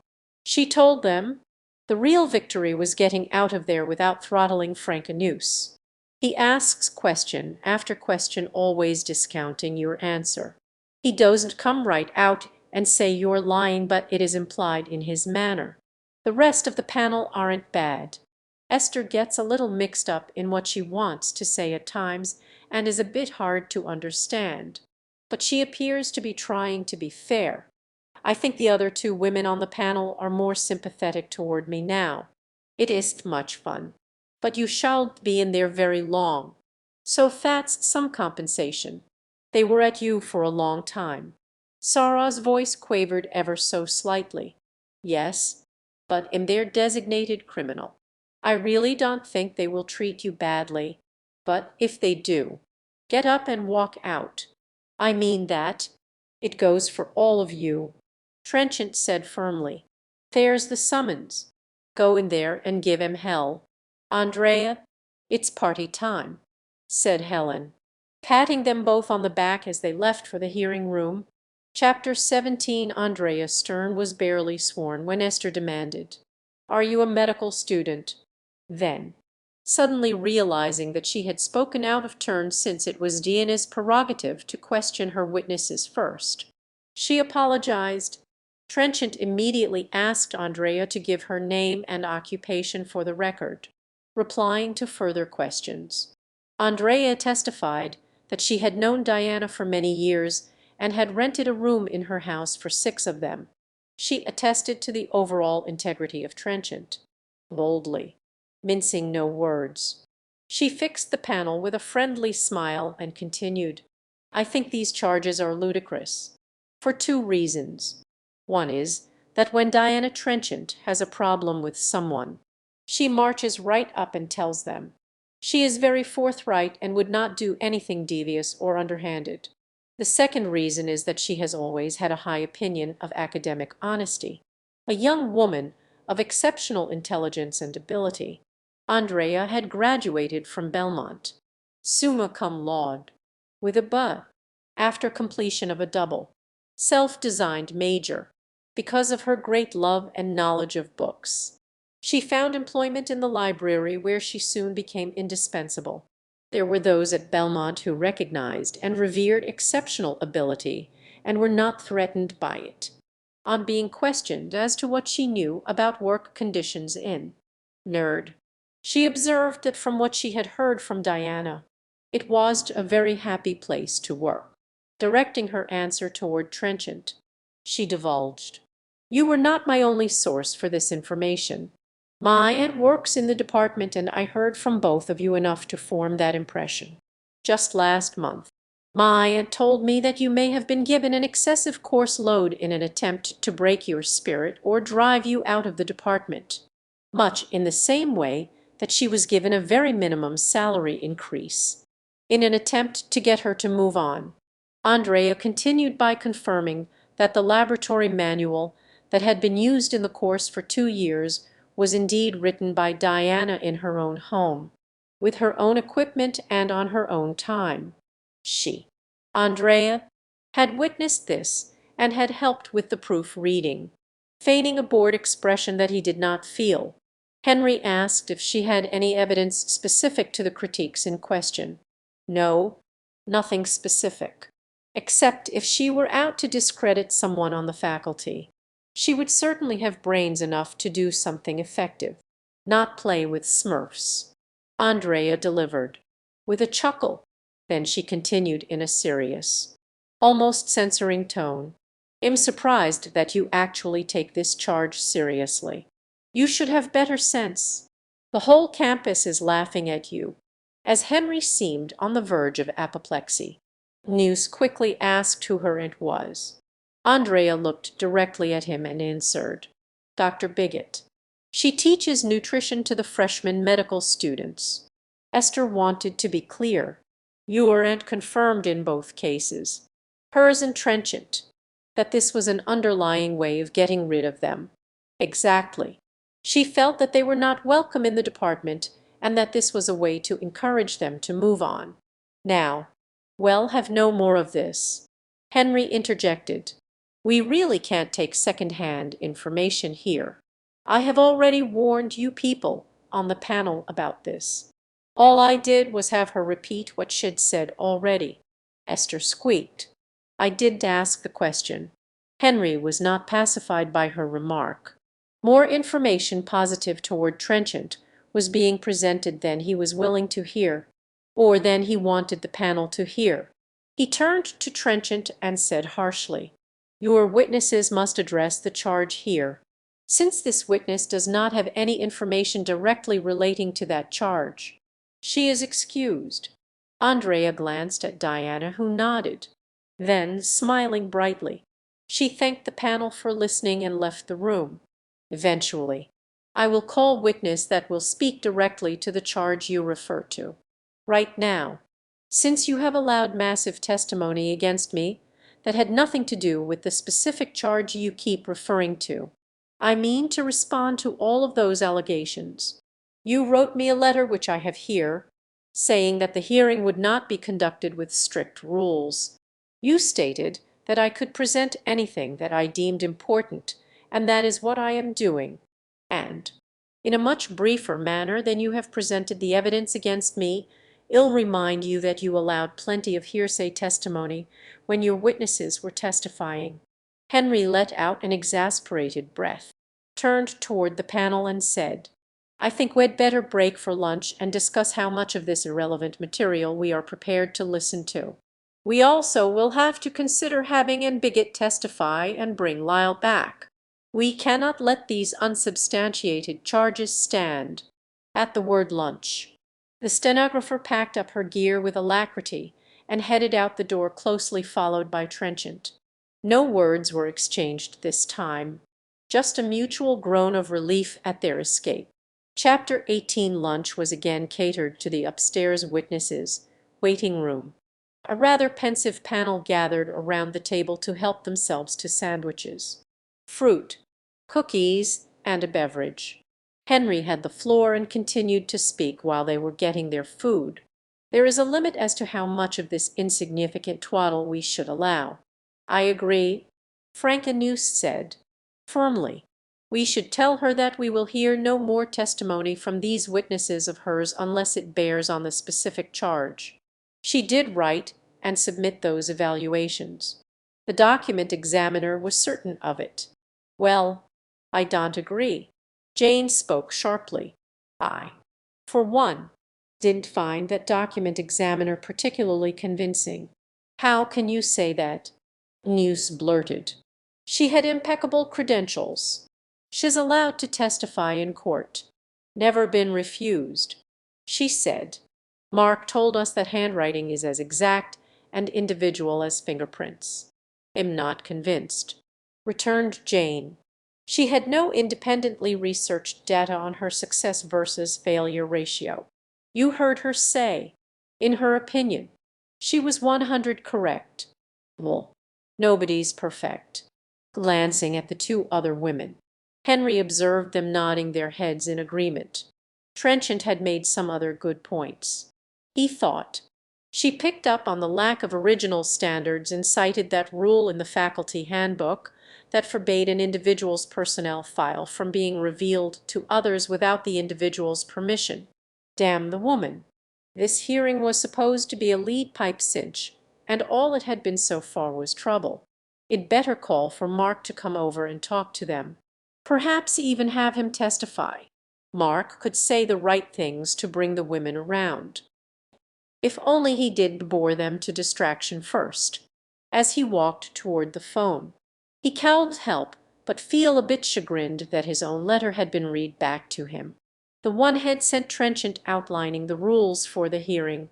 He had meant for it to be intimidating. Didn't think she'd find anyone could dare to testify. Downstairs, Diana and her witnesses were lolling about in comfort, eating and drinking the results of a McDonald's run that Roz and Helen had made. She had been telling them about Lyle's testimony when James suddenly jumped to his feet, crying. "Say again." Repeating herself, Diana asked, "What's the problem?" "No problem. You said he testified that the new evaluation forms were sent up from the dean's office on the 10th of December last year." "Right. And he found the suspect evaluations sometime during that same week." "That's what he said." "What is it?" "James, you look so excited. Don't you remember? Don't you remember what happened to you Thanksgiving Day last year? The injury to your wrist. Your right wrist. You weren't writing anything until a couple of days before Christmas, and even then it was painful for you. You were wearing that wrist support all the time for well over a month." "My God, I had forgotten that." "Are you sure of the dates?" "I just remember the December labs were hell because I can't do the boards." "Absolutely. I remember coming back from spending Thanksgiving at home, and you were soaking your wrist, which was all swollen up, and remember, you wore that brace and cowled right and—" "I remember the wrist brace," cried Jennifer. "You had me write things on the board for you at my lab because you cowled." "Me too," chimed in Roz. "James, Jennifer, Roz, will you tell that to the panel in addition to what you already plan to testify to?" "Sure. No problem, Betcherus. That will really give this charge against you the deep six along with Sarah's testimony," Roz said excitedly as the whole bunch of happy people left their food and joined each other in a wild victory dance. "Premature for sure, but the powerless and the innocent naively take their joy where they can find it." When the hearing commenced again, the panel appeared subdued, and listlessly turned over pages of notes as Henry told Diana to call her next witness and cautioned her that they should be addressing the specific charge here. "Just a moment," Jane demanded, "before we have the next witness. I'd like to ask you a question. Diana, you said earlier that you were not free to call witnesses from your department. Why?" Trenchant, who was on her way to the door to get her next witness, paused and said, "They asked me not to. They felt it would be impossible for them to testify, since they most probably would contradict their chairman." "You are saying they are afraid to testify?" "That's correct. Just like you saw Jean was." Her knowledge and belief in me was the only thing that made it possible for her to overcome her fear of losing her position. It is much worse for people in my department, and for that matter for medical students who have not been allowed to testify. Things can be made very difficult for them." Esther pursued, "Are you stating that Lyle has discussed this case with the department?" "Oh, yes, very definitely. After he accused me, he went into Bigot's office and told her. My job was offered to two people in the department around the same time. Lyle has told others besides me that this hearing is only a formality. Remember, as the one that decides the raises. What sort of thing could people in your department testify about? They could substantiate what I have said about the negligent, careless way the evaluation process is carried out and how little import is placed on it. They could confirm that the evaluations were often laying around on Simone's desk or in the secretary's office. They could explain that the evaluations got mixed together from year to year, and unless one happened to be dated, there was no way to separate one year from the next. They could tell you the reason for the problems that occurred in the radiology course, and affirm that my manual was plagiarized, being right there where the business of the department is carried out. They could tell you that one of Lyle's first acts when he came into the department 6 years ago was to eliminate my position. When I protested this act of discrimination to the Attorney General's office, and they brought charges, he claimed that he had only told me that he would keep me if he had the funds. You are saying You are painting a picture of suspicion and allegation that are hearsay and unsubstantiated," Neuse interrupted, Baldpate aflame with anger. "Correct. And we've heard tons of unsubstantiated hearsay in testimony from previous witnesses. That doesn't matter. We are only interested in these documents. Nothing else. Those are side issues and not a part of this investigation." "They most certainly are a part of it. If what you say is true." The dean would have just written one sentence in his letter. He would have written, "I want her out of here because—" He wrote 2 pages filled with unsubstantiated hearsay and charges of insubordination and dishonesty based on Lyle's accusation, and I want to answer them. Nonsense. The charges are clear. You forged 7 Smurfs. The rest was only a chronology of the events. But the chronology is untrue and biased. No, everything is based on the testimony of the handwriting witness. We just filter through the rest of the material." Neuse turned to the chair, a bored look on his face. "We waste time with this useless trivia." He had just spent the last few minutes in full sneer, trying his best to beat Trenchant to her knees with the sheer force of his position of power. Forced to desist by the negative vibes he was getting from most of the panel, he took refuge in assuming the victor's pose. The panel asked the question, "Why didn't I have witnesses from the department?" "I merely answered it," retorted Trenchant, pugnaciously. "Call your next witness." Henry fairly bellowed as he tried for the last word. "I shall. But first I want to point out that the charges against me contain the words taken from the faculty handbook. Serious breaches of generally accepted moral standards in the profession. I submit to you that the copyright infringements committed by Ian and Randy were also serious breaches of generally accepted moral standard in the profession, and Chairman Lyle Stone condoned them." "Now I'll get my next witness," said Diana, heading once again for the door. James Prouty walked into the hearing room and looked around. "Take that seat there, please." Henry motioned toward the seat opposite the panel.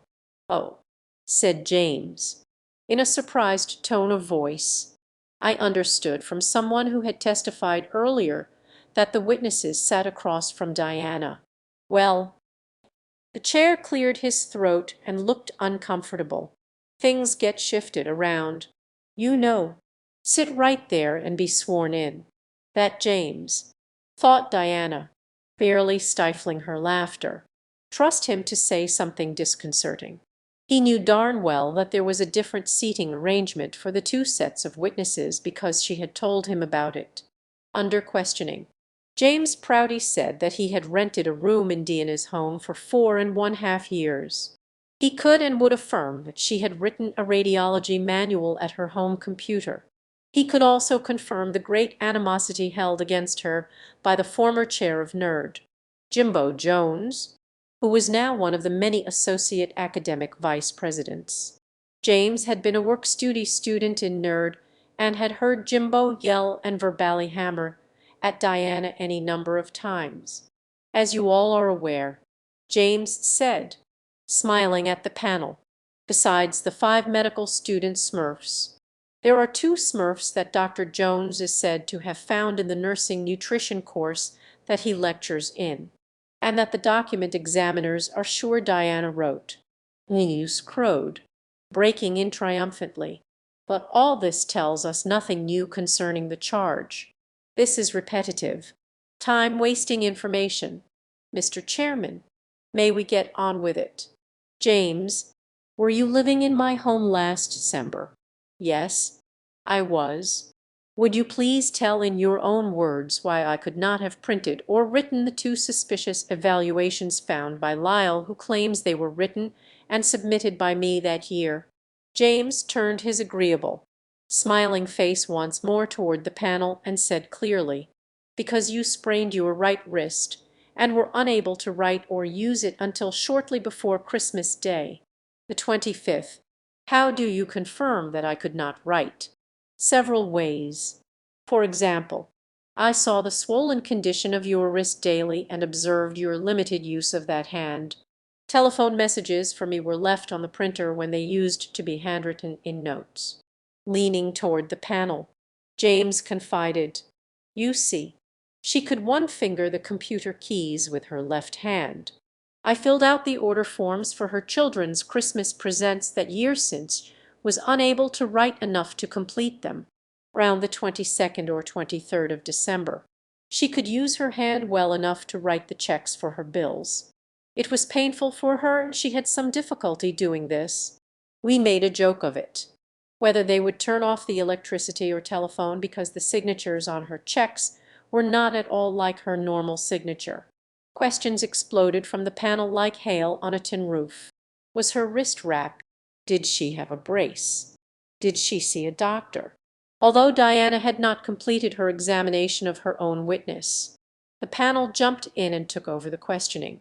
Henry, feeling decidedly undermined by this testimony, decided not to interrupt this flurry of out-of-order questioning.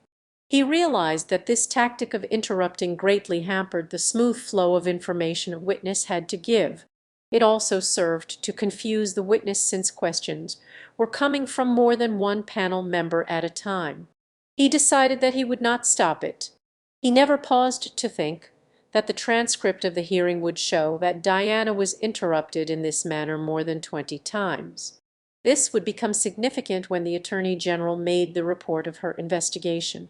James waited until the panel ran out of questions and started to look sheepishly at one another.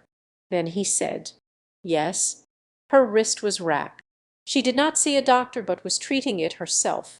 Now the panel turned its attention toward Diana in one of the frequent times they questioned her in front of a witnesses. When did you write the Christmas note to Lyle? Then. This question directed at Diana came from Esther. She answered firmly, the 24th, the day before Christmas. It was still painful for me to write then, and I was still wearing the brace. As you will observe, it is a very short note. Well, this is not getting us anywhere, thought Henry, and it better put a stop to it. I fail to see what all this has to do with the charge. He complained petulantly. Diana was ready for that one and answered succinctly.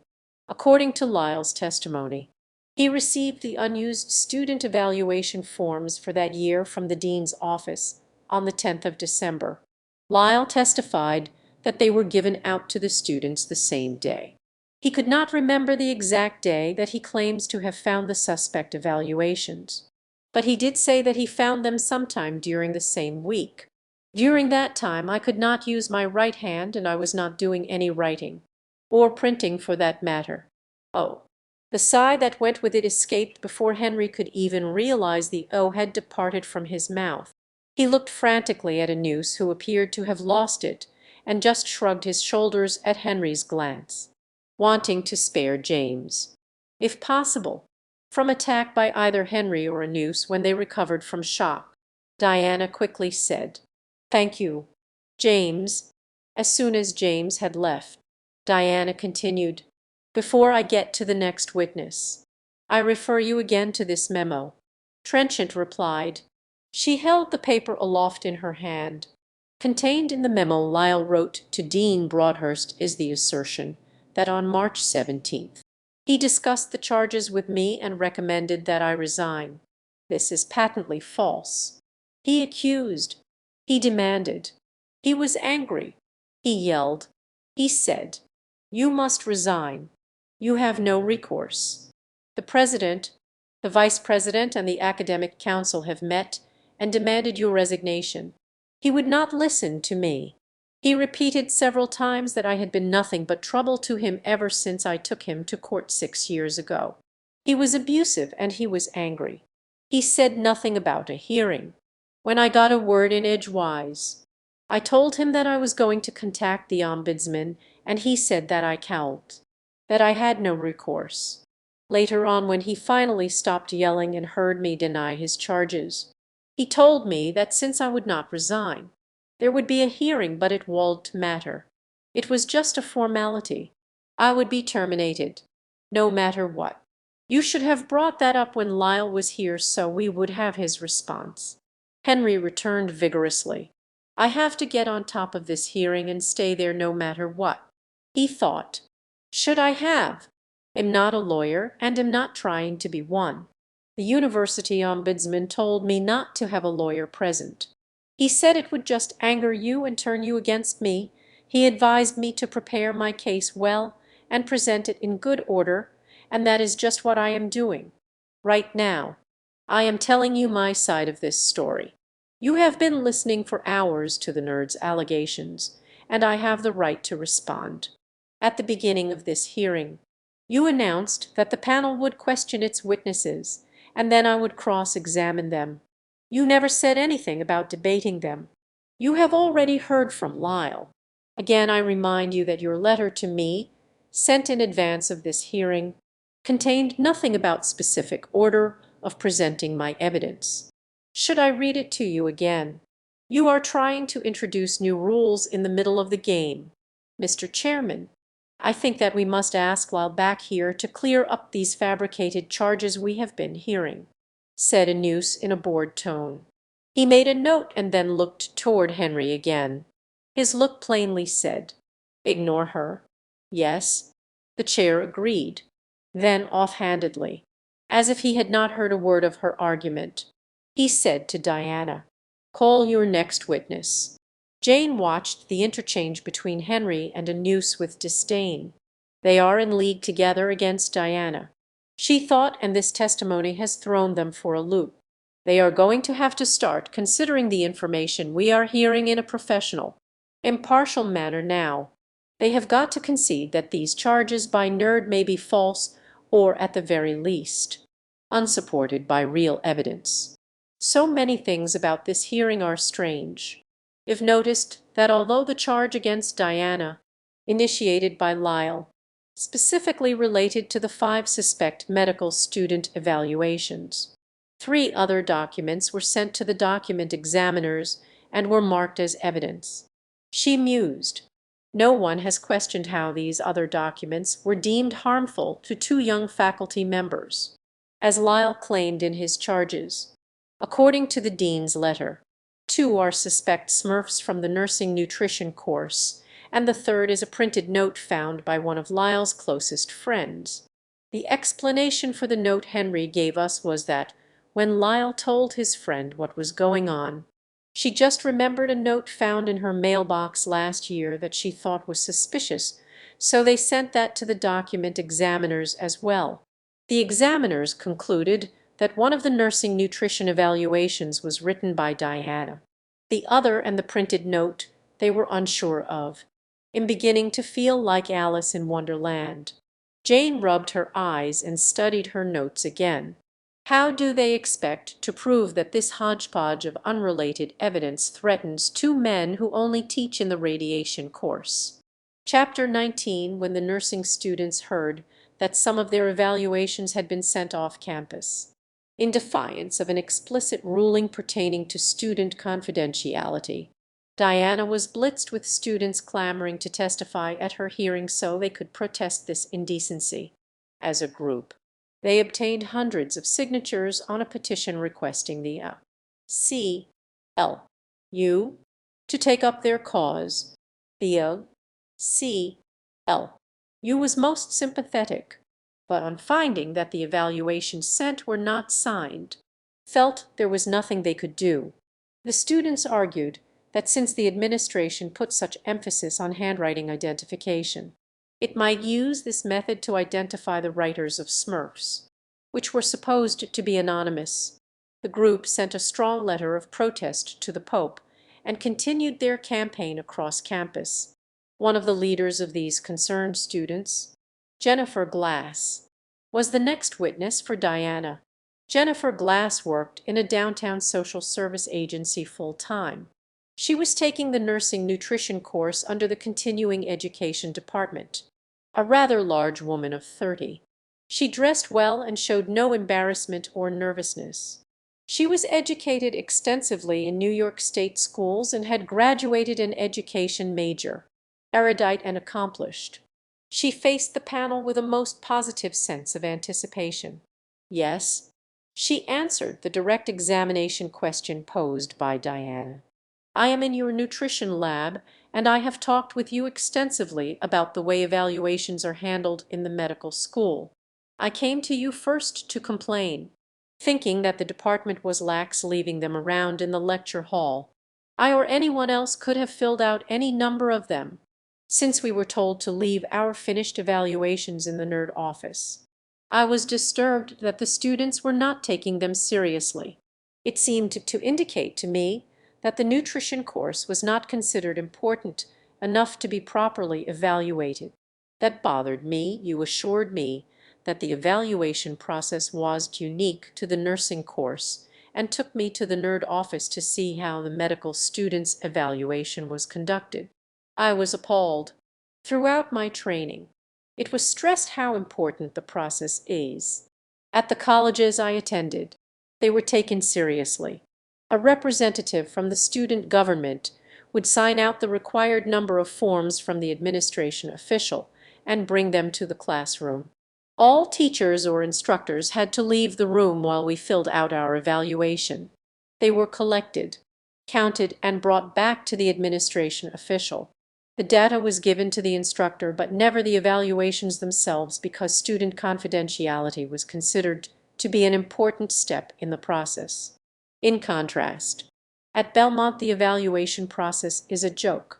Even the enriched acronym, Smurfs. This university has chosen to call the evaluation forms for student feedback attests to this. Were you ever given specific instructions relating to the evaluations? Asked Diana. Yes, Dr. Lyle Stone, at the beginning of the course, told us that there would be evaluations periodically and that it was very important for us to fill them out since they would provide feedback on the course content and the instructors. He also stressed that they would be confidential. I remember being impressed, thinking, oh great. Then, instead of a proper evaluation procedure, the forms were left in piles at the end of rows to be filled out during the lecture or taken home to do. Just get them back before the end of the week, they told us.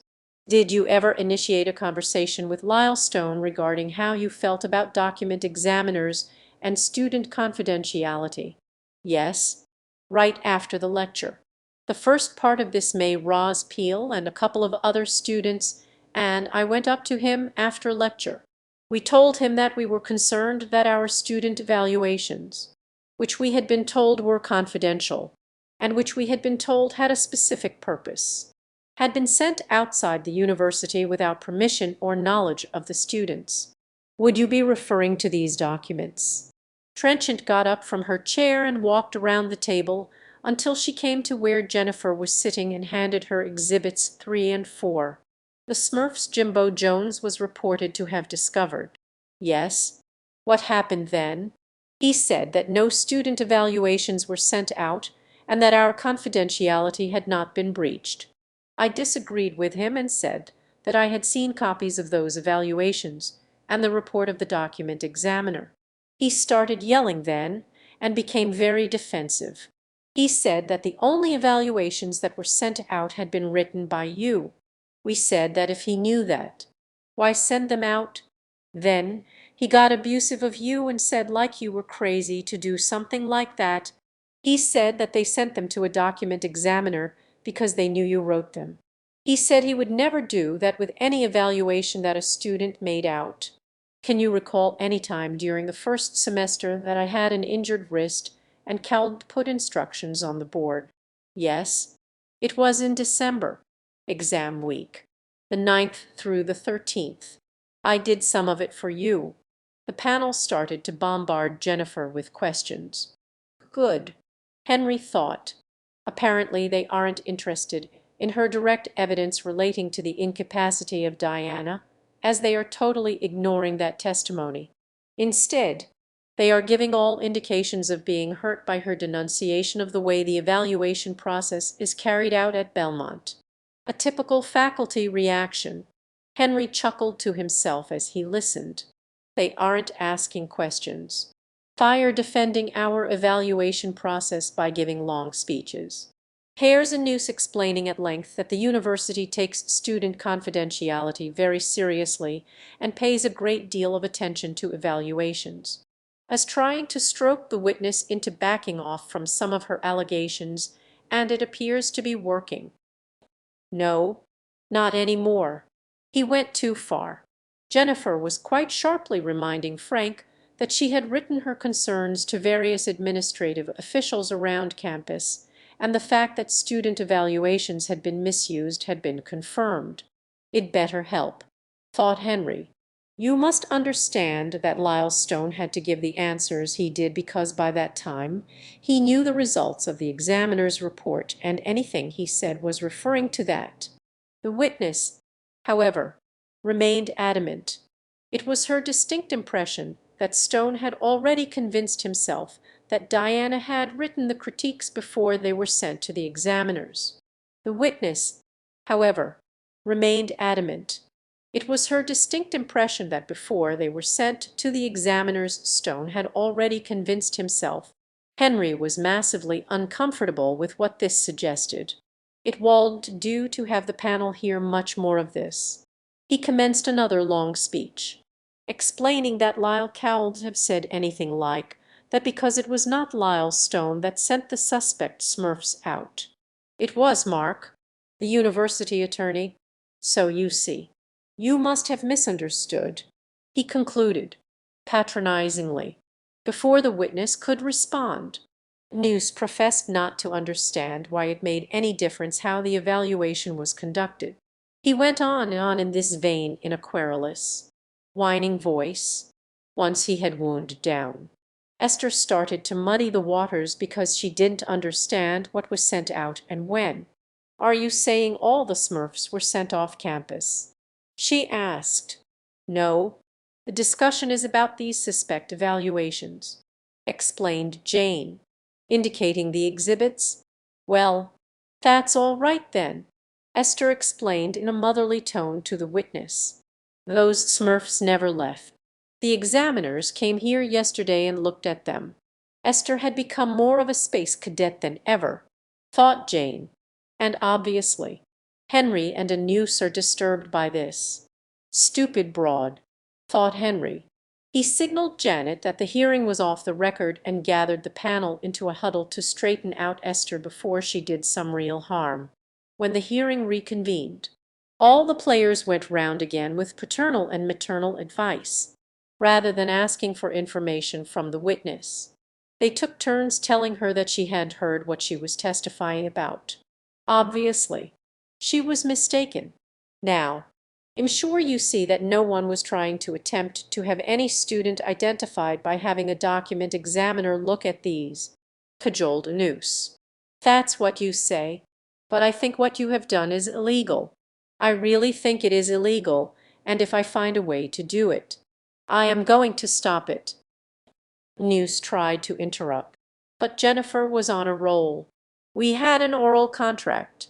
Dr. Stone stood up in front of the whole class and told us what the evaluation forms were to be used for. And they weren't. They were used for something else, and that is not right.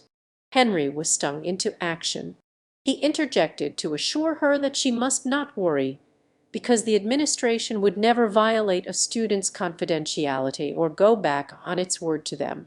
He thought he was pouring on oil, but Jennifer knew bullshit when she heard it. I don't believe it, asserted Jennifer stoically.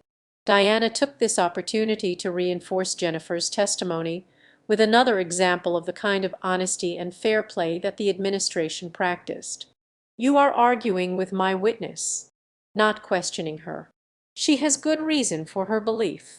When I came into this hearing, it was with the assurance from my department chairman and the chairman of this panel, both senior administrators, that I had been given all of the material that would be presented as evidence relating to the handwriting examiners.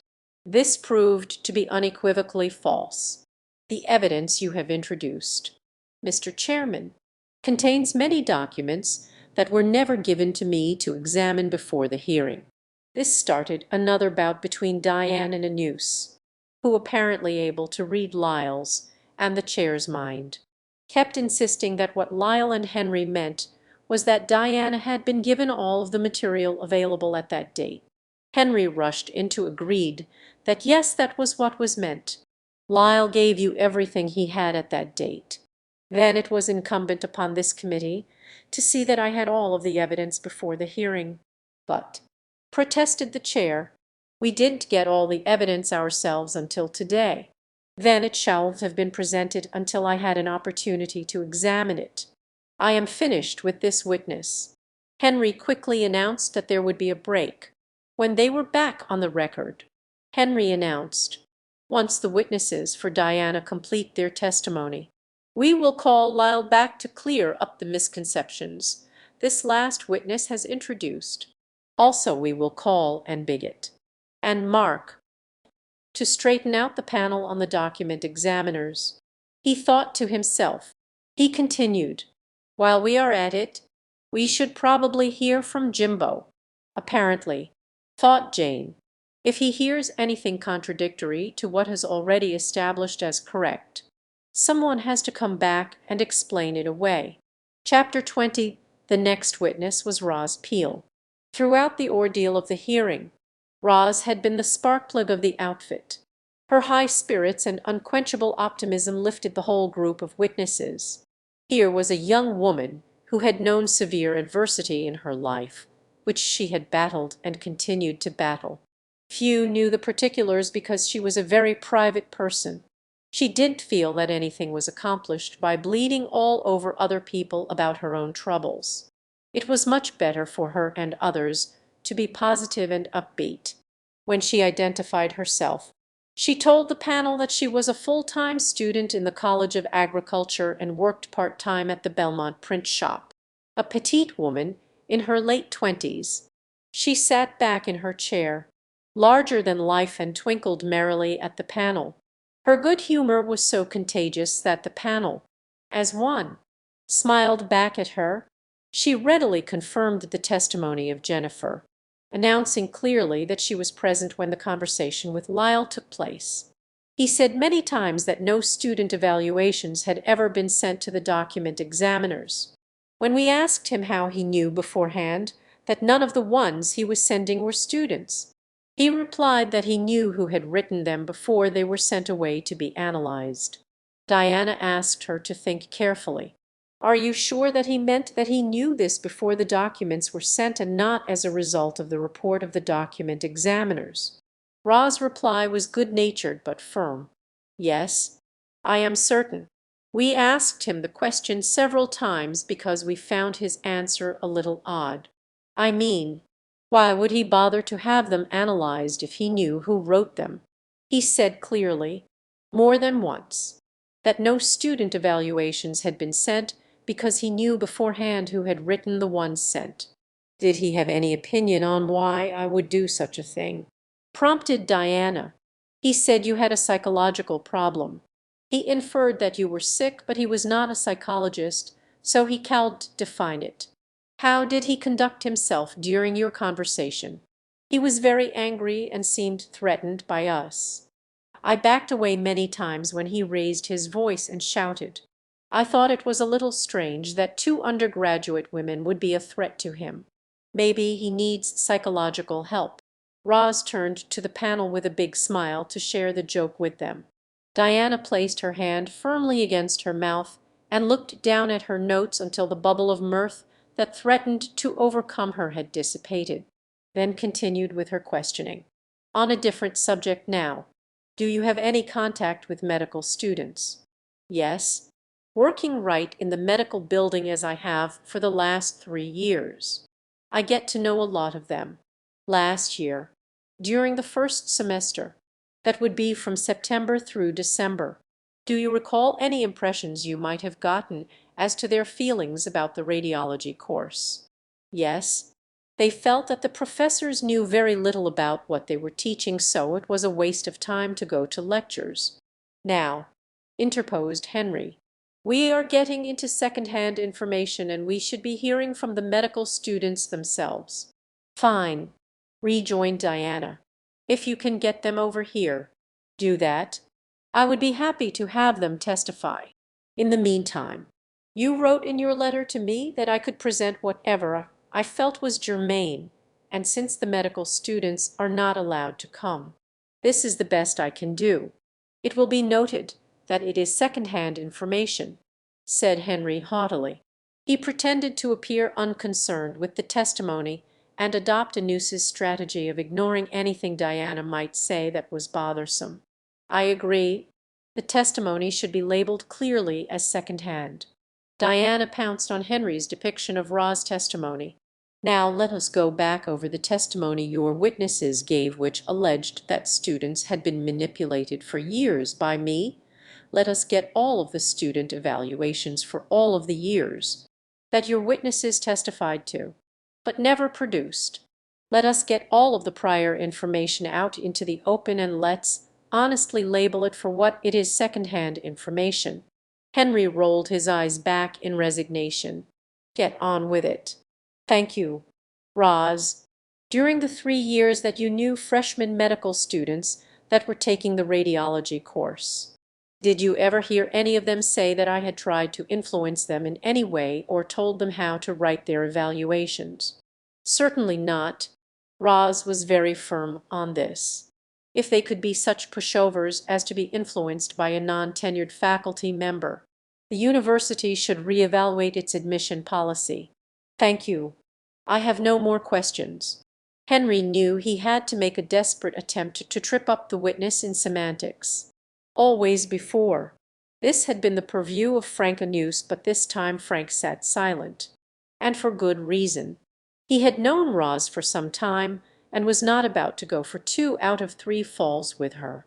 You must be aware that there was no way in which your evaluations could be tied to a specific student because there was no student handwriting sent. Challenged Henry.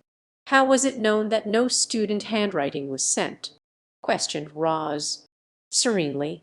I just want to assure you that no student handwriting was sent. A flush began to appear on his brow. Are you trying to say that no student standards were sent? If so, I understand that. But Smurfs with student writing on them were. Yes, Smurfs were sent. But there was no way in which one could identify them. Henry was unaware that he had caught himself in his own semantics and made an interesting admission. Roz wasn't going to let up or get sidetracked by it from the main argument.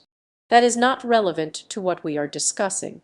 It was wrong to send those evaluations, whether so-called standards of ours accompanied them or not, because technically that was our writing. Henry slumped in his chair in desperate need of an antacid, as the others on the panel asked questions relating to the nursing nutrition course. Suddenly Frank Anuse leaned forward and interrupted the questions. "Do you remember a time when Diana had a sprained wrist?" "Yes.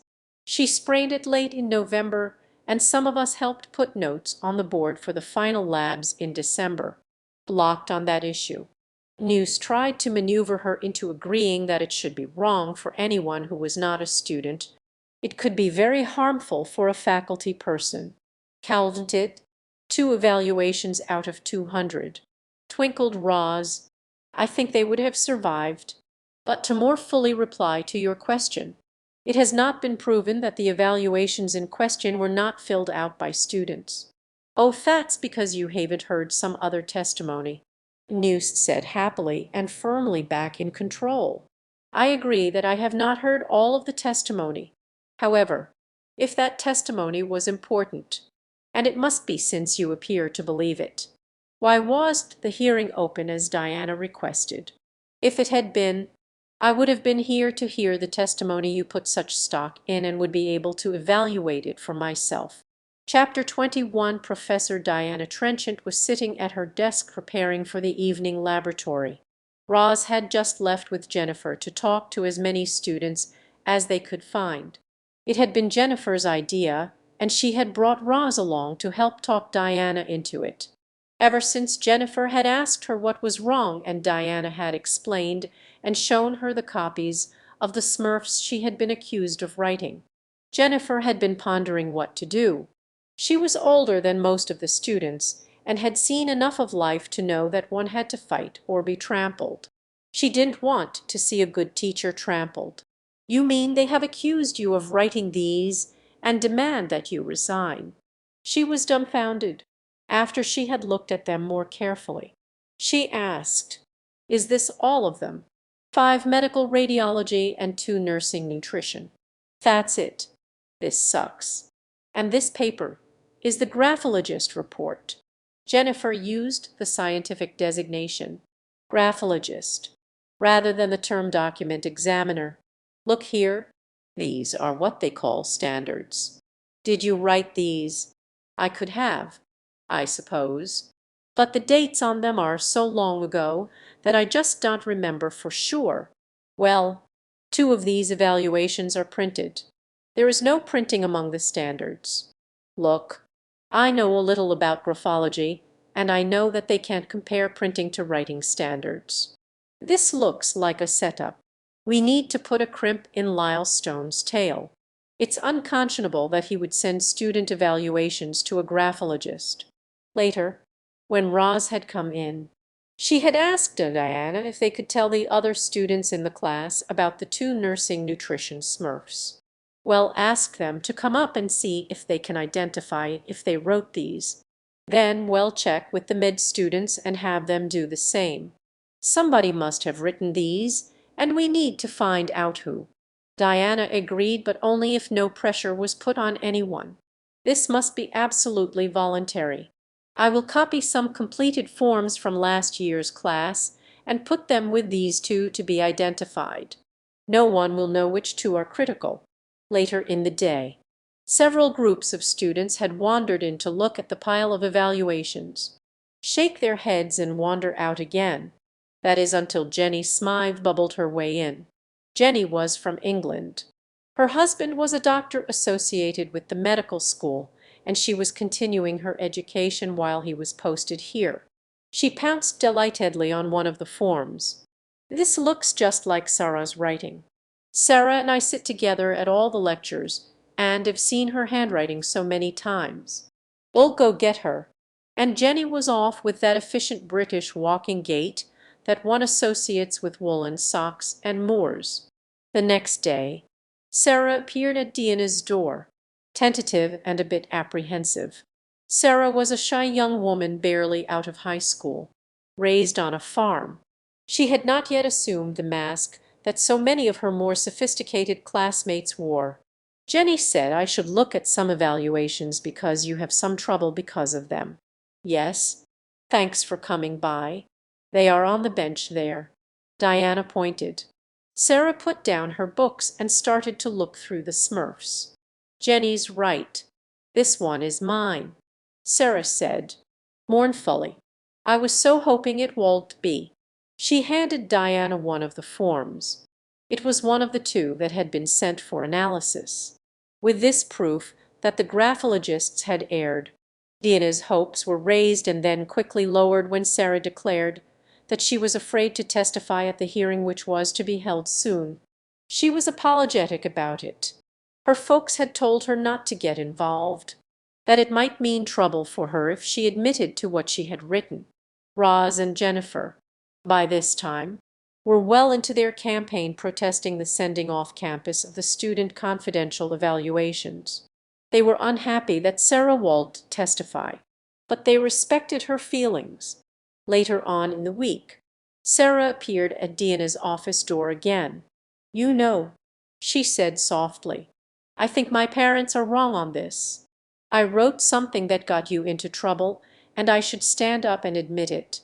Only, I'm so scared, but I know I have to do it. We'll go to the hearing, but that's all I'm going to do. I don't want to get mixed up any further in this, and I don't want anything at all to do with those graph whatever people. You know, whoever it was that said this was your writing is nuts. I wrote this." Sarah shuffled carefully into the hearing room, shaking with an advanced case of stage fright that threatened to upset her very balance, as she had told Sarah she would. Diana got up from her chair, walked around the table, and stood beside her after she had been identified and sworn. "Did you take the nursing nutrition course last school year?" Sarah: "Yes." "And did you make out a course evaluation for Dr. Jameson Jones?" "Yes." "Is this that evaluation?" "Yes." Diana turned to the panel. "This witness has just identified this evaluation from your evidence packet C. Exhibit 4. Before Diana could continue, the panel erupted in a veritable frenzy of questions, all talking at once. "What is that number?" "What was she handed?" "What is written on it?" When there was a pause in the clamor, Sarah, holding Exhibit 4, said again quietly, "Yes, this is mine. This is not one that went to the document examiners." "Right." Henry was frantic. "The witness has just identified document number 2 of Exhibit 4," repeated Diana, as the panel again started to question Sarah. Henry struggled for control, face blanched, hands compressed into fists so tightly that the nails bit into his palms. He listened powerlessly as Esther got the first question out. "Sarah, how can you be sure that this is yours?" "Because I recognize the handwriting. I know what I wrote. That is why I'd like to conduct the examination of my own witness."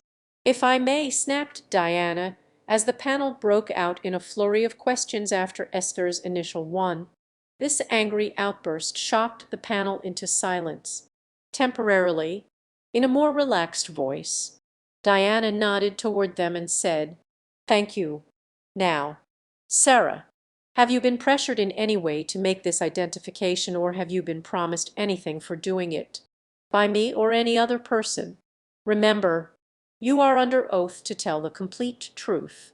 "No, thank you. I have finished the direct examination of this witness.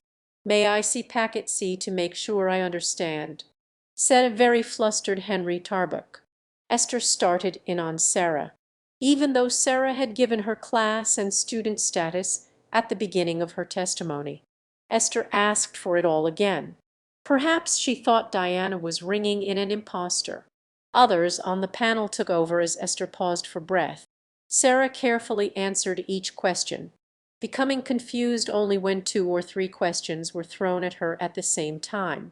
She established who she was and how she had found out about the whole business. "Tell me again when you took the course. Is there a date on the form?" raising his voice in the way that men will in the presence of women, as an effective way of silencing them and holding the floor by intimidation. News drawled conversationally. "What you claim is interesting. This document was identified by the document examiner as being written by Dr. Trenchant. He fixed Sarah with a patronizing grimace. His attitude plainly said, "I don't believe you, little girl." Sarah replied, "I know that. Well, we should see a sample of your handwriting." "You have a sample. It is right there on that paper I identified." "No, absolutely not. It cannot be. You have made a mistake. That Smurf has been identified by experts as being Indiana's handwriting. Well, take some of your writing to the document examiner. That will settle it." Esther beamed at having such a great idea. "No, you already have a sample of my writing. I won't have anything more to do with those people. Look how they made this mistake. I don't like how those people are." Sarah did not have much faith in document examiners. She of all people had reason not to. "Well, we can do nothing here with this. It is just hearsay or—" Frank's voice trailed off as he looked to Henry for a ruling. "Frank Anuse is trying to sweep the evidence under the rug," thought Jane. "He came into this hearing with his mind made up. Any attempt Henry and Anuse have made toward impartiality is a sham." Diana addressed the panel, speaking forcefully. "Sarah has identified the evaluation under oath. You have that document as a sample of her handwriting. I think that is sufficient, and you are upsetting her with your badgering. Well, the analysts are convinced that you wrote it." Anuse had turned ugly again. "Handwriting evidence is not always conclusive," retorted Diana. Anuse turned his hostility towards Sarah. "How do you recognize that as yours?" Ignoring the fact that this had been asked and answered. Patiently, Sarah said, "Because it is. It looks like mine, and that is what I wrote." Henry made a monumental blunder and didn't realize it until it was too late. After consistently arguing that the university would never send student handwriting off campus to a document examiner, he proposed just that. "We have samples of your handwriting in the university files that we can send to have checked." He threatened, "No, you cannot do that with student files. You have no right to send my records away like that. You already have sent my Smurf, and you have that as a sample of my writing if you need it. Are you afraid?" Henry tried for intimidation to cover his faux pas. "Of what?" "Yes, am afraid. Am afraid of woes on the other side of this. Am afraid of who is lying about Dr. Trenchant, and what could happen to me for coming here to testify." Once again, Nuse led her through questions, to explain how she had seen the copy of this evaluation. Finally he said, "And what did you think when you saw it?" Her answer, delivered in a soft but firmly decisive tone, landed like a bombshell in the midst of the panel. They sat in stunned silence for a beat, and then the chair abruptly dismissed her. "I was shocked," Sarah said, earnestly. Tears, long held back, now slowly slid down her face, marking the plains and valleys with ripples that winked on and off reflecting the room lights, "and I didn't want to even say it was mine. But I did, because it was." Diana left the hearing room shortly after Sarah to ask Helen, her last witness, to come in. The whole group was in the hallway gathered around Sarah as she came out of the hearing room door.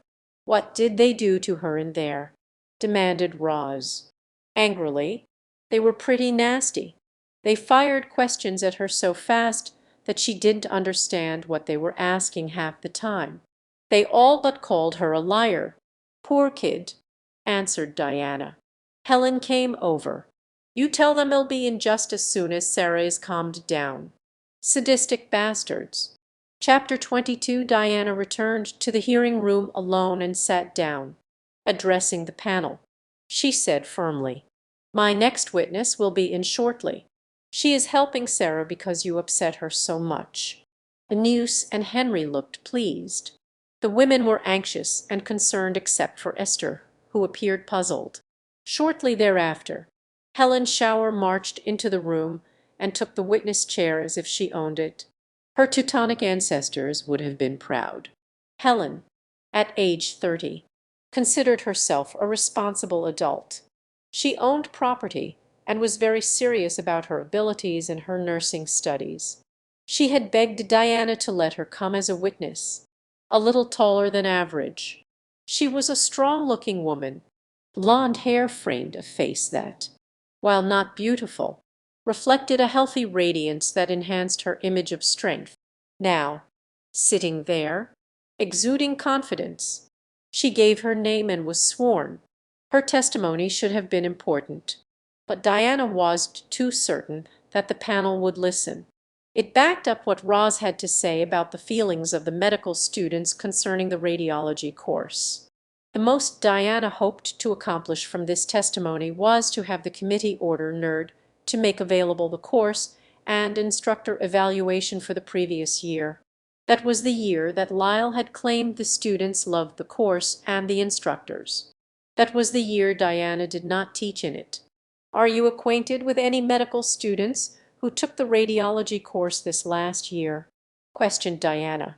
Helen testified that 2 of the rooms in her home were rented by medical students. The gist of the conversation around our dinner table was that they felt the course was a complete waste of time. Most of the year, it seemed as if we knew more than the instructors. She quoted one of them as saying, Jane cowed to wait for Diana to complete her questioning of Helen and broke in with, "Would the students come and talk with us?" She pretended to forget that medical students were not allowed at the hearing. No, medical students were told they should not testify. They did request that I tell you that both she and my other roomer gave a bad evaluation of the course in the Smurfs they filled out this year. They hoped that by doing that, the course would be changed and improved for the students next year. You have been told that all the evaluations were positive that year. Henry appeared to misunderstand. If they didn't think their evaluations were done correctly, they should go to the dean. He said to Helen, severely, "Huh, I didn't say anything about them feeling their evaluations." What do you mean? If there is a problem with their evaluations, they should go to the dean. I didn't say there was a problem. I don't know where you are coming from. I will repeat what I said since it appears that I have been misunderstood.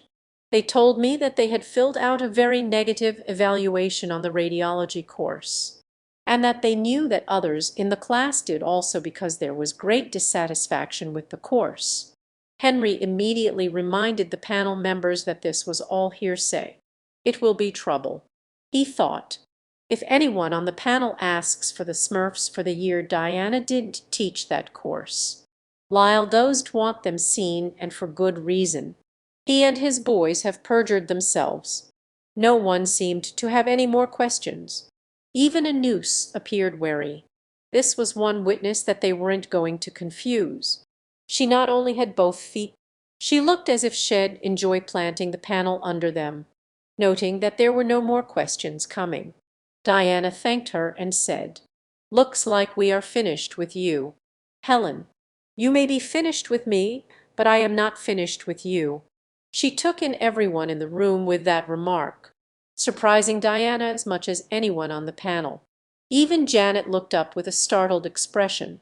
One could almost hear the horns of the Valkyrie sounding as a Brunhild spirit sparkled in the body of this nursing student. "I am concerned and distressed," she continued.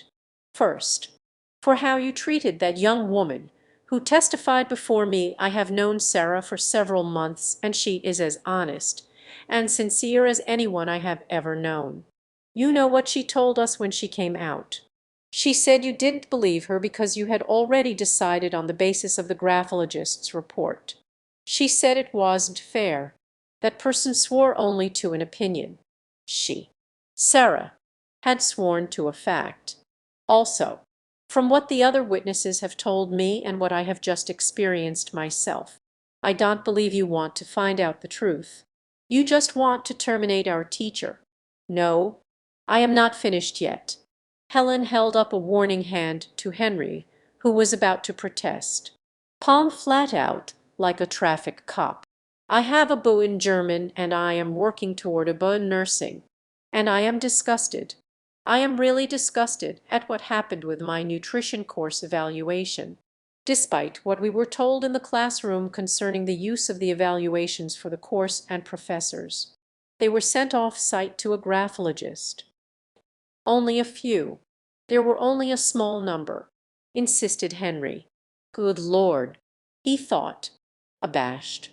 I never should have admitted that any were sent. So what? Maybe mine was one of them. You shall be breaching student confidentiality to expedite some personnel matter. And let me tell you, I'm not the only one in the class that feels that way. You have deceived us, and we will not fill out any more of those forms unless we are forced to. But you must understand, urged Esther. No other writing by students went out at the same time. There would not be any chance that anybody would know who was the person who wrote them. Esther really was out of it, thought Annette. That is totally irrelevant. Helen replied firmly. The point is our confidential evaluations were sent off-site. I think a lot of damage has been done. It is unconscionable.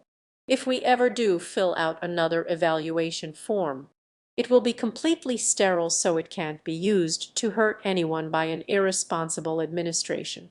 That is what many of the med students did in their last evaluation.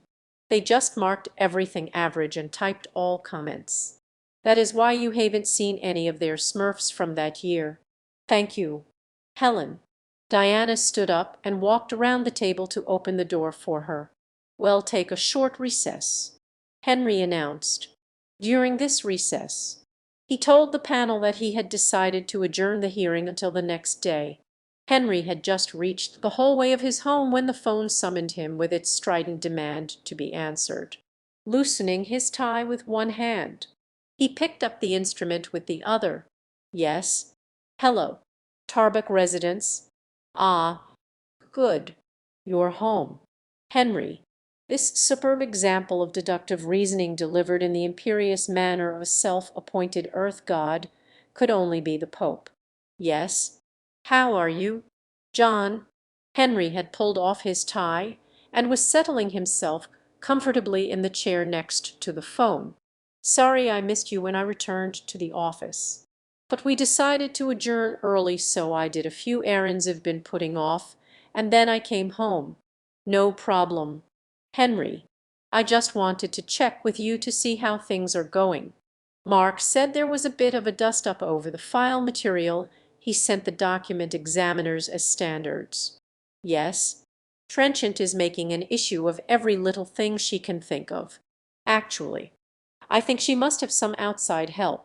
Someone is advising her, perhaps even someone at Belmont. Giving you a lot of trouble. Is she? Slap her down. Henry, slap her down. We've got her good on this one. Mark tells me the document examiner was 100% sure that Trenchant wrote those things. The Pope boomed expansively. That's correct. The only thing is the three women on the panel don't place much confidence in the examiner's ability, and right now they aren't accepting her testimony.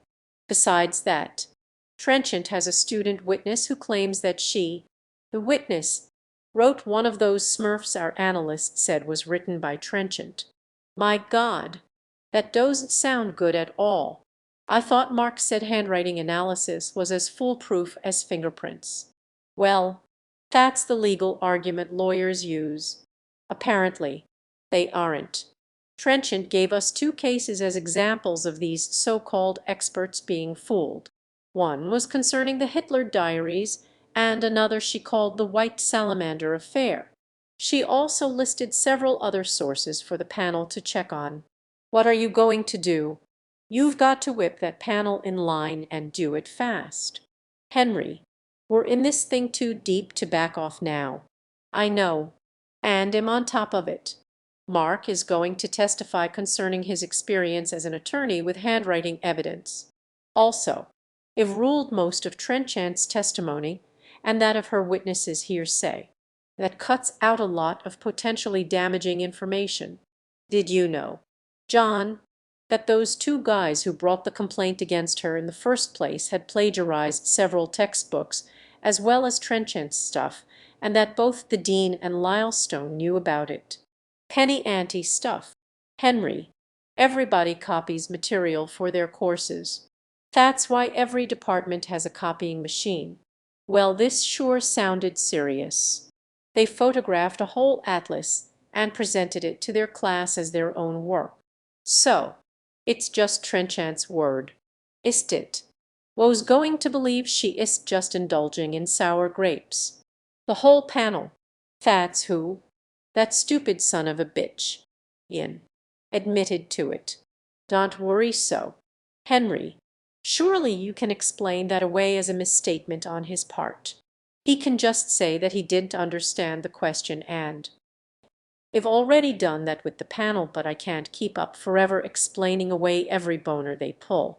I've got to call Lyle back to testify again, and the panel wants to hear from one of his faculty. And Bigot. And from Jimbo as well. What can I do to help you? Henry. Get on their asses. Please. John. Those dilettantists in the medical school just made a very poor showing.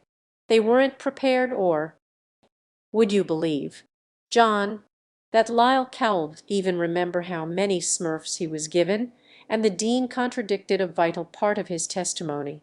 Both Ian and Randy stunk. Please, lower the boom on Lyle and the others slated to testify tomorrow. They have got to do their homework.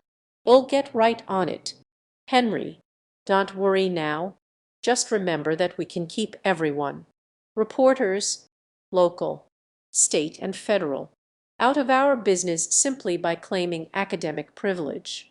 There is nothing we can't explain away, nothing we can't make disappear if we need to. Oak John. And thanks. Right. Good evening. Henry. Henry hung up the phone and stretched. Strange, he thought, sniffing the air experimentally.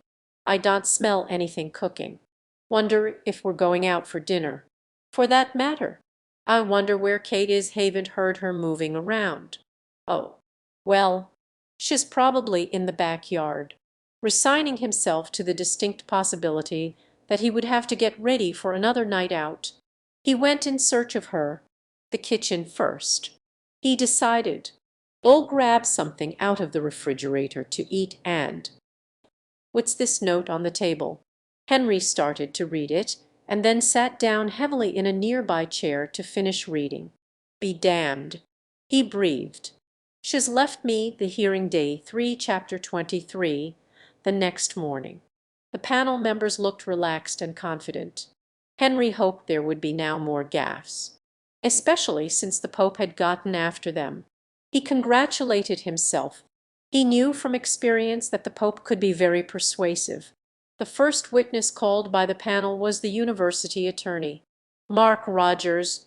He entered the room, spoke to everyone there, addressing them by name, and took the seat indicated just across from Diana. Mark would never be called handsome. He carried a bit too much weight in his face for that. He was, however, garrulous. This part of his character endeared him to the administration that he served so well, since his long-winded approach to any problem brought to him bored most people to death before they got any answer. This saved the administrators the problem of dealing with most complaints brought by faculty and staff. If the administrators wanted some legal answers, they contacted a real lawyer, usually Simon Moraine, from a high-priced law firm in town. Mark had never had any success as an attorney in the real world, but here in the cloistered world of academia he flourished. In the rapidly changing meaning of words, Mark knew which side of the butter the bread was on. He could lie or tell the truth with the same absolute conviction, and now he was giving an ample demonstration of this to the panel. He knew that he had been called in because Henry was terrified that the document examiner's evidence had been overturned by the defense testimony. He also knew that the 3 women on the panel were not disposed favorably to the analyst who had come to testify. Well, by golly, he thought, Old Mark will put out the fire," in answer to a simple question. Mark replied by starting from when he graduated from law school and tracing his entire career. Along the way, he revealed he had discovered these particular document examiners. For all his verbosity, he was convincing. Henry was pleased. After all, he was an attorney who would know better how courts and evidence worked than an attorney. Then, too, Mark had been the one to send the suspect evaluations to the analyst that he himself had recommended.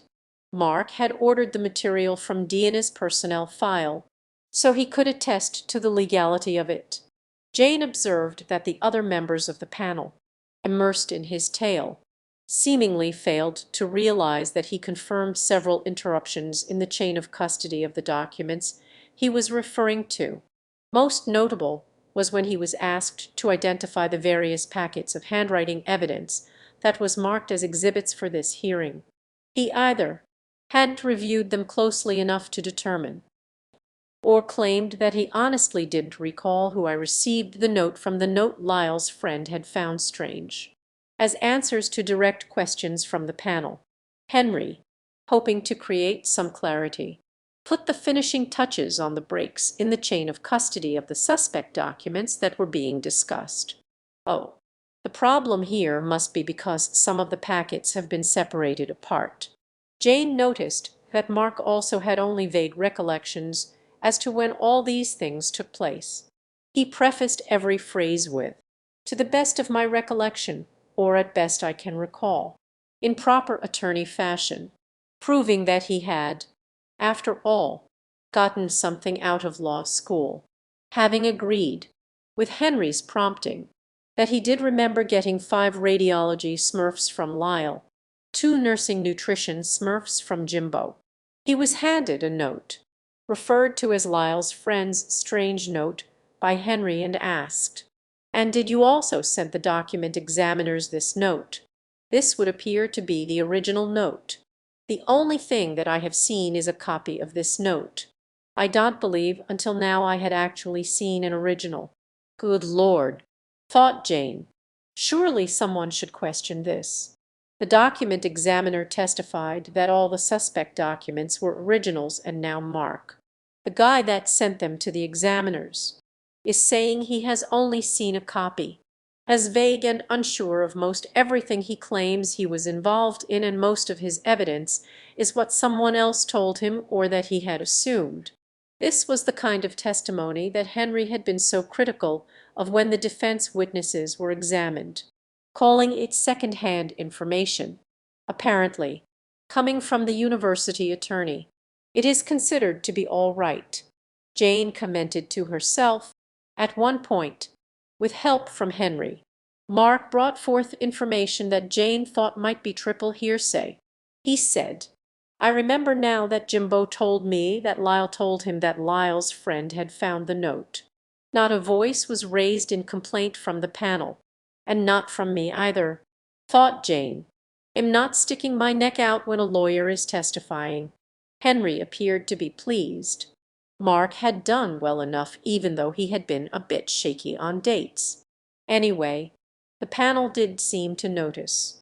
He had established handwriting analysis as nearly infallible, not by evidence, not by proof, but solely because he said so.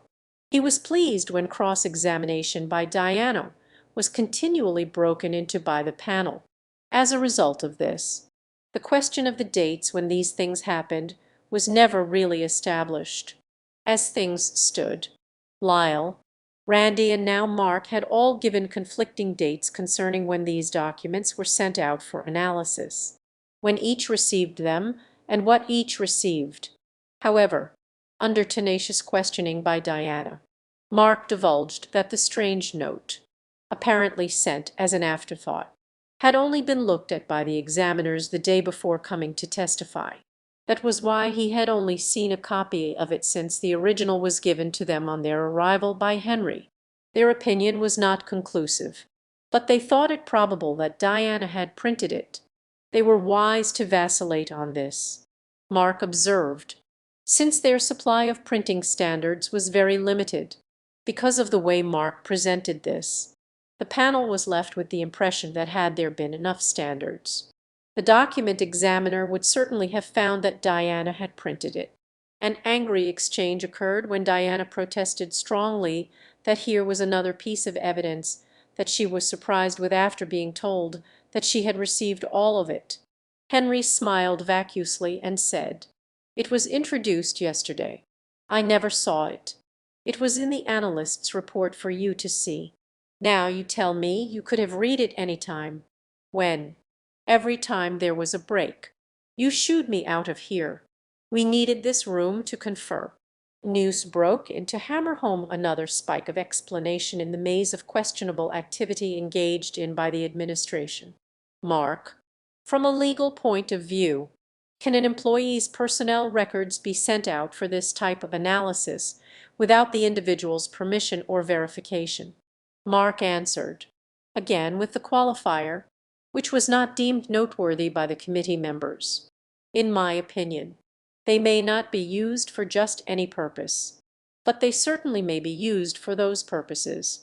Well, sure, ask the guy who did it if it was all right. Some legal opinion. Thought Diana. It was.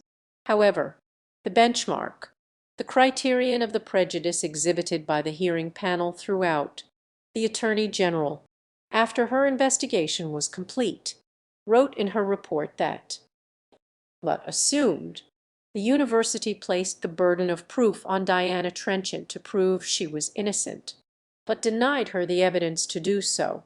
In fact, the O.G.'s report continued, "The process was so fundamentally unfair and reflected such an aggressive determination by the university to discharge her, that its actions have strengthened the inference of discrimination." Chapter 24. After Mark had left, Associate Academic Vice President Jimbo Jones was sworn. He had held the chair of NERD for many years. Then, when Lyle took over, Jimbo was moved to the central administrative post. Henry smiled wryly, hoping for the best because no matter how poor a performance was turned in by senior administrators, they were never fired. They knew where too many bodies were buried. They were kept around and used as needed to plug gaps and cover asses, especially their own. Having few duties as a V, Jimbo lectured, teamed with Lyle, in the nursing nutrition course. He used to refer to them as a dog and pony show. The students thought of two other animals that would have described the situation better, since neither man was greatly liked. This was mainly because both had a low opinion of undergraduates, felt it was beneath them to lecture at this level, and didn't try to hide their opinion from the students. Lyle and Jimbo gave these few lectures because the university policy of increasing administration personnel and research faculty while decreasing teachers had decimated the ranks of competent instructors. Upper-level administrators like Jimbo were paid in the six-figure category. A few professors received 50 grand a year, most substantially less. A limited number of excellent teaching faculty worked their butts off teaching course after course for peanuts. The ever-burgeoning, corpulent administration and research people had light duties and lots of play time, to say nothing of having the money to play. At the time Diana was employed at NERD, it was not unique for the research professors to spend 1 or 2 afternoons a week on the golf course, lake or ski slopes. Any research accomplished mostly fell to the technicians paid by a grant or the university. Citizens who donated money for research into various diseases would be astonished to discover how little of their money went into the research, and how much went into paying administrative salaries. At Belmont, Friday afternoons turned into happy hours as medical research professors with their light teaching loads relaxed together in the conference room recuperating for the weekend, when Jimbo was asked to identify the two evaluations, these being the two from nursing nutrition that Lyle had said Jimbo had brought to him. He professed not to recall how they were found or where. "I don't remember if I found them or who found them," he stated. I have seen them before, but I don't know who discovered them." Henry started to get nervous. "This damn jerk?" He hurried into the breach. "What you are saying, Jimbo, is that either you or Lyle found them, but you don't remember which." Even with this prompting, Jimbo cowled at Hackett. He looked over at Henry and smiled without speaking. "Yes, thank you. Of course. That's it." Henry testified for him, and then tried to prove through Jimbo's testimony that Diana had a history of conflict with department members. Once again, Jane observed, no examples were given. The names of the individuals involved in these alleged conflicts were not given, so there was no confirmation of the testimony when she tried to get specifics on these conflicts. Jimbo answered that. Pursuing this, Jane asked, "Did they have anything to do with running a course or what should be taught in a course?" "No." At this juncture, Esther, not to be outdone, asked if the difficulty had anything to do with her ability to teach. Jimbo replied that her ability to teach had never been in question. He also confirmed, much to Henry's chagrin, that Diana had worn a brace on her wrist in December, but could not remember exactly when. Since he had been commandeered to help in the radiology lab after Diana left the course. He was asked how the medical students responded that year. His answer indicated that he believed the students generally liked the lab portion. He also disclosed that the lab had not changed at all from what had been taught in previous years. Not bloody likely, thought Diana, since they copied most of the material from my manual that they were expressly forbidden to use.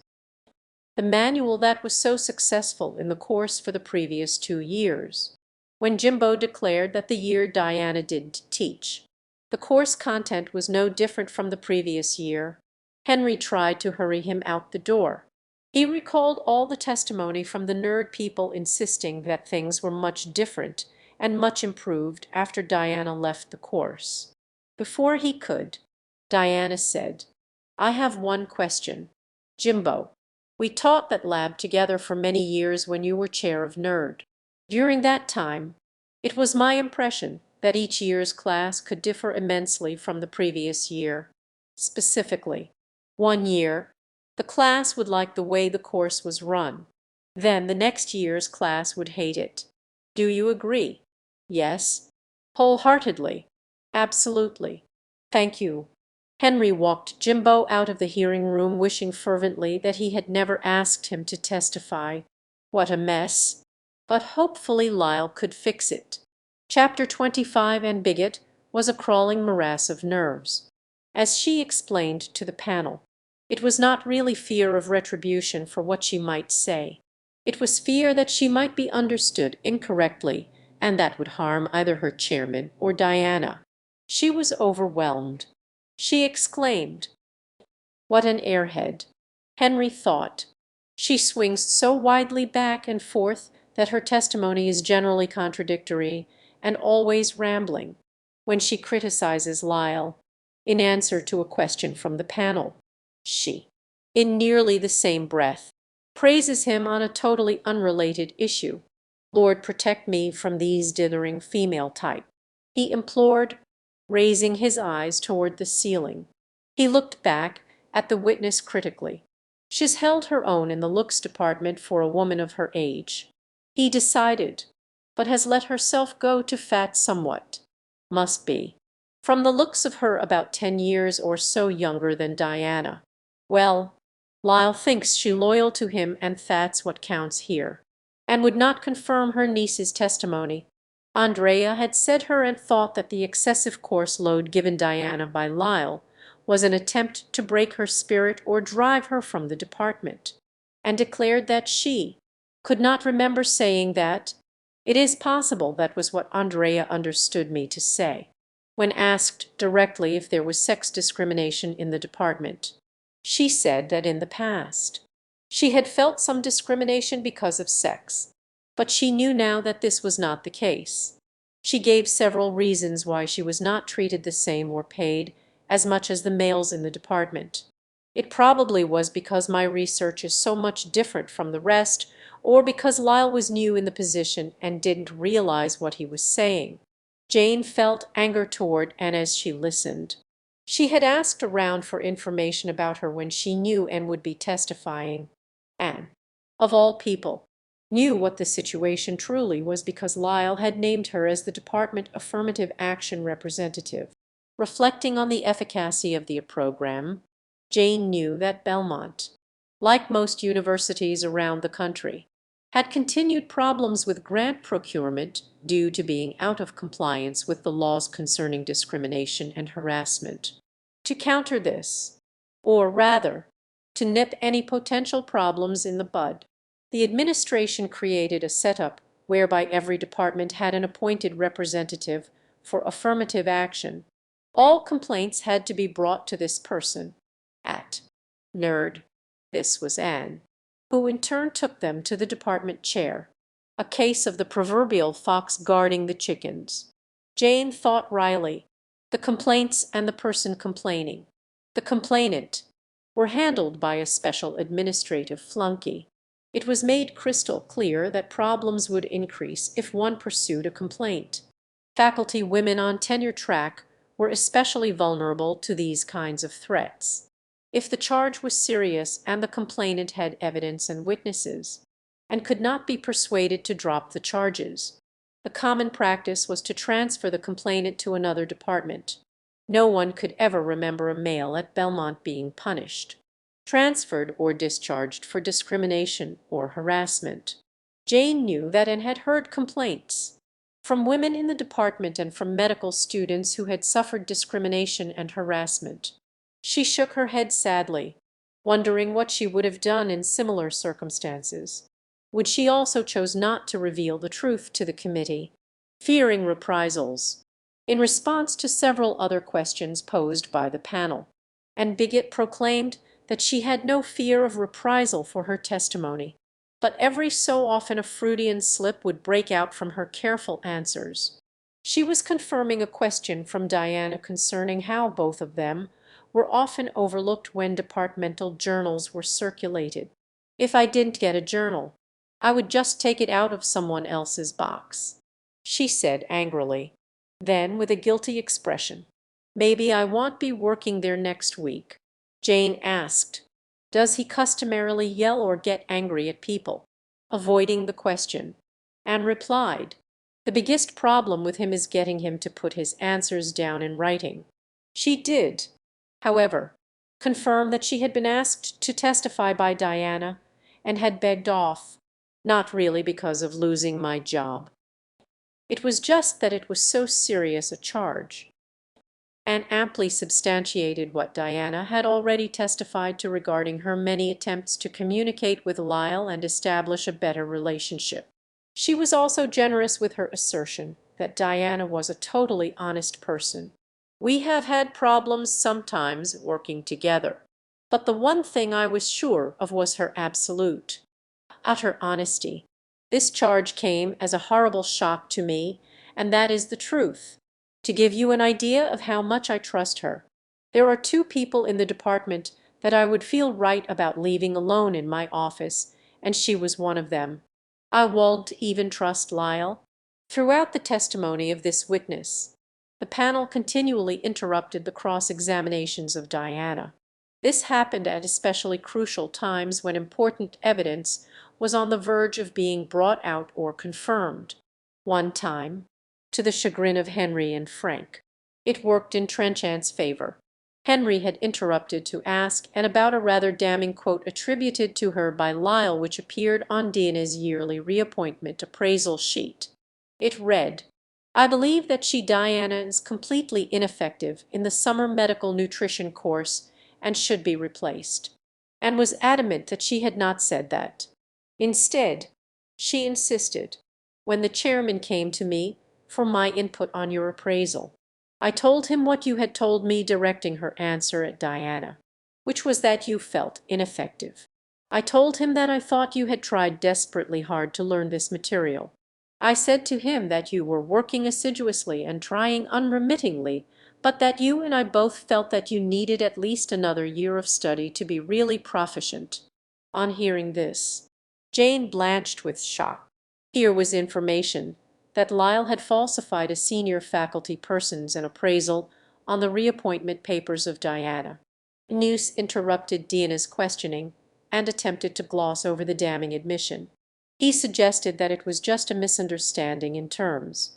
It didn't work because Anne was angry that her honest comments regarding the teaching effectiveness of Diana had been misconstrued in a way that was completely false, and she made that clear to Anuse in no uncertain terms.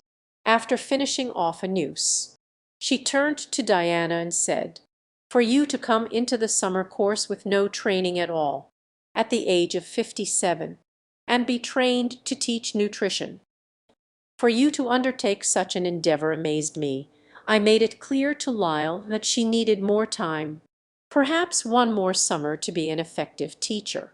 Not what he quoted me as saying." Now the chair stepped in and advised that this was getting way off the subject they were there to discuss. But the panel, except for Anuse, wanted to hear more, and Anne, still angry at the way she had been misquoted, obliged them. It was a horrible thing to ask somebody to do. 7 labs in a week plus directing the radiology lab during the first semester. In the past, these labs were distributed among the graduate students, and to ask one person to do that, I thought was. Remember, turning again to address Diana, I told you it was a terrible stress for you to undergo, and that if I were subjected to that, I called to do it. Directing her remarks back to the panel, she continued, "I know, because at one point in my life I taught 5 courses at one time, and I went about bananas after 2 years. I had to quit because of the stress." Henry interrupted decisively this time and announced a recess. The testimony of his witness was getting entirely too sympathetic toward Diana, and he wanted no more references to Lyle's creative editing of Anne's comments on the employee appraisal form. Falsifying employee reappointment forms was a real no-no, especially now with the union breathing down our necks. He thought. Chapter 26 already in evidence and on the record was the incident of Lyle's tampering with one of the so-called suspicious Smurfs by stapling a note written by Diana to it. Now there was testimony that he had falsified a comment by one of the senior faculty which appeared on an appraisal form. One more example of evidence tampering was still to come. When the hearing reconvened, Jane interrupted. "One moment before we go on to the next witness. A point of clarification. From what I heard a little while ago, I think Diana believes that we send the President the recommendation of this committee. Now, my understanding was that we do not make a recommendation. We make a report of our findings." "That is correct. We are only going to write a report. We don't make recommendations. We only make a report of the hearing. That's all we are looking at," Henry said frantically. "Damn and blast! How did she get on to that, and why didn't I pick up on it? I shudder to think what those dingy women would do if they knew that when my report for this committee comes out, it will find the entire panel has made a recommendation that is unanimous, and it is for termination." The hearing was about completed. Henry could feel the relief flooding through him like a torrent. Full of great expectations, he announced that Lyle would be the next witness, and all these little misunderstandings will be cleared up. True to form, like a well-rehearsed circus act, the performance that followed went off like greased lightning. Henry allowed neither the other members of the panel nor Diana to clutter it up. First, the clarification of number of suspicious Smurfs found, when they were found, and who found them. This time, Lyle, looking confident and well coached, consulted his crib sheet and gave the answer without circumlocution.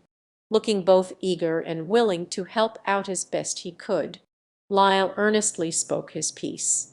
After checking with Mark, who had the date in the files, we found that the material was sent to the analyst in the fall of last year.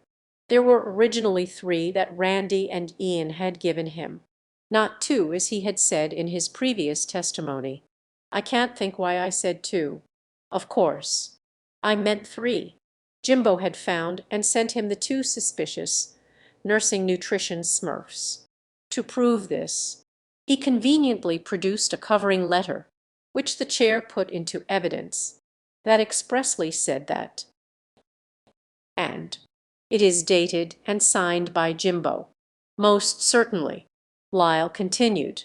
I never knew that Diana had copyrighted the radiology manual, and most certainly, Ian and Randy did not copy from it. That is ridiculous.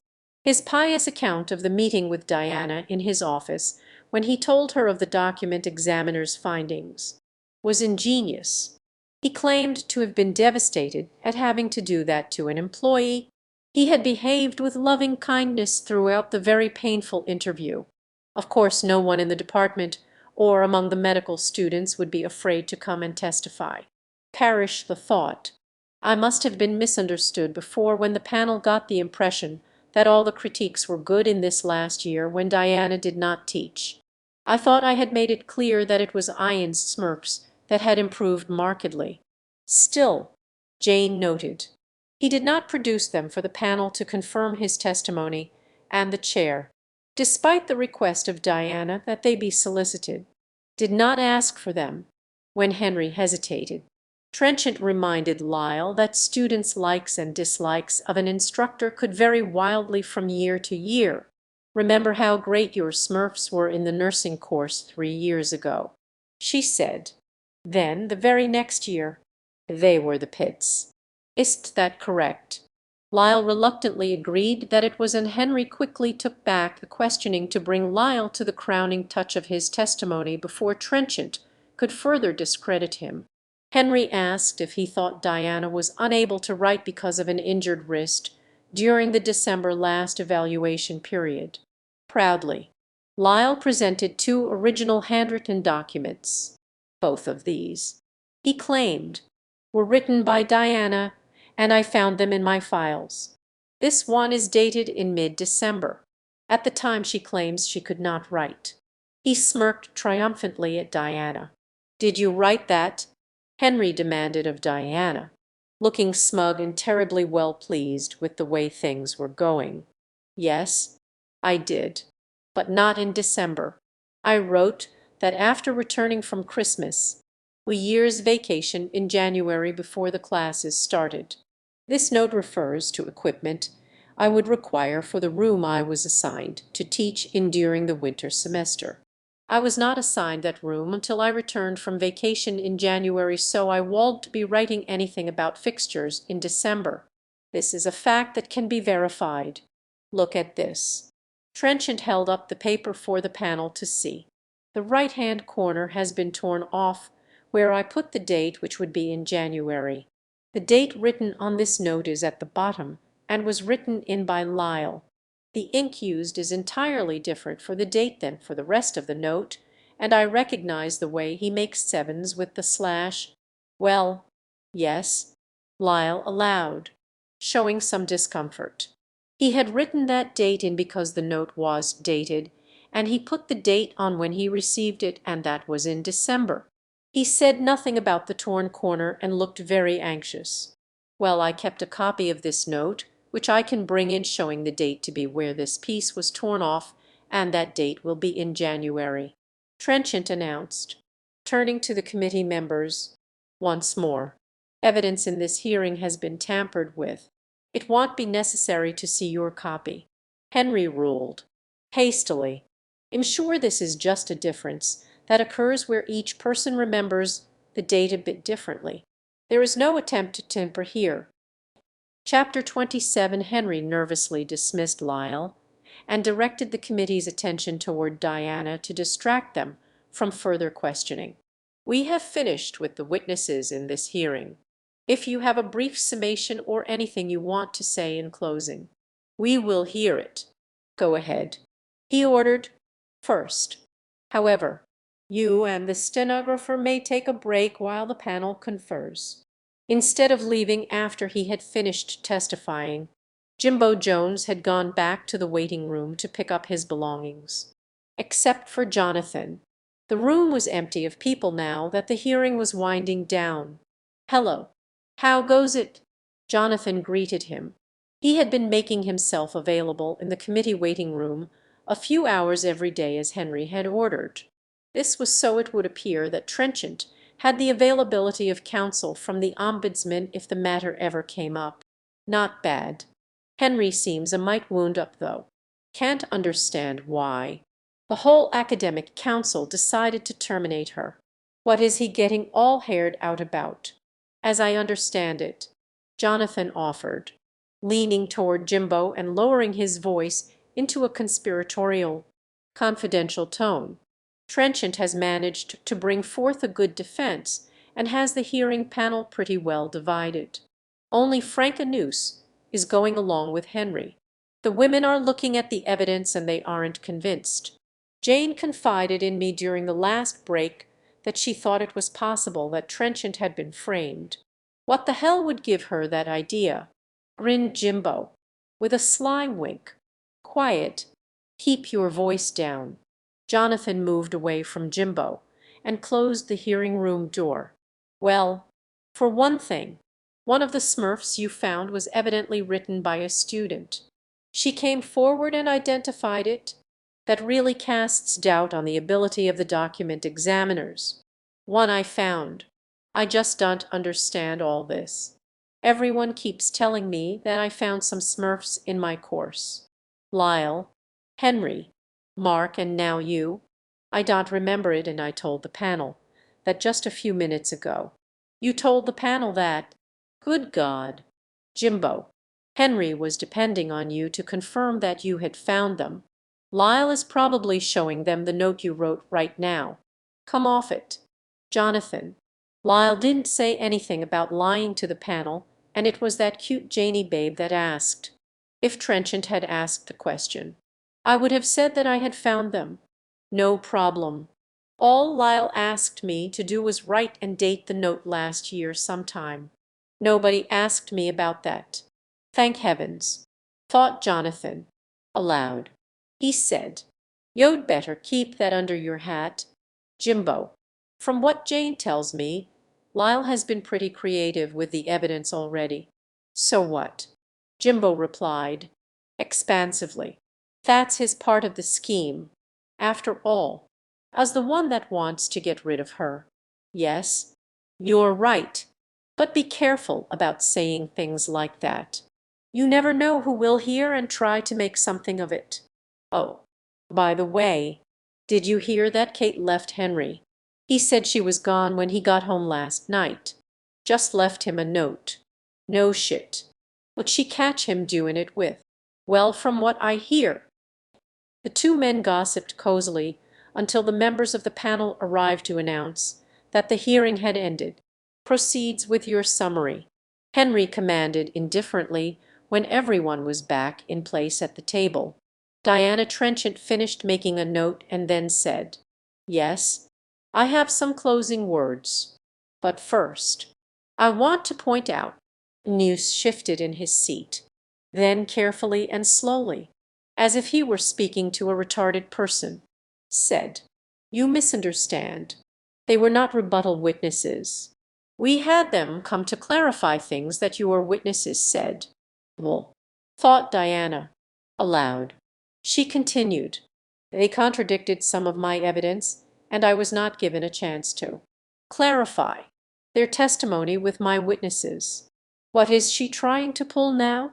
Henry moaned to himself, but much to his surprise, Diana pulled her notes in front of her and began her closing remarks. Now, for the first charge, that I created false Smurfs. I have shown that the document examiner erred regarding the suspect Smurfs they examined. One, at least, was a recognized student written evaluation. Therefore, their opinion on all of the documents is open to question. Several witnesses have testified as to the wrist injury I sustained, showing that I could not have written the two Smurfs Lyle said he found in the course last year. Also, the suspect Smurfs from previous years are highly dubious as evidence of anything. They are not dated, and there has been no discernible chain of custody established. Ian could not even identify them, and disagreed with Randy that they were somehow different from the rest of the evaluations received. I remind you again that document examiners are not infallible, and that only a couple of small examples of my handwriting were submitted to them that were not copies. We have just seen that Lyle had other examples of original writing of mine. Why didn't they submit original writing as standards, or better yet, authenticate the standards by having them written in the presence of the document examiner? In point of fact, none of the writing used as standards were authenticated, and this makes them moot. The second charge, that I submitted these suspect documents as student smurfs, is unproven. That is because none of the student smurfs for those years in question can be validated. This is because of the way the evaluation process is administered. Therefore, a chain of custody for the so-called suspicious smurfs was not and cannot be established. In the 25 years that I have worked at this university, I have never been accused of dishonesty. My work has not been criticized. My teaching ability has always been praised. The biggest criticism that I have received is that I am at times abrasive. You have heard enough to form the obvious conclusion about how I was treated in the department and how heavy my teaching load was. I hope you will pay attention to the fact that right here under oath, Lyle, the person who has made these charges against me, has tampered with the evidence 3 times. Jane was impressed. She's right. He attached a note written by Diana to one of the suspicious smurfs. Detrimentally misquoted Anne's evaluation of Diana's performance on promotion sheets, and now this last note, which very obviously has a large piece torn off from the corner. He must have been told they needed proof that she could write during that time, so he tore off the real date and wrote in one in December. What a scumble! Diana continued, I want to thank you all very much for the opportunity to finally respond and disprove these outrageous charges. Thank you. Before Henry could speak, Jane said, Diana, I was interested in what you had to say about the FBI and the information regarding document examination. Is there something further that you would suggest we look at? Yes. You should research this so-called science or art as I did. Read about the Hitler diaries and the White Salamander papers. Learn why authenticated original standards are important. I also again request that you procure the Smurfs for the radiology instructors and course given last year, and see how the testimony you have just heard has misrepresented them. Is that it then? Henry could just barely keep the ugliness he felt out of his voice. At Diana's nod, Henry said, We must end this. I don't think we'll need any further hearings, said Henry, stacking up his pile of files and papers and preparing to stand up. You will hear from us as soon as possible, perhaps as soon as 2 weeks, certainly no longer than a month. We will have our report for you and the President then. That was mid-June. Academic Justice. Chapter 28. It is the 1st of July. The committee has met 2 times since the hearing ended. The first time, the split was 3-2. The 3 women were resolute that there was not enough evidence to believe that Diana had written the documents. They did not put much credence into the report of the document examiner, and they didn't believe Lyle. Henry could not and would not agree to write the report announcing this to the Pope. His instructions were clear. Get trenchant, seeking distance. He suggested that they should, in any event, wait for the complete transcript of the hearing. When that had arrived and everyone had refreshed their memories, they would hold another meeting. The second meeting, held 2 weeks later, lasted 4 hours. By the end of the session, everyone was tired and angry, and no one had moved from their original position. It was a battle of the transcript. Not only had a noose and Henry burned the midnight oil preparing for the meeting with suitable quotes from the transcript, but the same could be said of Jane, Esther, and Annette, as tempers. which had so far been under control, flared and threatened to widen the gulf between the two sides. Henry realized that the arguments were just solidifying the opposition and, damn it to hell, they were the majority. Since the handwriting evidence was so shaky, he dared not force the issue. He would find another way. He quickly called an end to it, told them tersely that he would let them know when the next meeting would be, and then, before anyone else moved, he left the room. Chapter 29. August slipped into September. What's happening with the hearing? Everyone was asking. No one had an answer. Then the president of NOW, Ellie Smeal, came on campus to give a speech.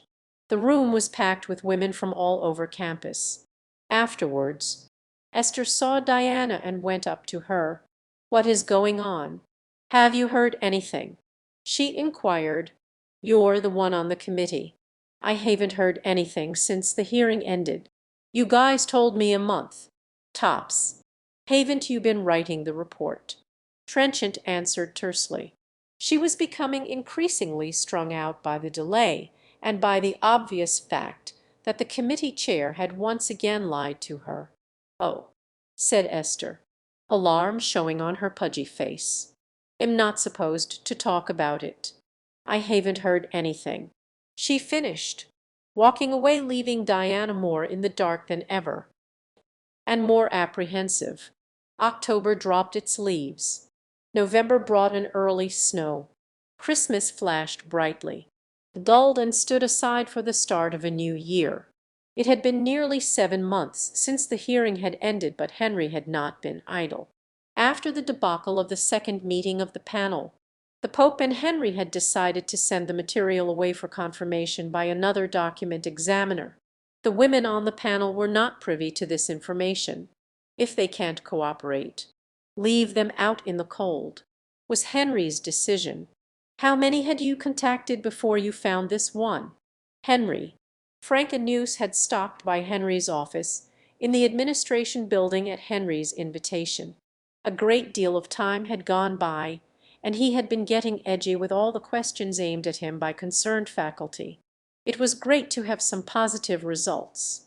Even though he cowed broadcast them, he could give his inquisitors a knowing look and indicate that it was in the bag. This makes the fourth. The bastards take forever to make up their minds. They say they are busy with other analyses. But you'd think with all we're paying them that. Henry shook his head in disgust. And they all said the same thing. They didn't like to make a positive match using copies of the standards we sent. Frankenuse asked. That's it. They all wanted originals. The guy that has them now, though, called and said essentially the same thing at first. Except he thought if he could have a lot more standards, he could make a decision even if they were copies. And I sent off copies of everything in her personnel file. You mean forms and such like. Don't they have other people's writing on them besides Trenchant's? Oh, yes, but that doesn't matter. The main thing is we got confirmation. The guy will testify to that, and then those damn lady professors are going to toe the line. Or else. You've already sent Trenchant the copies and notice of the next hearing. Yup. Did it this morning. Same mail as I sent it to the rest of the committee. Seems as though it would have been simpler just to have her write something in front of witnesses and use those originals instead of farting around all this time with copies, News suggested. This process has taken nearly a year already. There's reasons. Not something you and I have to know about. But there's reasons. Anyway, here's your copy. Enjoy. Chapter 30. A registered package arrived for Diana. It contained copies of the suspect Smurfs and copies of the standards that she had seen before at the hearing. Also enclosed were many other documents, apparently copied from microfiche files. These copies were atrocious. All spotty with black dots and lines. Most of the letters were blurred and some parts were unreadable. The package also contained a report from another document examiner. This one agreed that Diana had written 6 of the 8 documents sent to them for analysis, but was not sure of 2 of them, just like the previous examiners, except it was the same 2 they indicated. Nevertheless, the cover letter, signed by Henry, decreed that this was supportive testimony, and the hearing would reconvene in 5 days to present this evidence formally to Diana. At that time she would be given an opportunity to cross-examine the so-called expert testimony of the document examiner. This time Henry was taking no chances. This time the document examiner was male. Diana and her supporters were not terribly surprised by contents of the package. It did, however, confirm that as far as the Belmont administration was concerned, she would be convicted even if they had to move heaven and earth to prove it. The initial hearing of 3 days, the official protocol, the declarations of good faith made by the panel members, all a sham. Shed waited long enough. It was time to seek help outside of Belmont. Part of her decision to take this path was made in response to the outpouring of support from the staff, faculty, and students of Belmont. These people, many of whom felt repressed themselves, knew that there was no way that justice or fairness could be brought about within the university structure. Anyone who had experience with university politics completely subscribed to the dubious accolade that university politics were the meanest of all types known to exist. Many were angry that the whole rotten business evolved around a mere 7 out of several hundred forms, all of which in the normal course of events would have been ignored. There was frustration as well. They felt helpless, and many were sickened at their lack of ability to effect any change. By sending money to Diana to help with legal expenses, they could mitigate their helplessness and their fear. Efforts were initiated to bring the affair before the faculty senate, but they were quashed as soon as they started by the new Senate president, former ombudsman Jonathan Bambridge. Trustees were approached by supporters as well as university alumni groups. There was sympathy, but no one wanted to risk their position against the very real power wielded by the administration. Several women faculty went to the Pope and pleaded for him to intercede. These were brave women. They took to the meeting with the university president examples of many cases of proven misconduct that had occurred on campus. In every case, no man had ever been terminated. They reminded him that this was the first time at Belmont that a termination for cause charge had been made, and that it was against a woman. The group of faculty women begged him to reconsider. To press such minuscule charges in the first place had been a mistake. The information had spread across campus, the town, and the state, making almost every person who heard of it laugh at first. Then, as they realized that it was not a joke, become indignant. The publicity already has been harmful, and it can only get worse if this hearing is continued. One of the professors urgently stated to the Pope, "Why do you continue with this?" They were told that the decision to prosecute was final, and that there was nothing they could do. Then they were shown the door. The same sort of treatment was given to staff and students, except that they usually got shorter shrift. Islands of concerned people protested, but never joined in concert. It was not a safe undertaking at Belmont University, not if you wanted to keep your position. As Edmund Burke observed, when bad men combine, the good must associate, else they will fall one by one, an unpitied sacrifice in a contemptible struggle. The final straw that tipped the balance and sent Diana to an attorney to fight the inevitable termination was an editorial that appeared in the Prod, the Belmont student newspaper. In a strongly worded article, it condemned the undemocratic judicial process of the Belmont administration, which flouted the laws of the state and made up its own to fit each occasion. The editorial compared Belmont's disciplinary process to feudal times.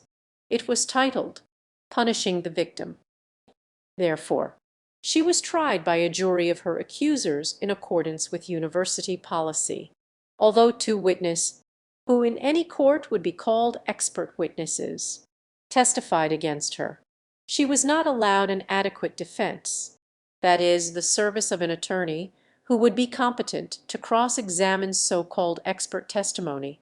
She was also not allowed access to documents needed in her own defense. She will most certainly be summarily terminated, deprived of her livelihood without due process. Another victim of Belmont Kangaroo Court justice. That does it. She told Andrea and James, whose support had never wavered throughout the ordeal, "I refuse to be one of Burke's unpitied sacrifice. More specifically, I refuse to be their victim. Perhaps the courts can do something. Let's give it a shot." The women on the panel took a lot of heat for the reconvening of the hearing.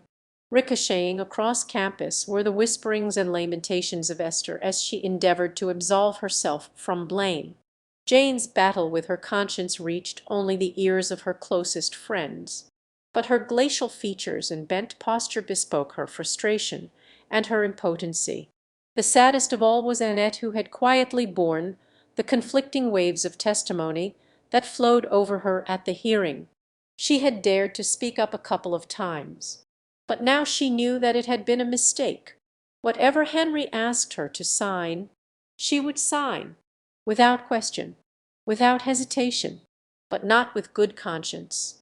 His visit to her and his carefully chosen words concerning his knowledge of her life style had left no doubt remaining that the threat of exposure was real. Diana found out early on that it would be unwise to place too much confidence in the judicial system. She discovered that a court cares nothing about right or wrong, good or bad. It cares only about what the law is. Can you prove it?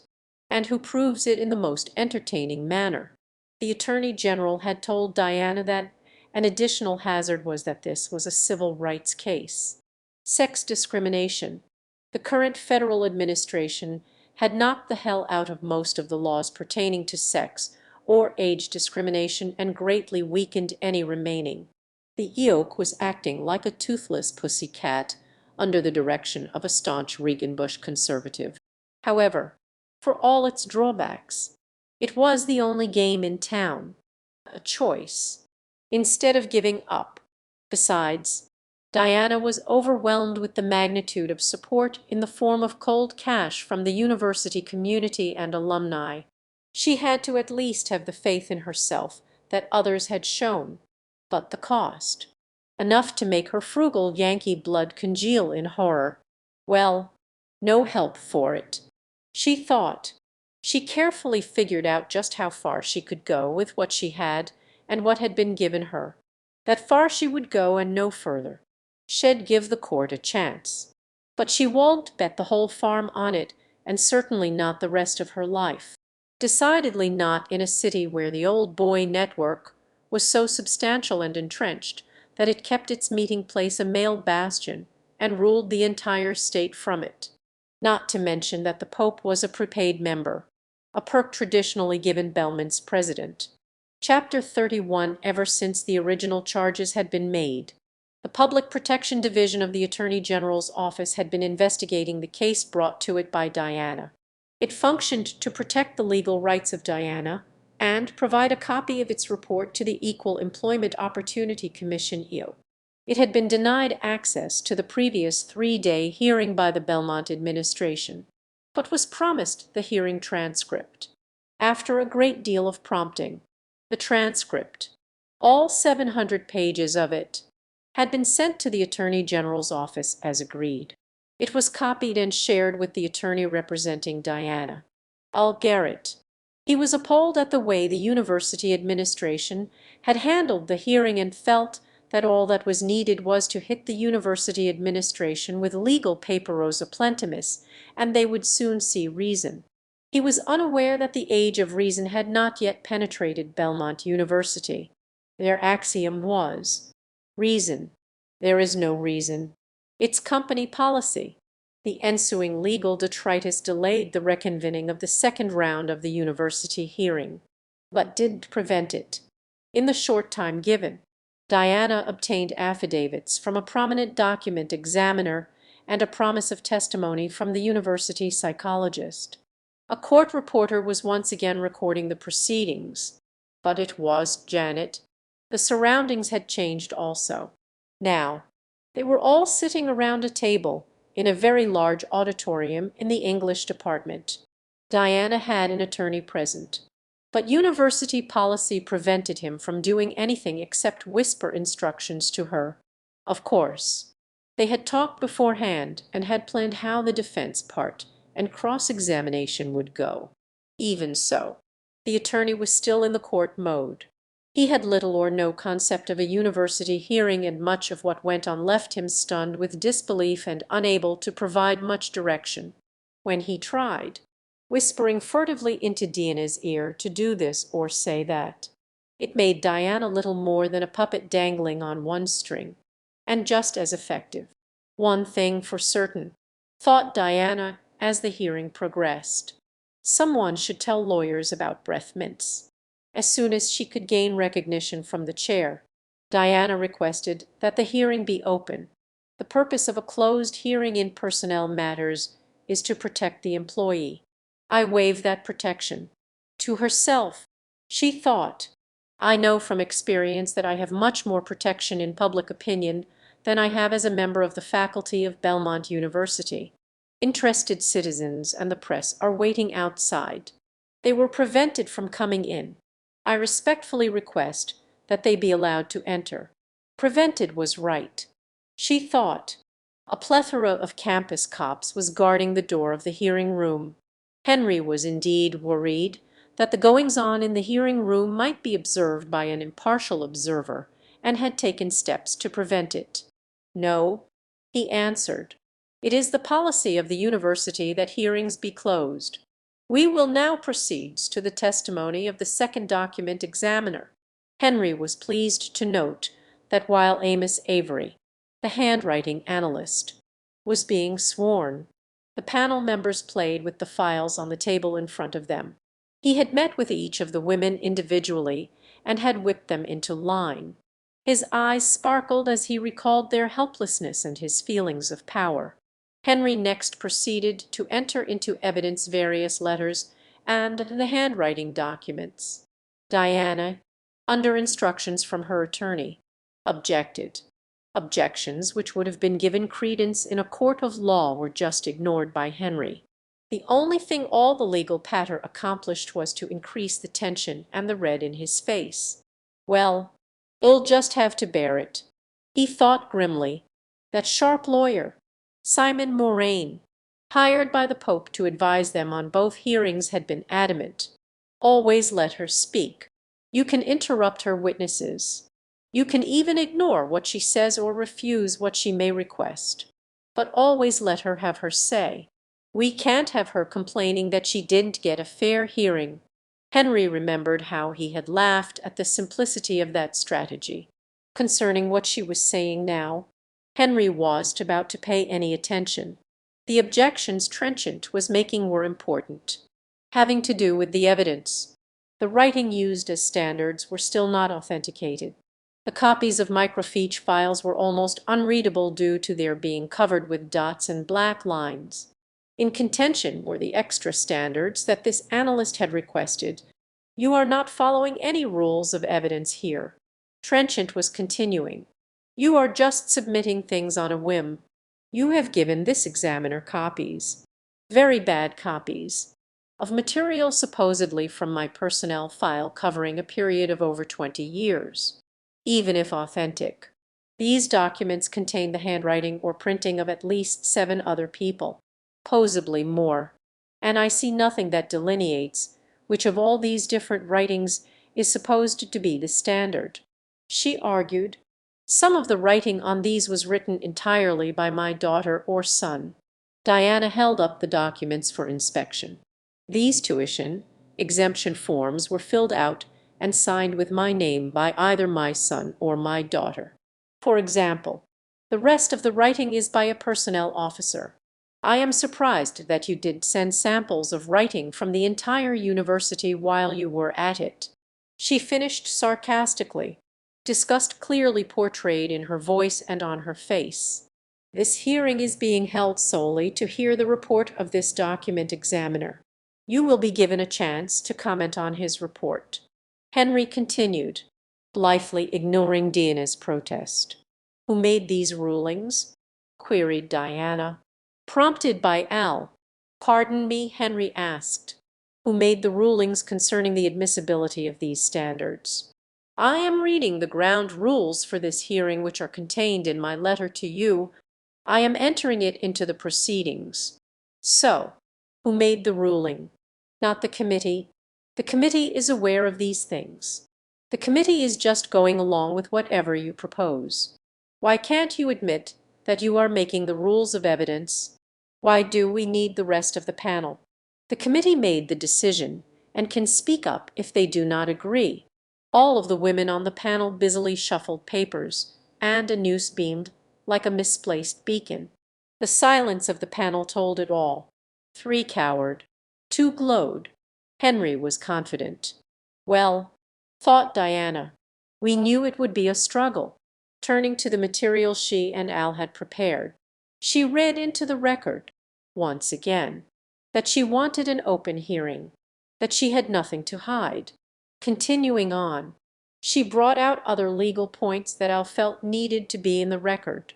"We have over and over again requested documents from the university and been denied them.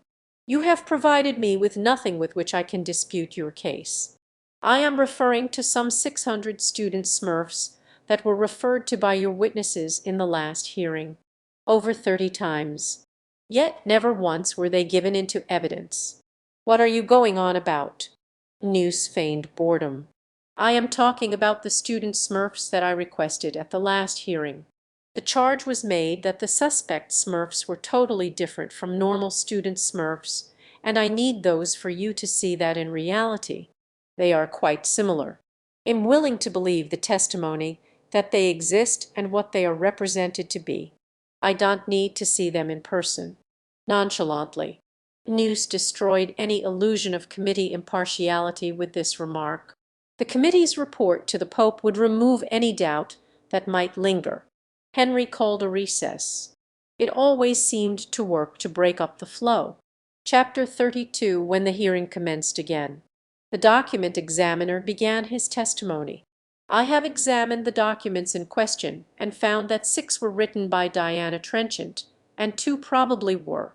Alan Avery was a tall, heavy-set man, florid of face and nearly as ugly as Jimbo. He looked like a 20-year cop, and lowered his monster brows fiercely at Diana whenever he referred to her. His presentation was not as ornate as that of Alice Stebbins. Instead of using blown-up photographs of individual letters, he passed out copies of a single sheet on which there were 2 columns of letters. One column was labeled Standard, the other Unknown.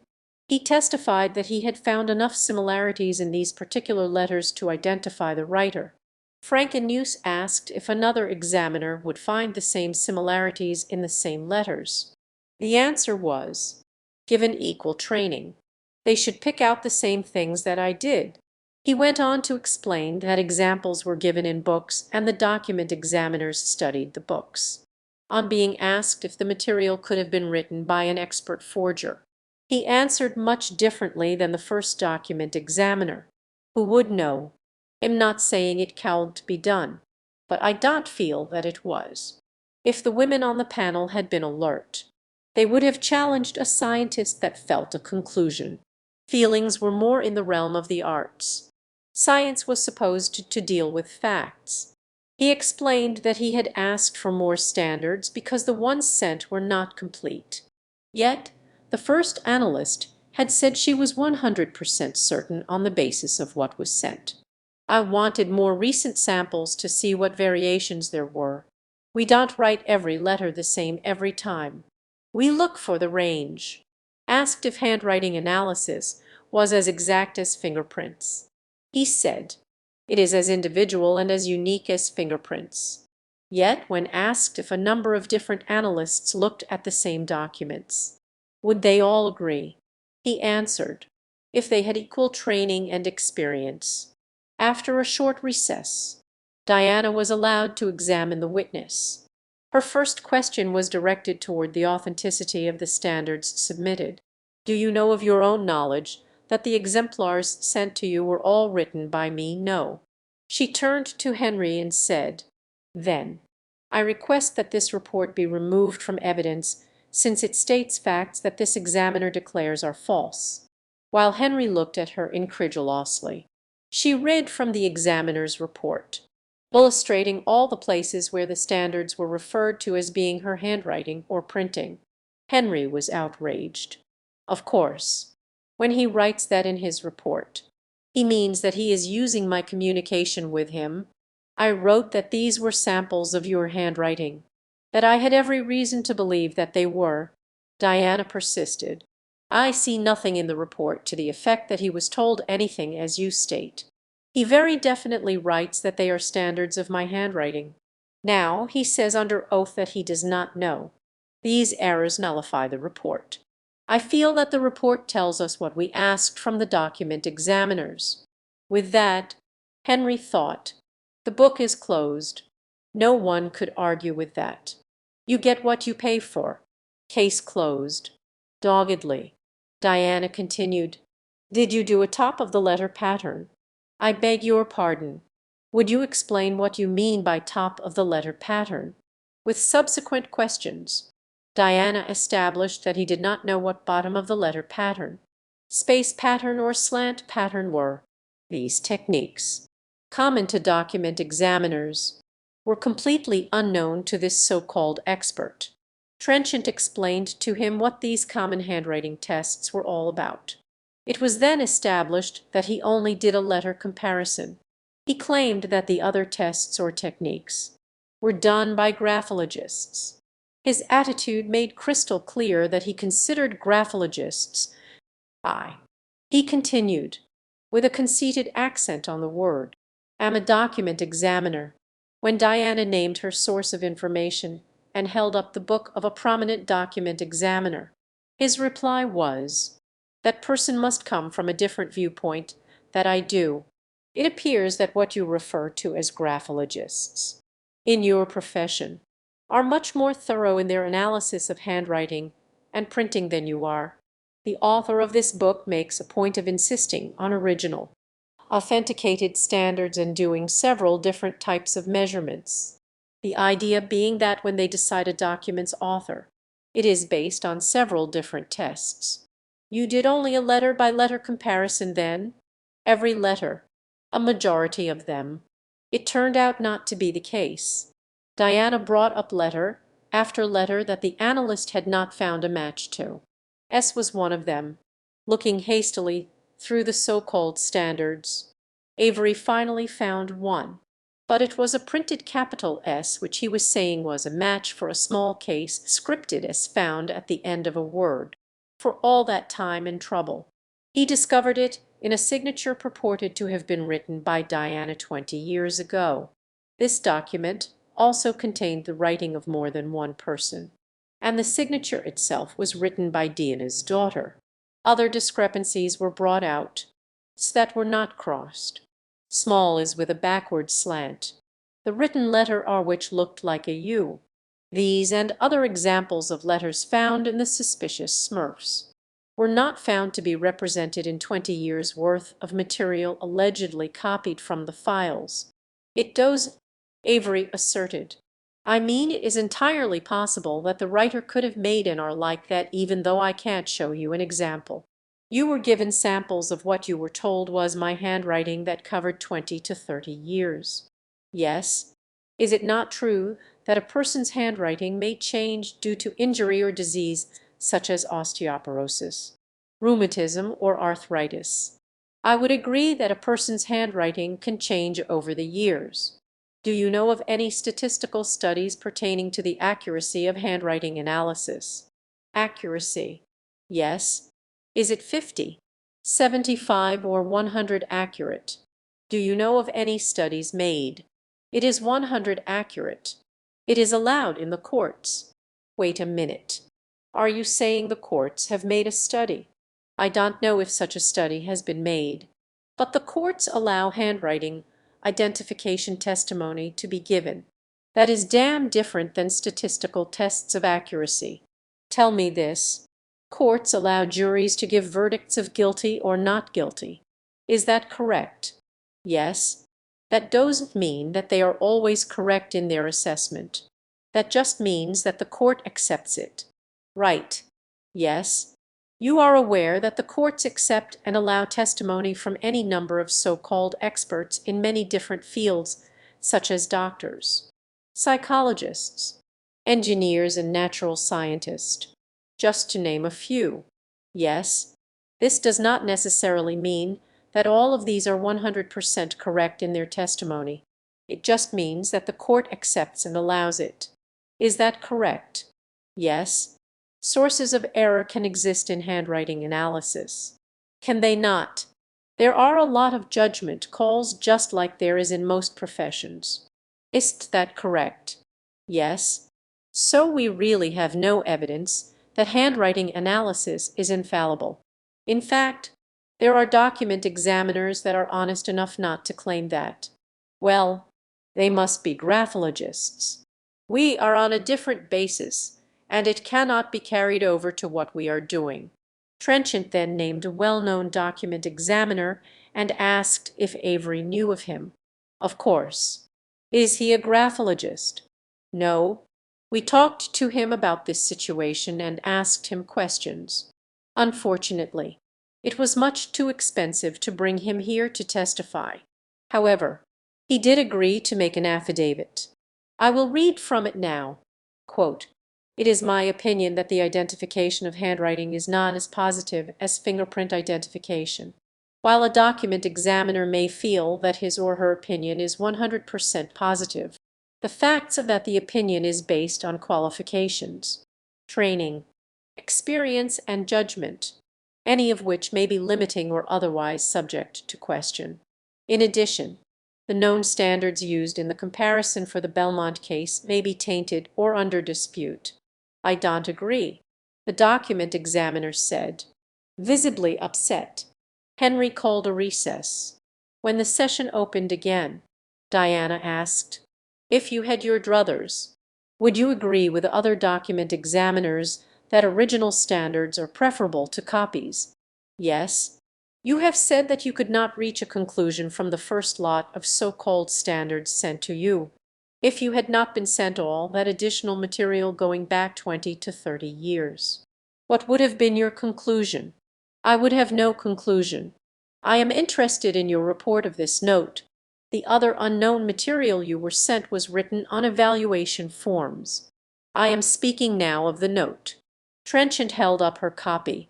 Avery nodded and located his copy among the papers before him on the table. "Now, you report that you cannot be sure of the authorship of this note, which has quite a few words, but you can be sure of the authorship of this evaluation form, which has only 2 words. Avery found the other document referred to and looked at them, and then at his notes. Yes, he agreed. I could not be sure of the note because it contains block printing. So do these other Smurfs that you say you have identified. There is some block printing on the note that we are talking about, but most of it is small case printing. Well, there were not enough individualistic examples in the note to be sure. Henry wished that they had never let that note be sent to the document examiners. It had been nothing but trouble and was not related to the Smurf forgery that Diana was charged with. That damn note which had come out of nowhere, reportedly given Lyle by his good friend but never verified, was not identified as being written by Diana by either of the 2 document examiner firms. The 2 examiners also differed on the identification of one of the suspect medical school Smurfs. One was sure of Exhibit 2 but not of 3. The other was sure of 3 but not of 2. Henry recalled that now both document examiner witnesses agreed that the handwriting did change over the years. Jesus! If this woman keeps it up, she'll destroy all our evidence. Quickly, Henry stepped in and Amos Avery, the second document examiner that the Belmont administration had hired, was excused. Chapter 33. After Avery left the hearing room, Diana put the expert document examiner's affidavit, that she had read from, into evidence. The expert had sworn in this affidavit that all of the student evaluations for the medical school courses for those years should be analyzed. It was possible that another person or persons had handwriting or printing that was similar to Diana's. She read this portion to the committee and added that she hoped they would read the complete affidavit, which contained several pages of the document examiner's credentials. All along, the women kept their eyes either on these papers or on the witness. They steadfastly refused to look at Diana or at the chair. They asked few questions of the witness, tonelessly, and did not ask any follow-up or clarifying questions. Annette gives new dimension to the act of keeping a low profile, thought Henry. Her demeanor resembles that of a puppy that has just been whipped for pissing on the new carpet. Jane, on the other hand, adopts a superior mien. Her greatly elevated nose brings her whole being into an altitude seemingly far above the detestable situation she finds herself in. As for Esther, well, she's a wreck, never terribly lucid in her thought processes. She babbles incoherently and then apologizes when asked to repeat them. Her piggy eyes dart from witness to her papers in a flurry of indecisiveness. Frank Anuse is up to form, though, and really enjoying it. Henry watched Frank proudly as he flung Diana a shit-eaten grin at every opportunity, and at times actually taunted her in a way reminiscent of a town bully. At this point in the proceedings, Anuse laughed aloud in a derisive, taunting fashion, causing everyone on the panel to look at him in shocked silence. The chair put up a warning hand. Esther, all the way out in left field, and looking bewildered, asked, "I don't remember. Did we receive something from the students?" Diana stood up and walked over to where Anuse sat, jowl to jowl with him. She said succinctly, "It ist funny, Mr. Frank Anuse. It is not funny. It is serious." To Esther, she said, "You probably don't see everything that comes in or goes out of this committee. Again, I want to state that I have been denied access to all these student evaluations that are needed for my defense. In addition, this committee has steadfastly refused to confirm the testimony of their witnesses concerning these documents by demanding that they be produced." Diana returned to her chair. Her attorney, Al Garrett, leaned over and whispered into her ear.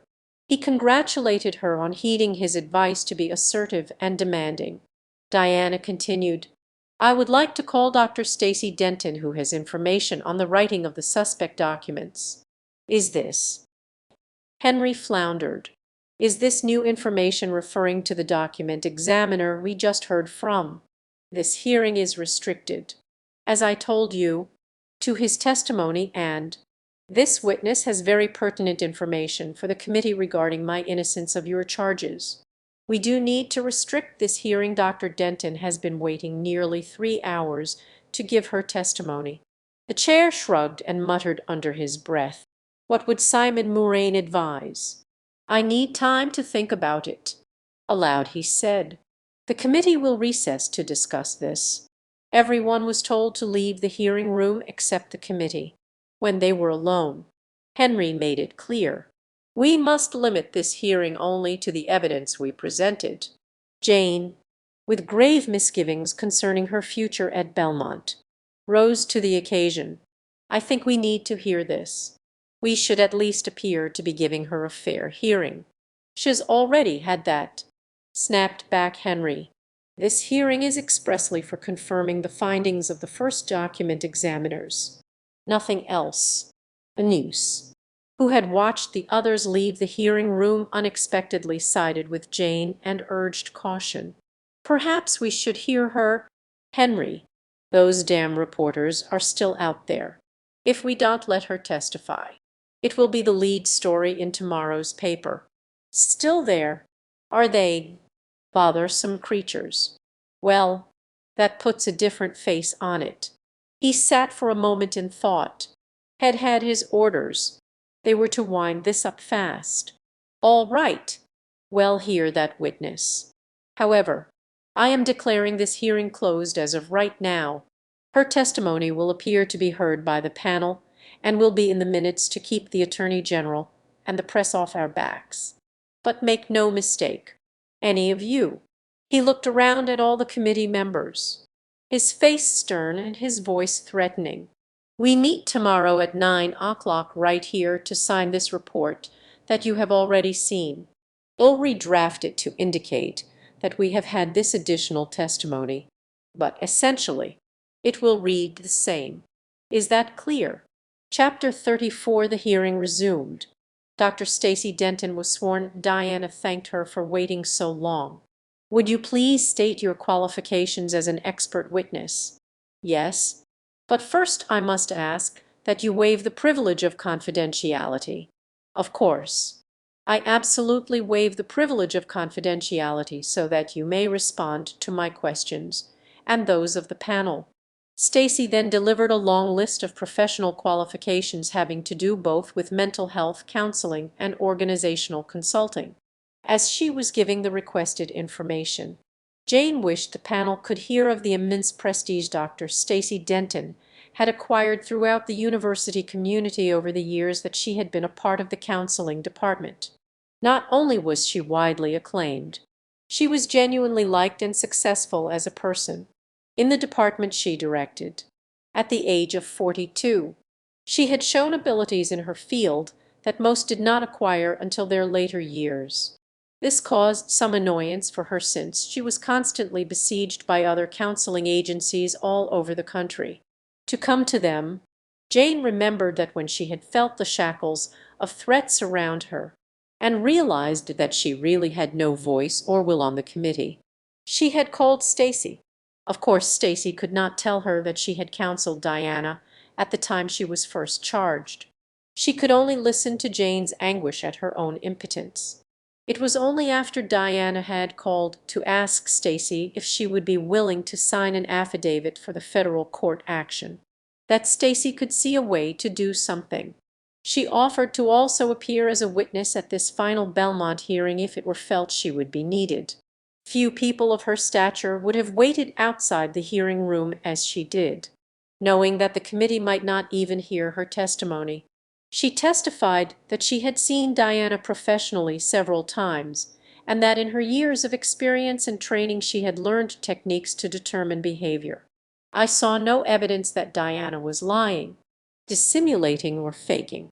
I should say that in my position here, I see many people who are in trouble, and there is a pattern to these reactions." She exhibited what we in the profession call the typical victim reaction. In subsequent visits, I did a more thorough mental status exam. I used all sorts of techniques that uncover whether a person may be unconsciously suppressing the fact that she wrote something or did something. "I believe that she could not have been lying," Stacy said succinctly. "She was too upset, too shocked, to really fake me out."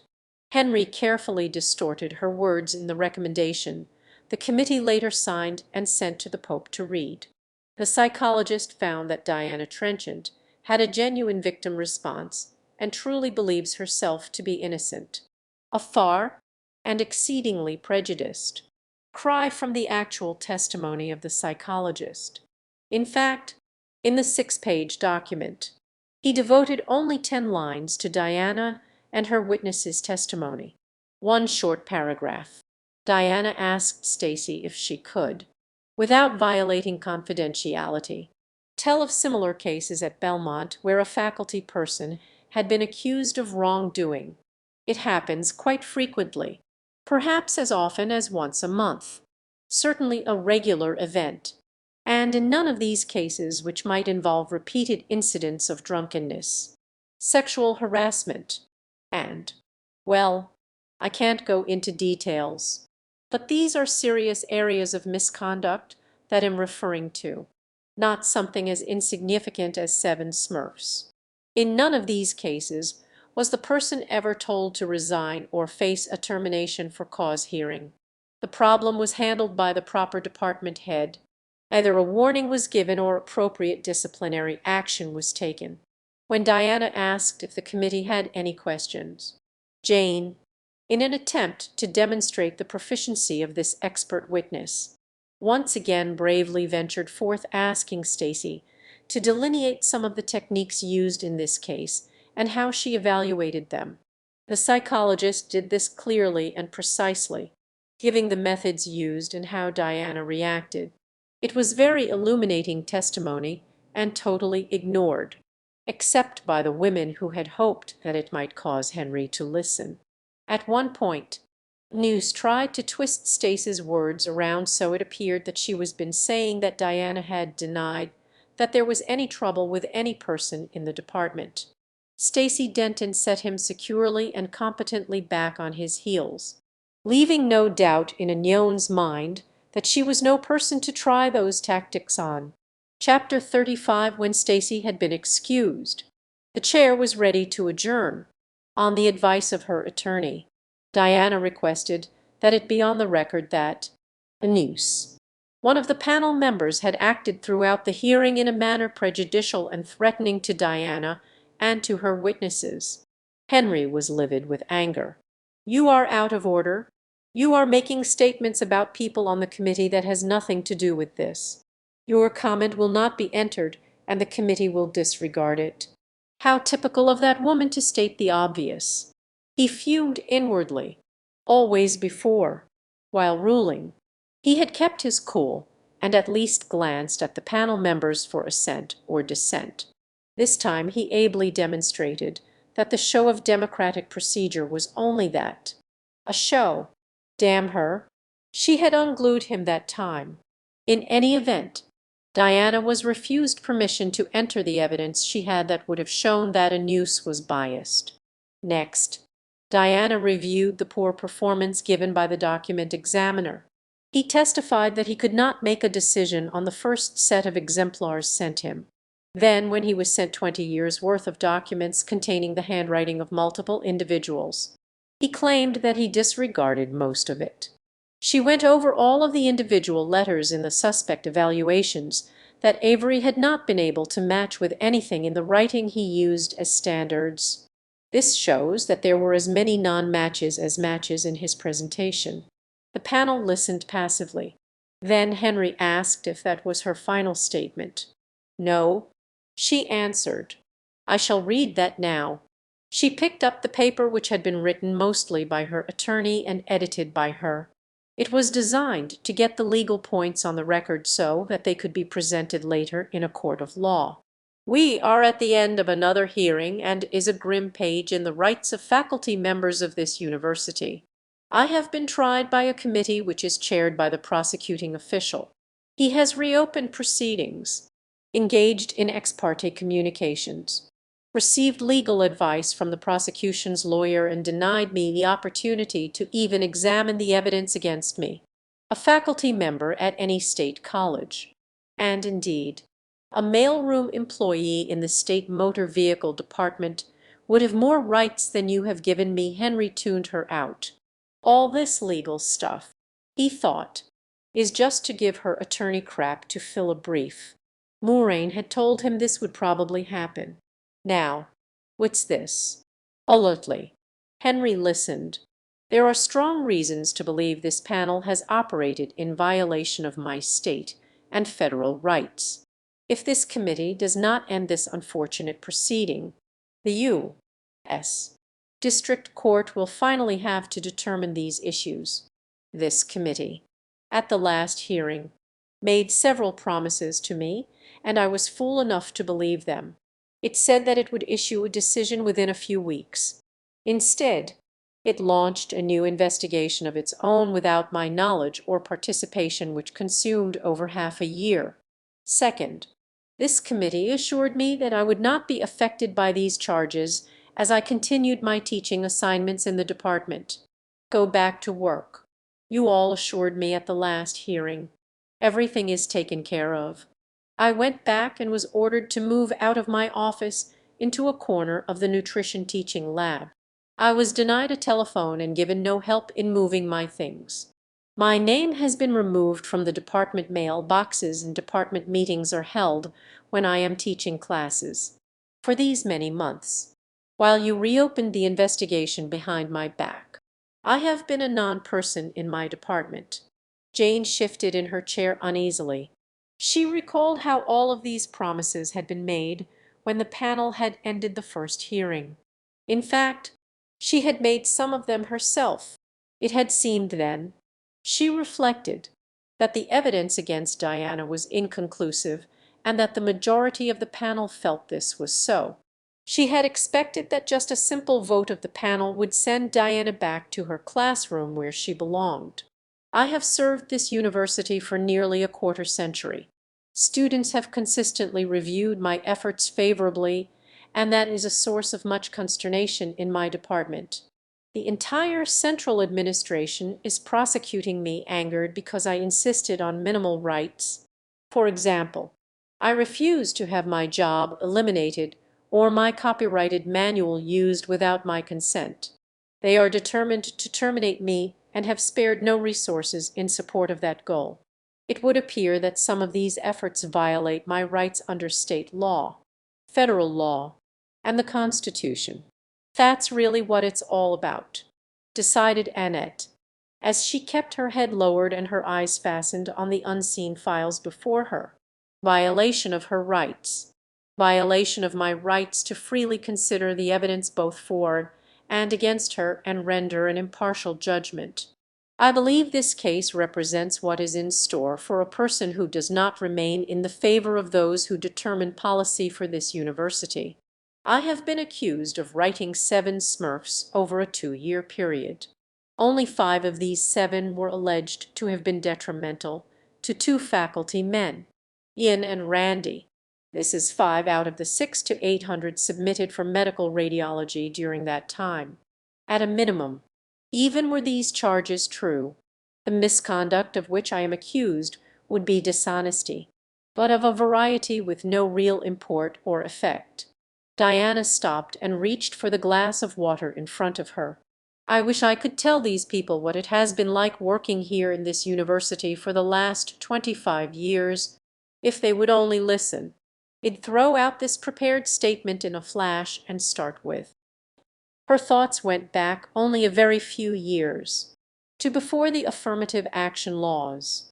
She recalled vividly how she was treated, what women were subjected to, still subjected to. She amended, wryly, lewd, suggestive poses of women in every lab and office, huge posters on many doors facing the hallways, projections via slides of scantily or uncliffed women in provocative poses that were used to illustrate lecture material and treated with derision by the male lecturer. We cannot complain because we were told that if we didn't like it we could leave. We were told that this activity was normal and healthy. We were told that if we found it offensive, we must be queer. And then that wonderful day when Sally, a woman graduate student, found and placed on her door a large full-length picture of an unclid male.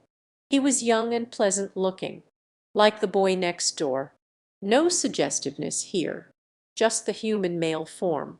His penis hung quietly from his pelvis, as unremarkable and vulnerable as the breast of an old woman. But what an uproar it caused! The men were furious. They clucked and cackled like a bunch of biddy hens which had been surprised by a predator's invasion of the hen house. Diana held the glass to her mouth. The offending poster was quickly torn down, torn up, and still the cacophony continued unabated. That is, until Sally was called into the nerd chairman's office. When she emerged, she packed up her belongings and left. "Of course, we can't have that kind of sexual depravity continue." The men were certainly united in that decision. How quickly and easily they can fire women for whatever men define as impropriety. She continued with her statement.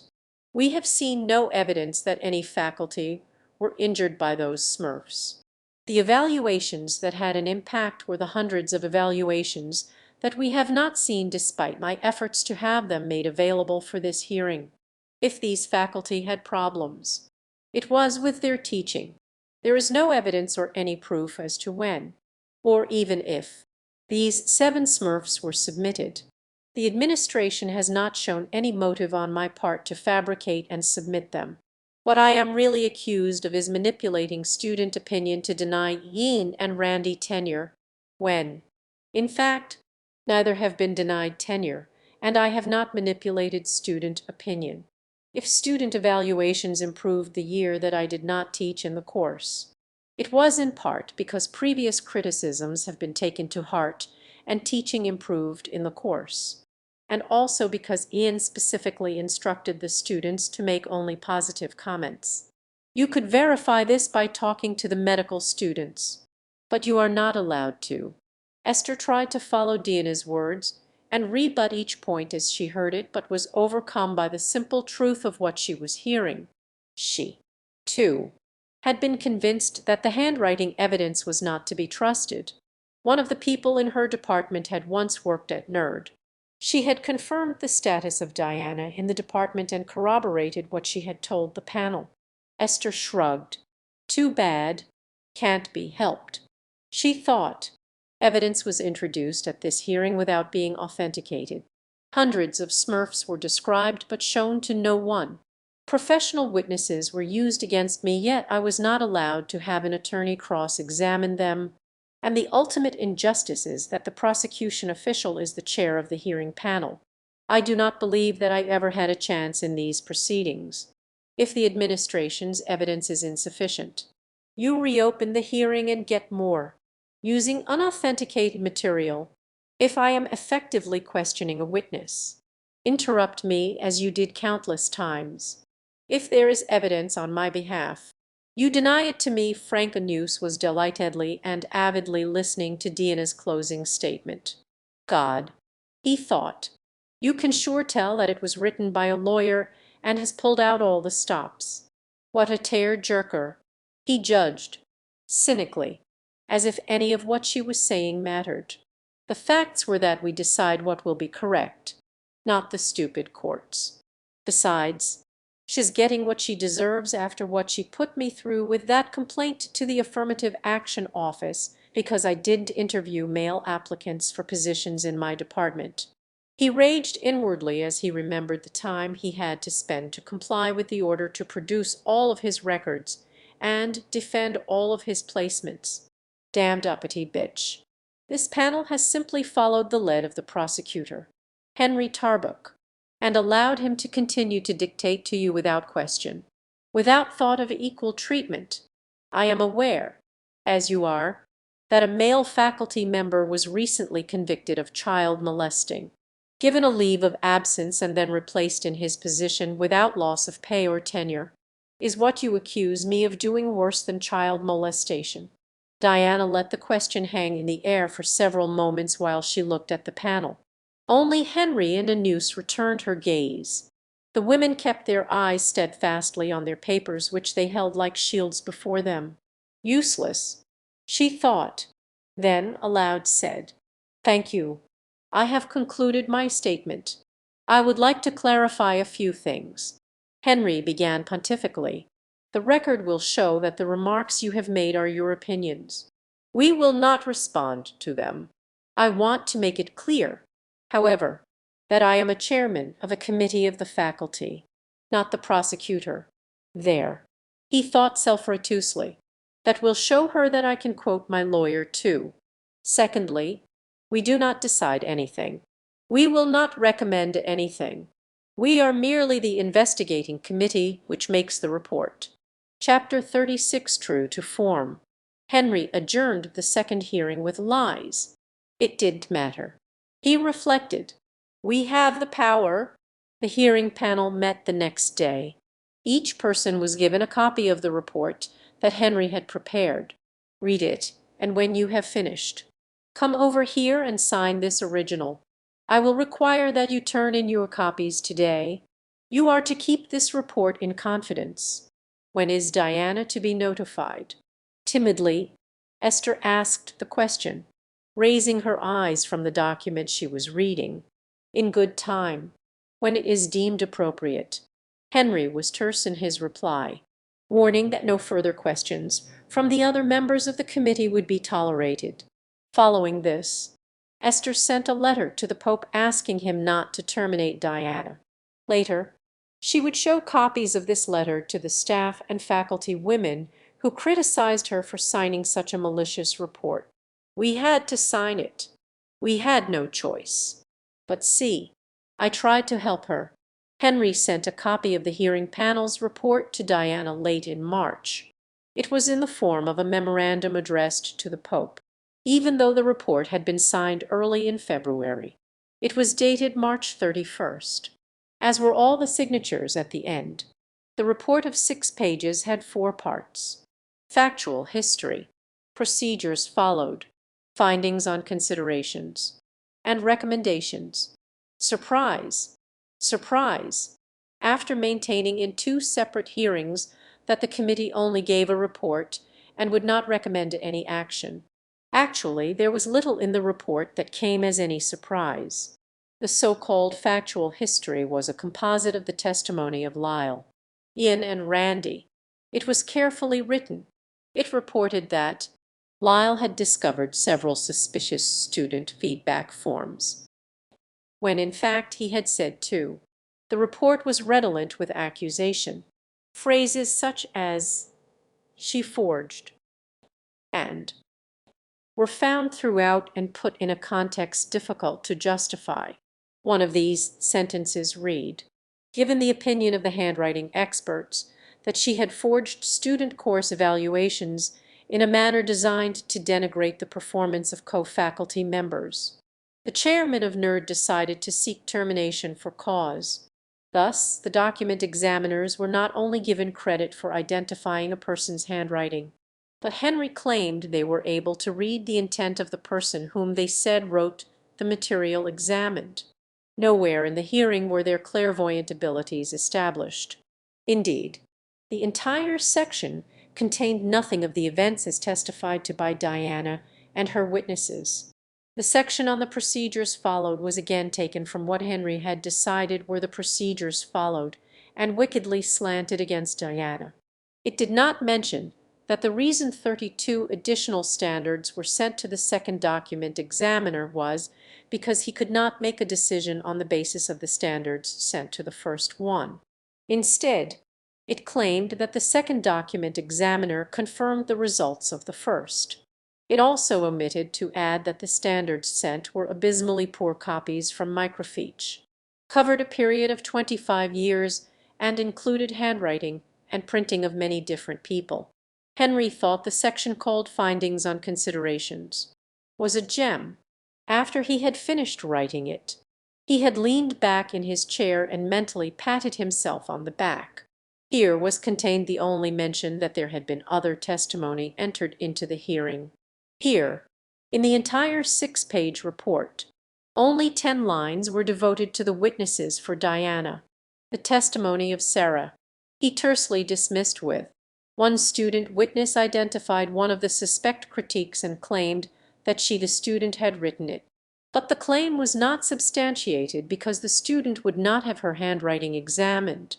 Months later, the investigator for the Attorney General would note that incident in the transcript of the hearing and make the following comment in her report: "Did the committee really expect that the hired experts could, at a point when opinions had been stated under oath, seriously undertake a fresh analysis of the questioned document?"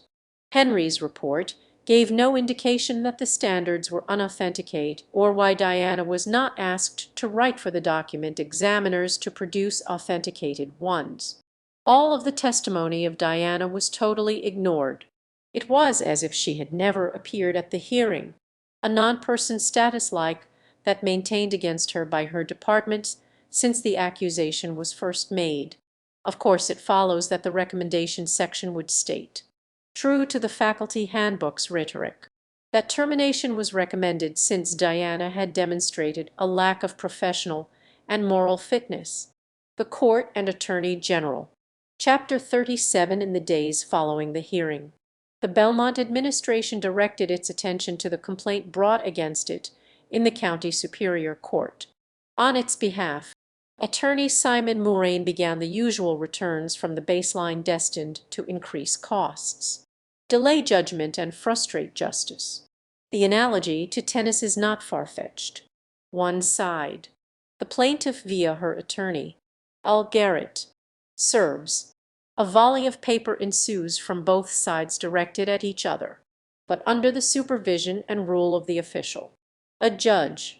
Where the analogy loses ground is that very little action occurs in the court. Sure, the plaintiff and respondent and the lawyers must show up for hearings, but most everything goes on in the judge's chambers. Simon Moraine had a great deal of practice in delaying tactics. Over the last 4 years, 7 people had brought suit against Belmont for sex discrimination. All 7 had been forced to withdraw as their cases dragged on, and their resources dwindled. Simon's initial move this time was to have the case go to a higher court, in this instance the United States District Court. This move placed 2 additional burdens on the plaintiff and her attorney. First, the cost of the proceedings was greater than at the district level, and second, the travel distance to attend hearings increased 50-fold. An advantage was also inadvertently given. The judge who was appointed to sit at this session was known for his fairness and knowledge of the law. Al Garrett immediately filed an amended complaint to the federal court, which could rule on federal laws as well as state. In it, he listed 6 charges against Belmont University. 1. Violation of due process. 2. Violation of constitutional law. 3. Violation of the State Administrative Procedures Act. 4. Violation of the State Open Meeting Law. 5. Violation of the State Access to Public Records, and 6. Violation of the Fair Employment Practices Act. With the listing of these charges, he asked that the court issue a restraining order, an injunction that would order the respondent, Belmont University, to grant the plaintiff her right to a fair and impartial hearing by the university and access to the documents that had been withheld from her. It was at this time, shortly after the final university hearing had ended, that Diana began getting threatening phone calls. She was told to drop the court proceedings if she didn't want something really bad to happen to her. After the initial hearing on the complaint, and before any decision was handed down by the judge, Moraine filed a motion for summary judgment on counts 3, 4, 5, and 6. All of the counts related to state law. In effect, he was asking the judge to throw out the 4 charges for lack of validity. His motion caused a veritable flurry of other motions from both sides and effectively delayed the process of law by dividing the charges. It also increased the cost to the plaintiff. It was a gamble for the university. If it paid off, it would cut the charges down to 2, both federal, while disposing of all the others. If it didn't, no problem. There were always appeals to be made that could continue the process indefinitely. At the hearing on these motions, Al Garrett limited his argument to a synopsis of his brief. He carefully related the applicable laws and requested that the defendant, Belmont University, be ordered to grant a fair, open hearing to the plaintiff, Diana, also that the plaintiff be supplied with the student feedback evaluations she had requested and that had been denied to her. Al was an intelligent workhorse of an attorney. At 57, he took his legal duties seriously. His heavy glasses with their thick rims gave him a scholastic air. All that was needed to complete the image of absent-minded professor was a pipe. He had diligently searched the literature for precedents, which he presented to the judge in a mild but measured tone. A reasonable man, he projected this image to the court and made a fine presentation. No sparkle, just facts and precedents clearly presented. When the judge turned his attention to the respondent, Simon Moraine stood to address the court looking more like a walking advertisement for expensive menswear than an attorney. Simon was charmed with all the proficiency of a hangman leading the way to the gallows. Close to Al in age, Simon was of a different bent. His argument was presented with show and words. It worked well with juries who tended to watch him instead of what he said. Today, there was no jury present, but his modus operandi didn't change. "Your Honor," He commenced. The plaintiff was given a fair hearing under the rules of Belmont University. She was given due process. Despite the fact that she forged many evaluation forms causing untold harm to two young faculty persons, the university made every effort to treat her with fairness and consideration. He continued for some time in the same vein, constantly and consistently referring to the plaintiff as a forger, a criminal, gleefully. Moraine reflected. In court, we attorneys can say anything, or most anything, we want to. We do not have to operate under the constraints imposed on the rest of the populace and preface a charge with the word alleged.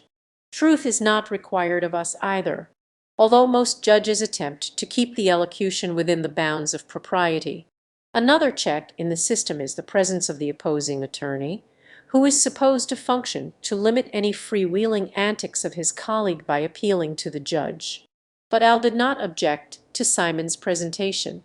He felt confident that the judge would rule on the law, not on the performance. Besides, he rather enjoyed watching and listening to Simon's kind of theater. Following the hearing, the wait began. How would the judge decide? When would the judge decide? Even though the hearing committee at Belmont had made its report and recommendation to terminate, the actual termination letter had not yet been sent. From the time she was accused, Diana had found life at work to be difficult. As a plaintiff in a lawsuit against Belmont, it was nearly impossible. Nearly, that is, because her students never wavered in their efforts to encourage and help her. It was during this wait that factual information was obtained concerning a dean at Belmont. The occurrence had been rumored, but now the players were known. Al Garrett had talked to the principals of the event and obtained 2 affidavits attesting to the misconduct and subsequent lack of punishment awarded the dean, who was still employed at the university. The man had suffered no loss of rank or pay for his transgression. These affidavits were added to the pile of papers already on file with the judge. Early in June, the opinion and order of the judge arrived. Al Garrett's third charge had been thrown out by the judge, who wrote that the law cited did not apply to Belmont University. The other 3 charges were sustained. On charge number 4, relating to the open meeting law, the judge wrote in part, "To permit this hearing panel to operate outside the open meeting law would be to enable the university to take roundabout steps to avoid its public duty." He continued by describing the hearing panel as resembling, and suggested that if the panel had considered any area to be extremely sensitive, it could have gone into executive session. Even this he qualified, asserting that it was subject to the plaintiff's right to a public hearing. As to the public record law, charge number 5, he ruled that the plaintiff should have access to the evaluations requested. The court finds, he wrote, that Belmont must comply with the public records law. Finally, on charge number 6, relating to the Fair Employment Law, the judge found the evidence submitted to be sufficient to indicate retaliatory sexual discrimination. A few days later, with this opinion and order from the court in hand, John T. Pope, president of Belmont University, terminated the plaintiff. Effective immediately, the Pope's action was expected by everyone except Al Garrett. Diana's attorney, he still thought, had won the case. Belmont had been thumbing its nose at the judicial system as long as anyone could remember. Diana Trenchant packed up the teaching and research accumulations of nearly 25 years and left for home. Neither the president nor any of the V's could be reached for comment. However, Bob Alaster, the pro for Belmont, called in the press. "We have no comment," he asserted. "It is the university's policy not to discuss personnel decisions with the press." Now, there was a new angle in the threatening phone calls to the plaintiff. The caller would start out in a friendly fashion, in a conversational tone. He would advise Diana to go down to the courthouse and examine the court records for the past 10 years. Just check the directory for all the cases that Belmont has been involved in and read the outcome. The court clerk will help you." Then the voice would become threatening. "You will see that no one has ever won a case against Belmont. It owns the courts and it owns the lawyers. You'll lose all your money, and you'll be hurt in other ways. It can and will make appeal after appeal. It can and will tie this case up for years. Give it up before you get hurt." Chapter 38. The investigation by the Attorney General continued. When she tried to interview potential witnesses at Belmont, she was prevented by the administration. "Do not even talk with her," was the gag order that went out from the central administration of Belmont.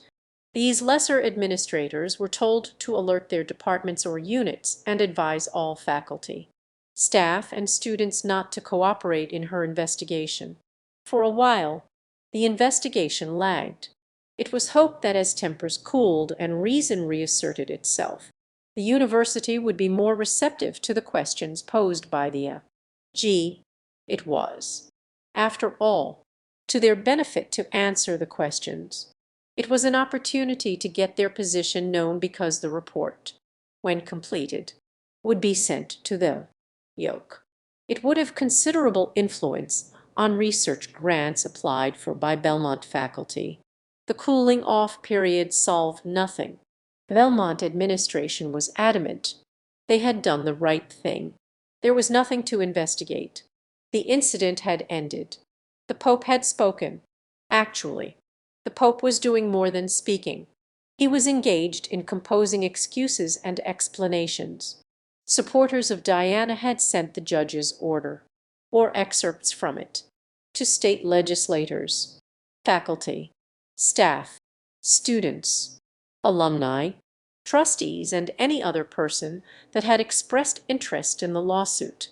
This had resulted in hundreds of letters and phone calls to the Pope and members of his administration, as well as to the Board of Trustees. "What is going on?" one of the first callers demanded, having insisted and gotten the Pope on the line. "You fired a good teacher after a judge ruled that she had not received a fair hearing. Our hearing panel gave her a fair hearing. Sir, the newspapers have just blown this up to sell papers." The Pope replied, holding back his anger with difficulty and making his voice sound terribly knowledgeable. "The judge said you didn't. I saw his order. Was the hearing open? Did you give her all the documents she requested, or not?" The caller was insistent. "Well, sir, it's not that simple. Our policy is to protect the employee, so we always have closed hearings. There was no need to produce the documents in question. The hearing panel was confident that they were not needed. I don't care about how your hearing panel or how your policy goes. I'm asking about an excellent teacher who has served our university for nearly a quarter of a century. If she did what you have accused her of, man, 5 out of thousands, what difference could that make? You've made yourself look silly." The Pope took no more calls after that except from the trustees. He could not escape their critical views, but with the help of his hand-picked chairman of the board, he managed to placate most of them. One secretary was placed full-time answering letters, and the V's were called on to answer the phone calls and talk to anyone who came to the offices. Consumption of antacid increased astronomically in Vice Alley, lair of the V's. Proman Alaster and all the V's were carefully coached to suggest to the callers that Diana Trenchant had really done something unspeakable, and that the charge that was aired was only the tip of the iceberg. They also were told to hint concerning her motives. She was thought to have so desired the chairmanship of the department, or she was delusional in her assertion that she had written any course material, etc., or she was not really the type of woman that normal women, those with husbands or boyfriends, wanted to associate with. Or, meanwhile, back at the court, legal papers piled up anew. Diana felt helpless, drawn along in a maelstrom of chaos. A veritable barrage of verbiage flew to the court. like guided missiles, from both attorneys. They were couched in legal parlance and cushioned on expensive, patterned vellum. For every submission, there was a filing fee, hours of research and multiple law firm billings. For each batch of documents sent to the court, copies were made to send to the opposing attorney, the file, and sometimes even the plaintiff. Occasionally, a hearing on one or another of the various motions was called. When this happened, the lawyers and the plaintiff were joined by the judge, his clerk, and the court stenographer. Each attorney blew smoke, substantial as ghost poop. The judge sat in the air high above the arena and pondered. At times he would interrupt and admonish. Periodically he would ask a question, and these were the interesting moments, as each attorney had a different answer. The lawyer for the defense only knew what he had been told by Henry Tarbuck, and Henry only knew what he had been told by Lyle. Diana's attorney knew only what she had told him, and it was obvious there was a lot that he had remembered. How little the truth counted in these proceedings, Diana thought as she listened to the screw-up. Neither of these men, who are being questioned and are the only ones allowed to speak, were at Belmont when these events were occurring. Most of the time they are way out in left field with their answers. And here I sit, mute because the system demands it, unable to clear up the confusion. All this money spent, and the judge still doesn't understand what the Smurfs are. He asked for clarification and got gibberish. There's the gavel. One more useless hearing is over with. Then, just as Winter was getting a firm grip on the land, the Attorney General released her report. Diana and her supporters were jubilant. The local paper printed, and the television and radio blared. A strongly worded report from the L.G.'s office to President Pope maintains that Professor was fired unjustly. The L.G.'s 30-page comprehensive letter of determination laud made it clear right at the beginning that the Belmont administration had refused to cooperate in the investigation. It emphasized that the university declined to make available people and information. At the end of the laud, it reiterated Belmont's non-cooperation. The laud went on to state that the university had held termination for cause hearings. Sworn testimony was taken which had been completely transcribed by a court reporter. This transcript and the court records relating to the illegal termination suit were used in this investigation, since the Belmont administration refused to cooperate with the Attorney General. It took the form of a letter to the Pope, in stark contrast to Henry's report. The laud reviewed the history of the allegations against Diana, giving the charges and the response to these charges equal weight and importance. This information was from the transcript, which contained the sworn statements of all the university personnel involved in the hearing. Those people who were prevented by the administration from talking to the L.G. investigator. It also reviewed the testimony of Diana and her witnesses. Reference was made to the testimony of the 3 document examiners, 2 presented by Belmont, the affidavit of the one submitted by Diana at the second hearing. The point was made early on that the specific charge which resulted in termination was that Diana had written 7 evaluations out of some 1,000 submitted. 5 of these were alleged to have injured 2 faculty members. It emphasized that testimony indicated that there were no performance problems with Diana, was very dependable and a hard worker. It noted that while expert witnesses, the document examiners and the university attorney, were used to testify against Diana, she was not allowed an attorney to conduct a competent cross-examination, stating that even though supportive documents were not presented at the hearing, the committee accepted testimonial evidence on the contents of them. It concluded any concept of a fair administrative hearing, even one conducted without regard to strict rules of evidence, could not include the admission of testimonial evidence of the contents of documents which were available only to the party presenting the evidence. Commenting on the dissatisfaction of the committee with the testimony of the first document examiner, The Lod stated that, rather than reject the testimony and find Trenchant innocent, the committee continued the hearing and hired another document examiner. This one disputed the findings of the first and required more standards.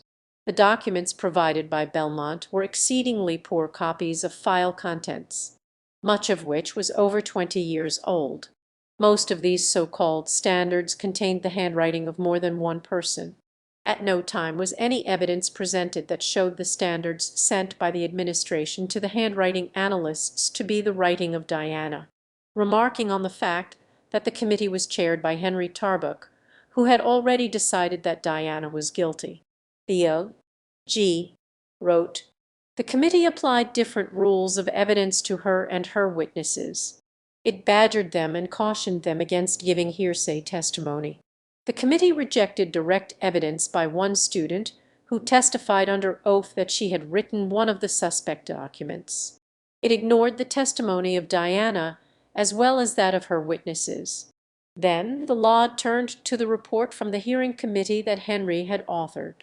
One paragraph stated, 'The effect of the suspect critiques on the two people who were said to have been hurt by them had not been assessed, but did affect the individuals involved.' To this, Theo G. declared, 'One questions the committee's findings as an accurate reflection of the evidence.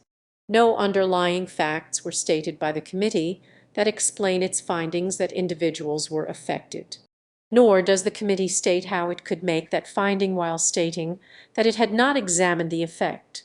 As precedence or comparison, the Lod reported that no penalties were imposed on two male Belmont faculty members, one who had altered promotion papers, the other convicted of child molestation. It quoted the testimony of Stacy Denton, the university psychologist. She had declared she knew of many instances of faculty misconduct more serious than what was alleged in this case. Those people had not been terminated, concluding that the university's stated explanation for terminating Diana was not worthy of credence. The report found there existed probable cause for sex and age discrimination and disparate discipline by Belmont against Diana. The Lod was sent to the regional yoke office, which accepted it and confirmed the acceptance with the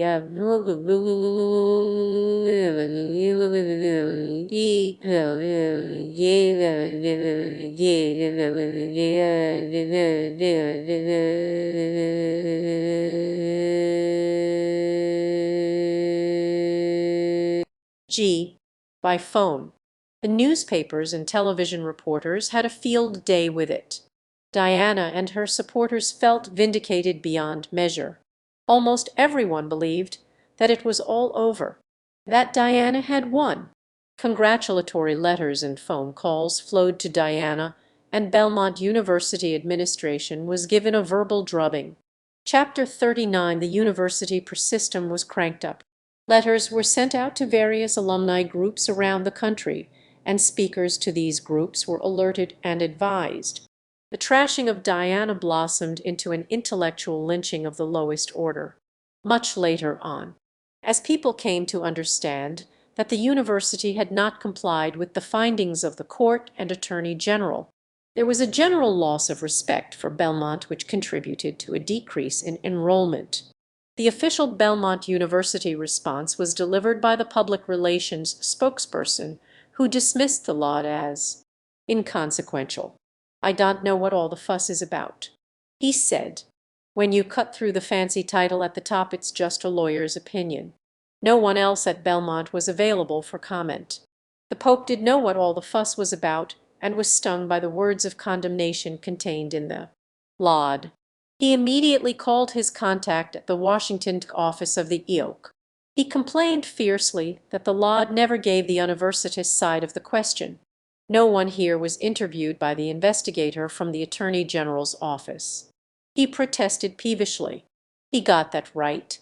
His contact got his protest an immediate hearing by the Eoc chairman, who directed the regional office to quash the Attorney General's Lod. No one in the head office bothered to read the Lod and learn that the reason there were no interviews of university personnel because they refused to cooperate with the investigation. friends in high places. Indeed, in addition, the Pope called a meeting to discuss their court strategy. Now, the Pope said forcefully, "It's time we did something to end the legal hassle. That damned judge." And this A.G. letter on top of it. "We are getting too much bad publicity. The letters and phone calls are driving everyone crazy around here. It's gone on long enough. Too long." Sitting around the conference table in the west wing of his office with him was Moraine, Henry Tarbuck, and Jimbo. Moraine spoke confidently. "The court business is nearly finished. I have already petitioned the judge for permission to start discovery, unless the plaintiff is sitting on a gold mine. That will finish off her bank account right there." "How's that?" asked Jimbo. "During discovery, we take depositions. Al Garrett will have to depose a lot more witness than we do in order to even come close to presenting his case. Conservatively speaking, Al's looking at nearly $1,000 a day that he must bill trenchant. And that's not even the best part." Moraine caressed his face with his hand as if re-oiling the smile on its surface. "We'll coach our people in evasive answers, which means that it will take days of deposition time for him to get the information that an unprepared witness would give in an hour." Good. The Pope was pleased. Not so pleased was Al Garrett and the plaintiff. Both attorneys had agreed some months ago that the process of discovery would not be commenced until the judge had given his final ruling on the motions and the trial date set. Moraine delivered his low blow without missing a beat. "Oh." He cooed when Al called him to complain. "I must have misunderstood. I thought you wanted to get started before the final ruling." Al was outclassed, and he knew it. Apologetically, he called the plaintiff and drew her the financial picture. An appeal to the judge for permission to delay discovery was ignored. Moraine had carefully picked his time. It was one of the last orders the judge signed before departing on his vacation. That's all she wrote. Diana acknowledged in debt and unemployed. She dropped her illegal termination suit against Belmont University. Afterglow. Chapter 40. Deep within the bowels of the Belmont Library building, the university archivist, Igor O'Toole, had been keeping an informal, running tally of events relating to the Smurf affair. He had gleaned the information from his friend, Diana, confirmed gossip, media sources, university documents, and private sources which he knew to be reliable and would not reveal. He had, over the past 2 years, posted it in a scrapbook. His interest had been whetted when the story first broke. Everyone repeating it on campus was incredulous. Termination for cause on account of 7 Smurfs. Really, it must be a joke. But Igor, casting out his informational net, discovered that it was. It was discrimination, pure and simple, and he, because of his race, knew discrimination when he came on it. He remembered how close he had come to not landing his present position, a man in his late 40s. He had impeccable credentials and years of experience in archival work. He was also an African American, strong, competent, and unassuming. He had applied for the posted position of senior archivist and then waited for the decision from personnel. Time passed. They told him they were still interviewing, but he had learned from a contact he had made in the library that they had reposted the advertisement for the job because no qualified applicants had been sent from personnel. That was how Egger's pool of informational sources began. Then suddenly he was called in for an interview. By now his contacts had grown, and he discovered that his name had won him the job. Someone in the personnel department had inadvertently listed him to the library as a viable candidate based on his last name. Obviously Irish, his race had been overlooked. The library director was delighted with his credentials and called him in for an interview. This firmly established to all and sundry that he was black. Back then, tokenism was rampant, so when the director hired him, the administration went along with it. albeit reluctantly. After all, the archives were in the basement. Who would notice? Now, having enjoyed many years at Belmont and made many friends, he was turning the last few pages of his scrapbook. It was by now a huge tome, meticulously kept and recently augmented by Diana's contribution of letters, court papers, and related documents. He had reached the final section dealing with the people involved and the aftermath. Grimly, he noted that despite the several instances of plagiarism committed by the two faculty men, Ian Heason and Randy Fissy, they were promoted and given tenure. The years of adverse student evaluations of their teaching abilities were all thrown out on the basis of 5 suspect ones and Henry's report. Randy, at the insistence of the medical students, was moved out of the medical radiology course and into an undergraduate nutrition course. A year later, there were problems involving some of the young women in the course. The women were hushed up and Randy was given an immediate sabbatical of indefinite length. Ian continued in the radiology course, but was never able to capture any grants to continue his research. The best all-around teacher in Nerd, fed up to the gills with having to continually save the department's teaching bacon, quit and moved away. This excellent teacher, Ray Stinnes, could no longer turn his back on the rampant dishonesty inherent in the department. The treatment afforded Diana had been the last straw. After Ray's departure, Lyle Stone was forced to give lucrative courses up to other departments. The resulting decrease in revenue caused a severe decline in his research programs, and plans were underway to abolish the Nerd entirely. Frank Anuse had suffered a near-fatal heart attack months later when he returned to work. It was reported that he was a changed man. His attitude toward the women in his sector improved, and it was reported that he regretted his role on the trenchant panel. Esther received the promised promotion and a raise. A year later, she was retired, broken and unhappy. Anne had quit her position and moved out of the area with her roommate. Jane, who had been tenured, left. The circumstances were never divulged. Jimbo and Dean Broadhurst were quietly retired. An administrative intern in the Pope's office was summarily fired for injudiciously stating that it would have been more cost-effective to retire Diana than spend the thousands of dollars to terminate her. You see, he explained to the assembled president and V's, with more ignorance than good sense, our current policy would have paid for her retirement without any further outlay of monies on our part. The hearings, document examiners, courts, and subsequent damage control has cost nearly $100,000. Still reading, Igor marveled at how the ripples created by Diana's struggle had widened and spread out of Belmont into the state. Her short but important court venture resulted in 20 areas of state statutes cited. These annotated statutes served to strengthen the application of the cited state laws to Belmont. Using these laws, a faculty union was kindled and an animal rights organization sued successfully to attend Belmont animal research meetings. Applications for enrollment decreased as many became turned off by Belmont's noncompliance with the law. The legislature of the state became disenchanted with the university because of the notoriety, and decreased its annual appropriation. A legislative investigation was initiated to ascertain the number and salaries of the central administration of Belmont. The Pope felt the heat and got out of the kitchen. Very suddenly, an interim president was appointed by the trustees. Henry Tarbuck elected to stay when the new president came on board and was demoted to an associate V. His wife successfully sued for divorce, and Henry's claim for alimony was denied by the judge. This meant that he had to go back to living on his own salary.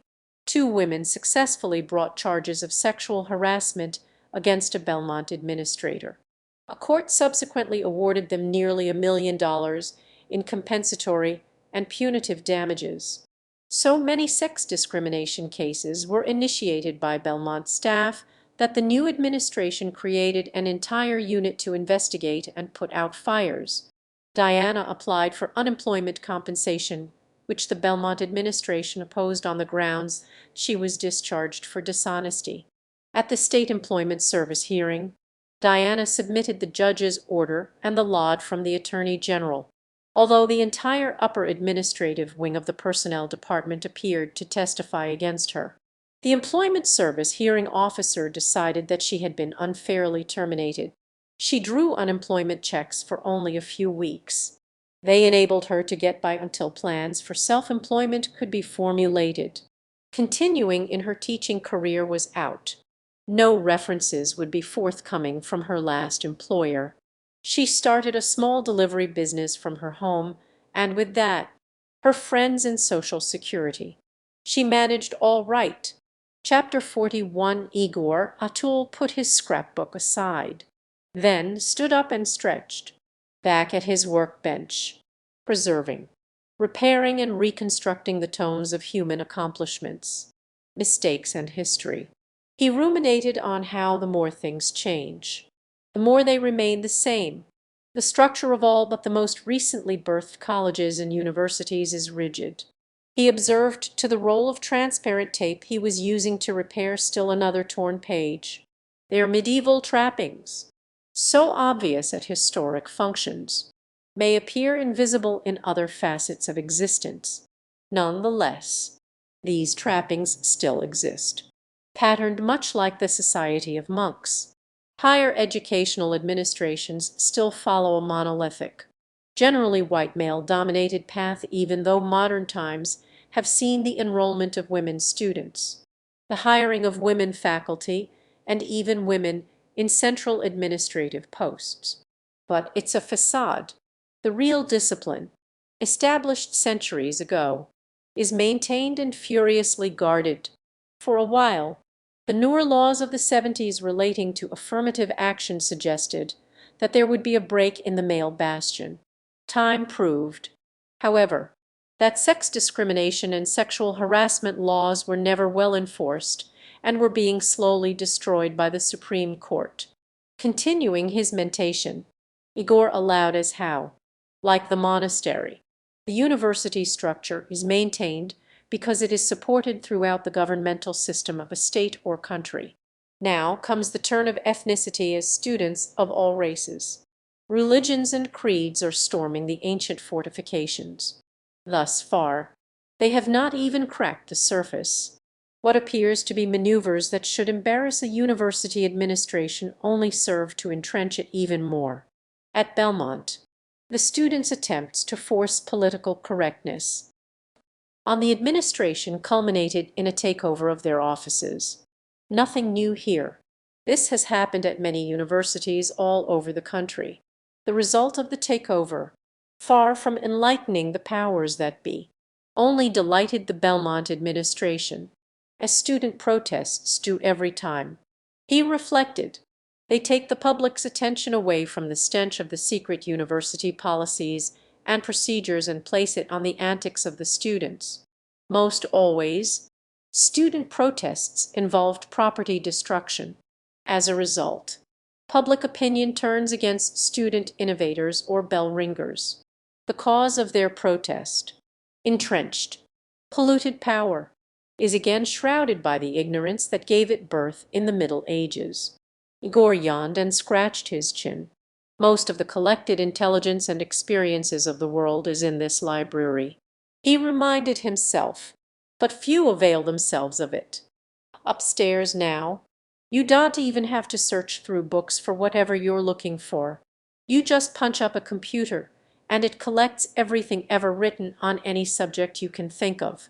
But with all these wonderful strides in disseminating information, he marveled, the people running this place act just like they always have.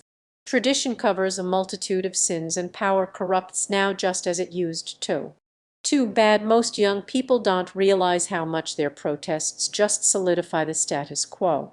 Or rather, most of them don't. Igor smiled to himself. Diana would be back by now. Time to give her a call. He sat down at his desk and dialed the phone. Thought I'd find you in. We've just been thinking about our little project and taking a lot of comfort from it." He listened briefly, then said, "Just thought it was too bad that most young folks waste their efforts so. Not like those two young women upstairs. They are exceptions." Listening again, he answered, "Yes, they are good friends and just as upset as me over the Smurf fiasco. Well, we have begun something that will have an effect for some time to come. Me, am tickled pink to have had a part in an endeavor which, in the Baconian sense, allows. Well, yes, I am still angry at the way Dan Field acted when the students came to him on your behalf.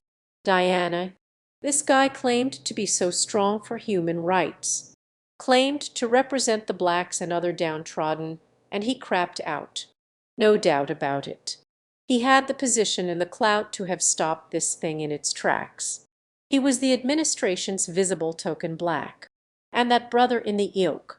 Surely, as head honcho, he should have checked the facts before blindly bowing to political pressure. Well, yes. Thank you. I, Igor, have made up for both of those Oreos. I have made Afro-Americanism stand for something positive at Belmont. Smiling now, he reviewed with her the culmination of the combined efforts of those two women upstairs, Diana and himself, pooling their knowledge of computers. They had formulated and introduced a harmless virus into the library computer, which had already spread throughout this library and beyond. And it would continue to spread. The contents of his scrapbook, along with all the originals of the documents Diana could produce, had been incorporated into the viral computer program so that whenever anyone queried information on any relevant topic, the Smurf affair at Belmont would be targeted. The true facts of the good old boy conspiracy against Diana Trenchant could no longer be hidden by the administration. Any interested person would be able to access all of the letters and documents relating to it. The entire transcript, attorney briefs, Attorney General's laud, and all the shady meetings and despicable planning engaged in by the power structure of Belmont University would be instantly available in menu form on their computer screen. The virus would see to that, and good old human curiosity would do the rest. Still smiling, Igor said, "So long and take care. We'll talk to you tomorrow," picking up his jacket. He turned off the lights. Another day. Well, it would seem good to get home.